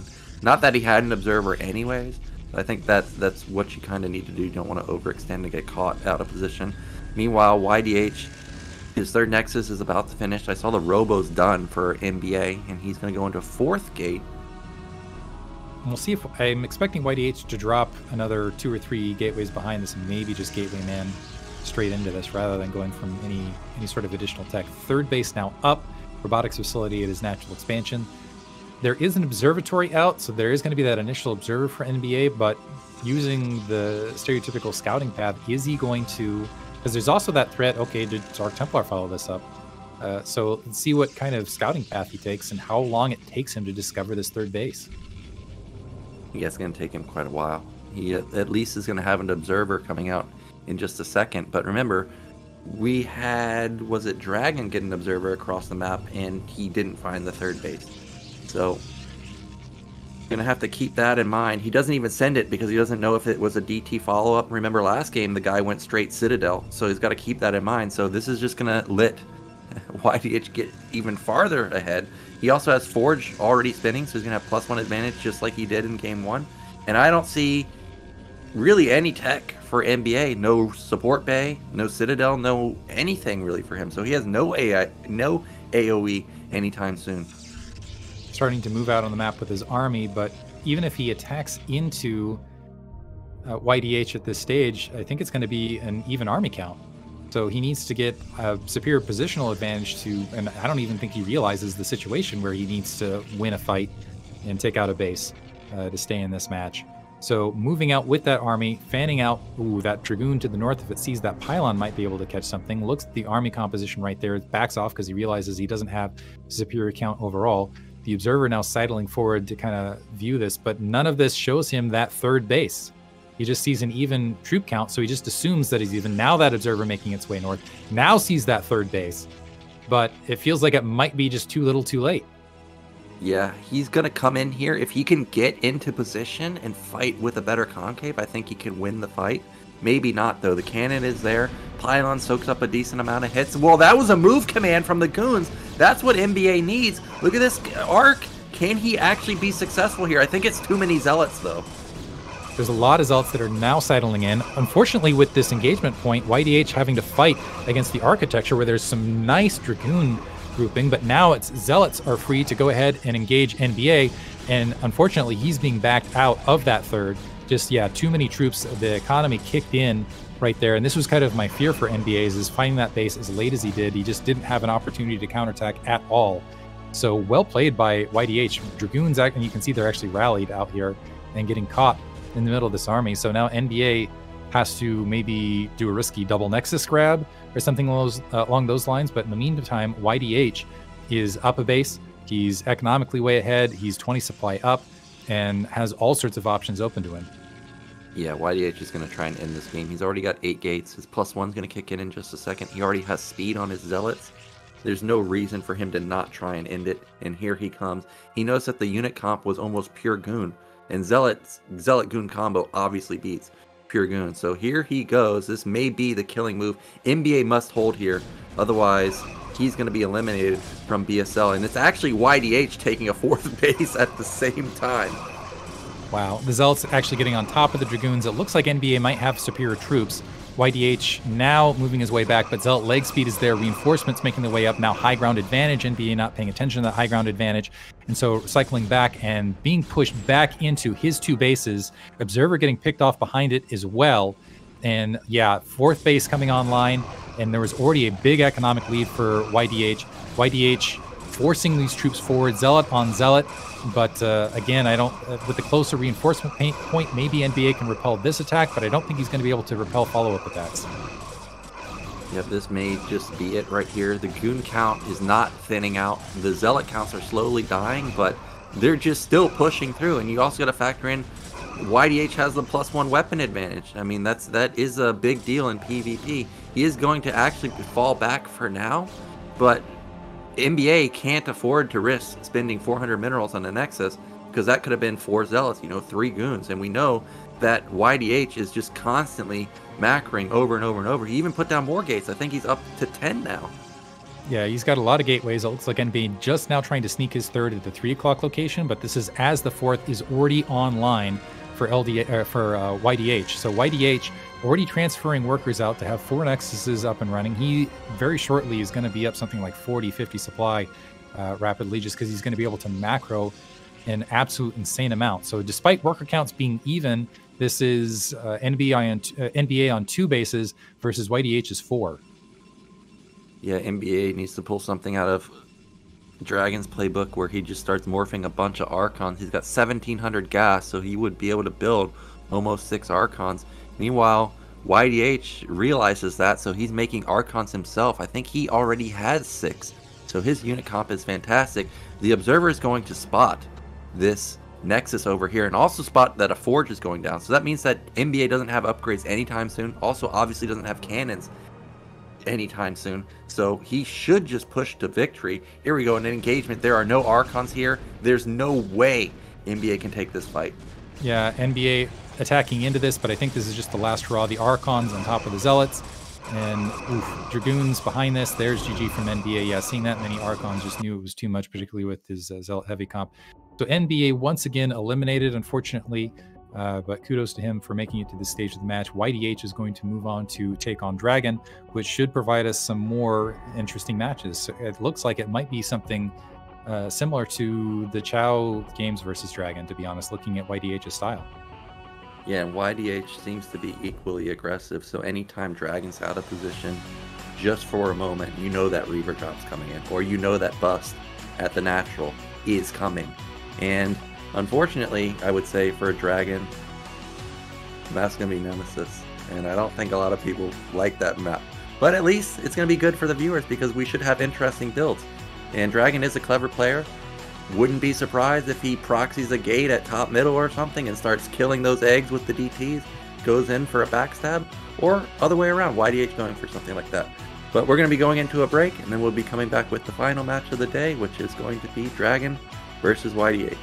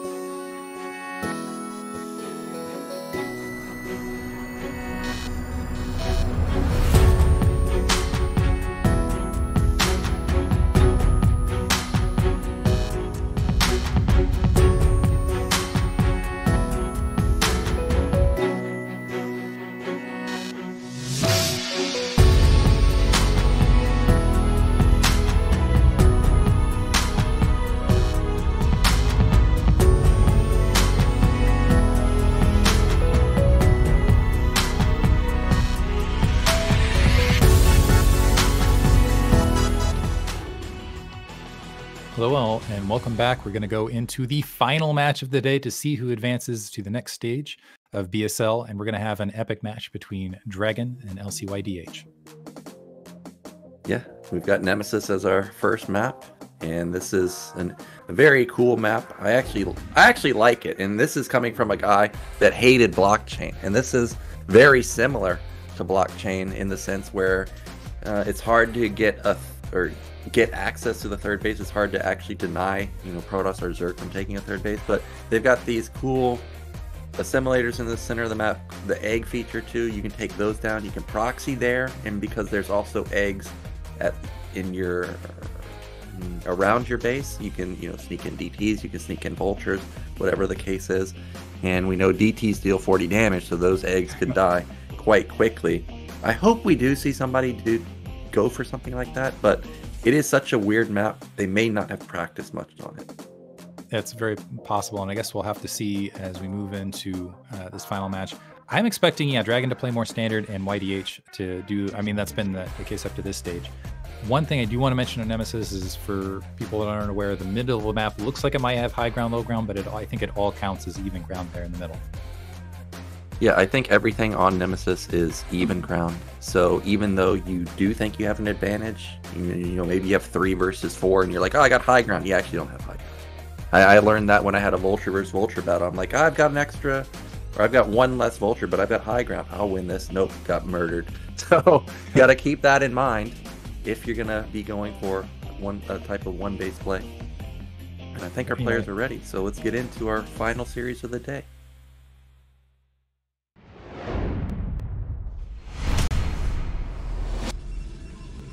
Starting in the upper left-hand corner as the blue protoss, we have LCYDH. And in the bottom left, our red protoss, it is DragOn. And with these spawns, I don't know if anybody will go for proxy gates now, because it's going to get scouted so easily. But another thing to factor in is you can use those eggs to your advantage, whether your probe is caught on the left side. DragOn, for example, could drill down to the bottom, go through the eggs, and be safe. It is an interesting way to kind of go for scout patterns and be sneaky with your scout. Like, you think you push the probe out, but oh, here he is again, a few seconds later. I'm almost curious if we're going to see another 12 Nexus opener from YDH, being that this is his first game strategy in the previous 2 matchups. Yeah, Go ahead. I was going to say that I do agree. I think we are going to see the 12 Nexus again, because why not? It's worked basically every single time he's done it. I realize he lost the Chow game, but he had an insane recovery. The only reason it didn't work is because he just took such huge economic losses to the Zealot and Manor Pylon, but actually not going to be the 12 Nexus. So not seeing the 12 Nexus this time. One thing, especially with the double assimilator and sometimes players locking themselves in behind that double assimilator, I oftentimes feel like this also encourages, oddly, shuttle play to go ahead and sometimes assassinate or even move troops into that location in the mid and late game. It's just one of those maps, though, we'll have to see. It could be, there's another factor you said where both these guys might not be accustomed to it. It might not be something that they practice that much. Big factor here, it looks like YDH is going to get the first scout off immediately into his opponent's space. Let's see if DragOn, once that probe enters his space, if he decides to opt for a cross-map scout now.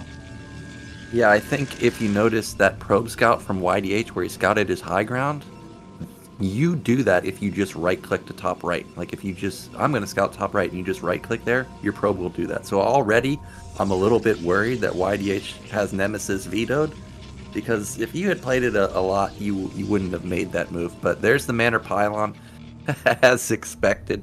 He catches, I think, just 1 probe, but you can still, see that it disrupts a lot of the mining at the top side. First Zealot moving out, and again, YDH going for this delayed gas follow-up. Yeah, going for the delayed gas off. Yeah, interesting play. We saw something similar from Chow as well. And it turned into an economic advantage from him. He's got that proxy pylon behind it. Second Zealot being produced. It looks like DragOn, in fact, spots that with his probe, though, so he knows how many troops are coming out backside.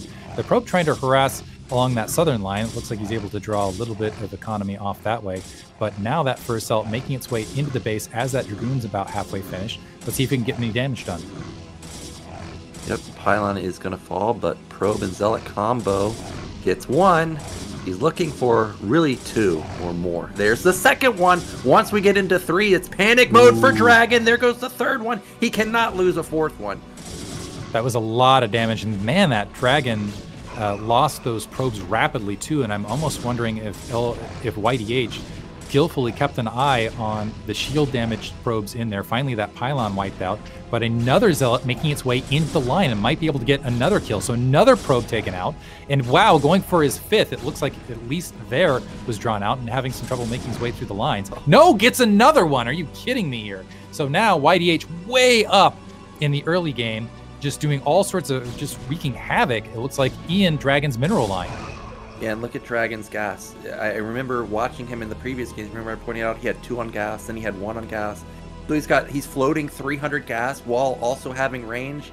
Oh man, his build order is so down the drain right now. He ends up canceling range. I think this is the only thing he can do, is he just tries and transition this into some type of weird all-in, which it's going to be DT. He's going to try and catch him off guard. If he tries to play normal, I think there's no chance of him taking it. So I think this was a smart move from DragOn. Another aspect is the Dragoons I think they have the high ground here, right? On this pseudo-inverted. Sorry, it's no high ground. Still not high ground, because this is this is Nemesis, keep in mind. So you think you have it, but no, you don't. So 2 Dragoons versus Zealot advantage right there at the natural third. Dragoon going to come up, so maybe an opportunity for DragOn from some. He's got to pull out some miracle micro is what it comes down to. It looks like Templar Archives being built. We do have the robotics facility being constructed behind this, so I think YDH recognizing the one way back into this would be Dark Templar. So cutting off that route, I expect him to go to Observer first. Yeah, now I think DragOn, if he, well, it's a little bit too late now, but if he could have snuck a probe to top middle, for example, the DT would have gotten there much, well, I don't know about much faster, but it would have definitely potentially gotten into the main without having to deal with the observer. He still would have had to take down the eggs at top middle, but it is what it is. He's just going to try and come through the center. The robo timing looks like it's going to be perfect for the DT timing. So that means that YDH should be able to hold this. Yeah, just has to be disciplined with that observer and keep it near that natural expansion with those Dragoons, with those Zealots, and should be able to go ahead and grab a natural expansion of his own. In the meantime, DragOn has a pylon to that northern location. Let's see if he opts to go ahead and behind the DT grab a Nexus of his own to try to equalize things. There are opportunities to... It's possible that DragOn just plays it passively, throws out the Dark Templar out there to grab a Nexus of his own, and tries to play economic catch-up. He's actually evened up the probe count within 2, but is down a bit in supply overall. Yeah, down just 3 workers now, but the first DTs are out. If that observer gets rallied across the map, that could be the game-ending move that DragOn needs. He's... Actually, I think that the observer is just going to pop out at the nick of time, where it doesn't even matter if it gets rallied there. Okay, it did get rallied there, and that means that this game is probably in the bag for YDH. Yep. And also he's got, with those 2 Dark Templar getting wiped out, that especially if they get picked off, because that's not even going to give kind of that latent map defense for DragOn to go ahead and grab an additional Nexus. So yeah, YDH not even hesitating. It looks like he's just going to continue with those attack troops and dive potentially at what could have been an additional Nexus for DragOn, recognizing he's got a troop count advantage. That Dark Templar making its way back across, it's probably going to get picked off before it can even re-engage, and that's going to stop that natural expansion from being built, losing a Dragoon as well, because he wasn't expecting that counterattack. That probe trying to hide, it's not going to be able to hide for long. And now YDH actually going in with this. I don't feel like he needed to go in with that. He needs to be careful engaging. He also has range advantage for just a few seconds, so this is it. It's game over. It's going to be DragOn going down 0-1. Too many goons. He tried to come back with the DT, but the observer timing was perfect. And there's the eggs that I'm talking about, but it's a little bit too late for DragOn, so now he is 1 game away from being eliminated.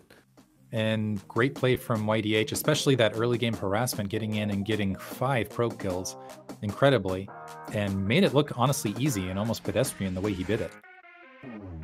Yeah, and like I said, 2 is okay to lose, but once you start going past 2, you just got to do something wild to catch up, because if you don't, unless you're playing Ghost Suit Arc or somebody who's you know is going to cut probes, you just can never catch up. And these Chinese players have shown every time that they're not going to let you catch up in probes. In fact, they're going to be ahead in Nexus. So I think it was the smart move from DragOn. Just unfortunately, it didn't work out this time. So we got a map ban and a second map pick. If you were in DragOn's spot, what do you think your map choice would be? Vermeer. I think when I think of DragOn, I think of standard play, and I think you're going to get the most standard play on Vermeer. I don't think you're going to get proxied often, even though this is a map where there are lots of positions that you can proxy. I think if you get Sylphid, you take the risk that somebody might proxy gate in the middle. If you pick Butter, same thing. So I feel like if I'm DragOn here, I want a 4-player map. I don't want to get scouted. But not the case. He's decided that he wants to go for Sylphid. So Sylphid, no ramp, 3-player map. Honestly, I was wondering if he was going to choose Butter, so he could keep an eye on YDH and what he's up to. But yeah, Sylphid has stereotypical stuff. It worked out well versus NbA.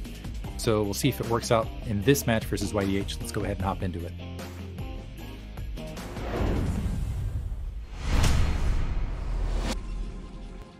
So starting at the 12 o'clock location as the red Protoss, we have DragOn. And in the bottom right, our blue Protoss, it is YDH. And I love YDH's shirt, the Shanghai Michael Jordan shirt, and it's appropriate that he's wearing it today because he is dunking on these fools in PvP today, just absolutely crushing NbA and now crushing DragOn. And he's one game away from being the second Chinese to make it out of Group A. Yeah, and going to... It's kind of interesting with the Chinese direction, too, because you've got Mihu out there who got knocked out, actually, early in the group stages, which I think shocked everybody, particularly when he had back-to-back championships. You've got Qiao, who wants to prove himself as kind of the top player. You have Jonhoon, who honestly was... I was expecting Jonhoon to take last season, going through until he got knocked out. So it'll be interesting to see kind of the inter-Chinese rivalries as they progress, but it looks like DragOn, yeah, he's got to pull out some stops here to make sure that it's not a double China advancement to the round of 16 here. Yeah, and in the round of 32, like the Chinese players are all spread out. Like there's no death group of 4 Chinese players in one group. We've got Dugu in Group B, J-Star in Group C. Group E, no, Group F, Mihu and Xiaoshuai, Fengzi and Shin in Group G. So there's like a real chance out of the 8 groups that all 10 Chinese players make it out into the round of 16. I mean, that would be crazy. And speaking of crazy, we've got 2-gate from YDH, and this time around, DragOn, he's gone for his patented fast scout, and he's going to find it first. So he's going to scout it first. Let's see if he's able to repel. And I'm not shocked by this build from YDH, particularly in game 1, when just going for the single gateway pressure, you ended up managing to get 5 probes off of on it.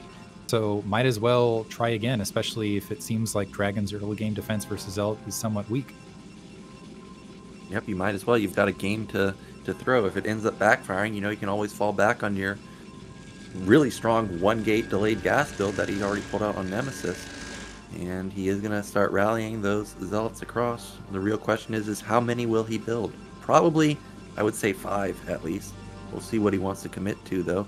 DragOn, meanwhile, his cybernetics almost done. First Zealot coming out himself. And he does have a pylon in position. And again, we've got this Manor pylon, but is it in a position where he could actually block the goons? He does need to build 2 more if he wants to block it in. We'll have to see as that probe makes its way back around, the Zealot trying to herd it away. And I'm almost wondering if we'll see a defensive pylon to prevent that. We see a shield battery also morphing in here for DragOn to try to do that forward blockade. A shield battery on the opposite side, however, from YDH, and that first Zealot has already snuck through, and it looks like double shield battery to block that Dragoon in, and a Zealot already in the probe line. Yep, I like that as opposed to double pylon. Well, maybe 1 pylon and 1 battery, but double pylon's still going to be very, very strong. Now, this time around, DragOn's done a really good job to save his probes so far. He hasn't lost any, but he is in real trouble because he only has a single Zealot dealing with this Zealot, and we know 2 more are coming. But at least for him, he's got a second gateway coming up, but I forgot that just because the goon is locked in doesn't mean that it's safe. Wow, that battery range actually heals it up. I can't believe it. So now actually it's 2 Zealots versus 2 Zealots, so that's still freeing up 1 Zealot to do some damage in the main, but those Zealots look like they might get wiped out. The probe's trying to deal with that Zealot So DragOn's still taking some economic damage behind this. And this actually reminds me of Jumper, who pulled something similar versus, I can't remember which Chinese player. It might have been actually against YDH. It might have copied this exact same thing. But double shield batteries working there. That Dragoon finally getting wiped out. And now DragOn a lot of trouble as he's down a lot of troops versus his opponent. Yeah, and DragOn's used up all of his shield battery energy, I think. Meanwhile, obviously, YDH has not used up all of his battery energy. We've got 3 Zealots into the mineral line. You can see DragOn's probe count is just slowly getting lower and lower, and he just doesn't have the money to produce enough stuff to keep up. It's 5 Zealots with double battery versus just 2 Zealots and a Goon. The probes aren't helping at all, and if they do help, that means he's not mining, which means he can't build more units. The Zealot falls. Oh, I think this is it, Diggity. I think that might be it. The Dragoon has just got a sliver of health, and he's got 5 Zealots running around and more coming into his base. The Dragoon is now gone, and that should be GG right there. That's an unfortunate way to drop this for DragOn. It looks like he's down to 12 probes. Still going to fight it out because it is the final match, but the Zealots are engaging. Yeah, it's still double shield battery versus the single shield battery to recover. So the Zealot that's produced there gets wiped out. Dragoon engaging, and I think DragOn is now, yeah, now he's resigned. Calls GG right there. So a convincing 2 wins. Straight, just that was a very quick victory from YDH across the board. DragOn gets eliminated, unfortunately. Hate to see a North American get knocked out, but well deserved by YDH. So both Qiao and YDH advance. So 2 Chinese players making it into the round of 16. And like you said, we might have we're starting off here, it looks like, with a Chinese sweep. Yeah, I counted how many Chinese there were in the groups. I think it's 9. So that means with them all spread out, we could literally have 9 out of the 16 be Chinese players, because who's gonna stop them, man? Like every single season it's been like, okay, who's Mihu? Oh, he just won the whole thing. Who's Jonhoon? Oh, you know, he made it to the finals. Who's Dugu? Oh, he beat Mihu. It's like, okay. And now we're finding out YDH can just take down DragOn, who's no slouch, right? Every time he plays BSL, you don't think, oh, okay, this guy just makes BSL and bombs out in round of 24. DragOn's made multiple top 4, multiple top 8. I mean, this is somebody that goes pretty far every time. And YDH just made it look like he's nothing. I mean, literally just Zealots won the game. Yeah, it's great to see the Chinese players in the mix here, where it feels more like World Cyber Games-esque from back in the day, where it is like the official, we've got the full grouping of everybody around the world, of course, outside of Korea for obvious reasons. But yeah, it just feels like, I'm going to say it, it feels like we're in a golden age of foreigner StarCraft once again, between all the streams, between BSL running strong, and it feels great. And it's great to be able to start the season out with all you viewers. Before we get too deep into everything, I want to once again thank our sponsor, Optimum, and everybody that you see up on the screen. As far as donors, we've got Star Lover. By the way, check out his music if you haven't, out on YouTube or on Google. We have Stricker, My Fleeting Dream, Martin Hasmir, and Steve Schmidt is a $50 donors. Tim Cause, 2 Apocalypse, Robert Root is $30 donors. And then from there on, I'll mention LML and Quark out there, because LML does a bunch of it does a huge amount of administration work that just brightens up the community overall. And Quark, of course, because I think he does a lot of donations with stuff that he basically does a lot of charitable donations out the side. And then all the rest of the donators, be sure to join in and be a goal supporter out there. We see DragOn actually was a goal supporter himself up above. But yeah, keep donating, guys, so that we can keep this up and running and keep Zero employed and have more BSL down the line in the future. Yeah, definitely. We definitely want to keep BSL running. Like I said, this is, I think, 10th or 11th season for me casting, and I've played in a couple of them.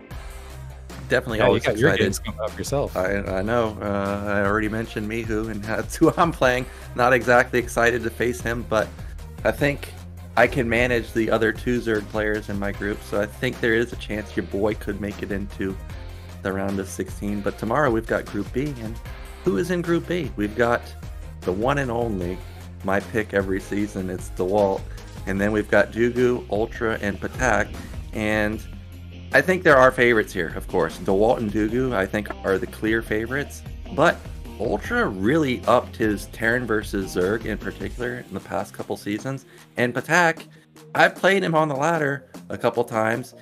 If he can get to late game, his macro's really strong, but also he is somebody that will all-in you for whatever reason. And we've seen DeWalt crumble versus all-ins. You know, in particular, Crossy has taken him down.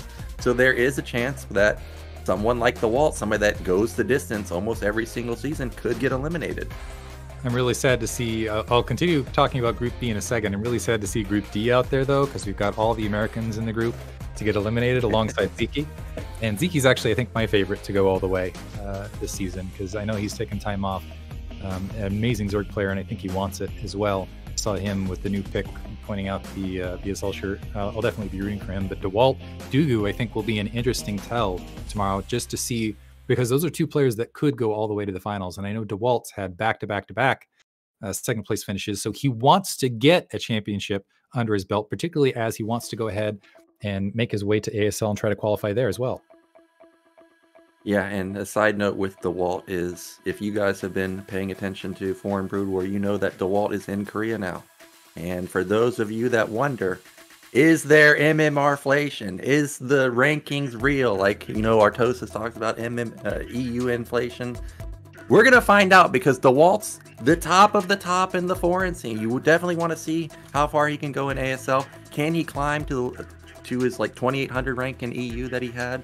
Can he actually keep up with the Koreans in Korea with turn rate 24? It's going to be tough, but I'm excited to see him there. So with that, I'm going to go ahead and depart and say, Nyoken, you'll be back here tomorrow, right? But I will not. Yeah, me and Machine. Machine, amazing caster as well, and awesome dude, amazing player. So I will leave it at that, and thank you guys. I was happy to join you, exactly how I'd want to spend the day. Appreciate all of you. Be sure to donate, support Zero and everybody else in the scene. I think Dawid even has a donation up to help him in his ASL runs. I appreciate all of you. Thanks for listening.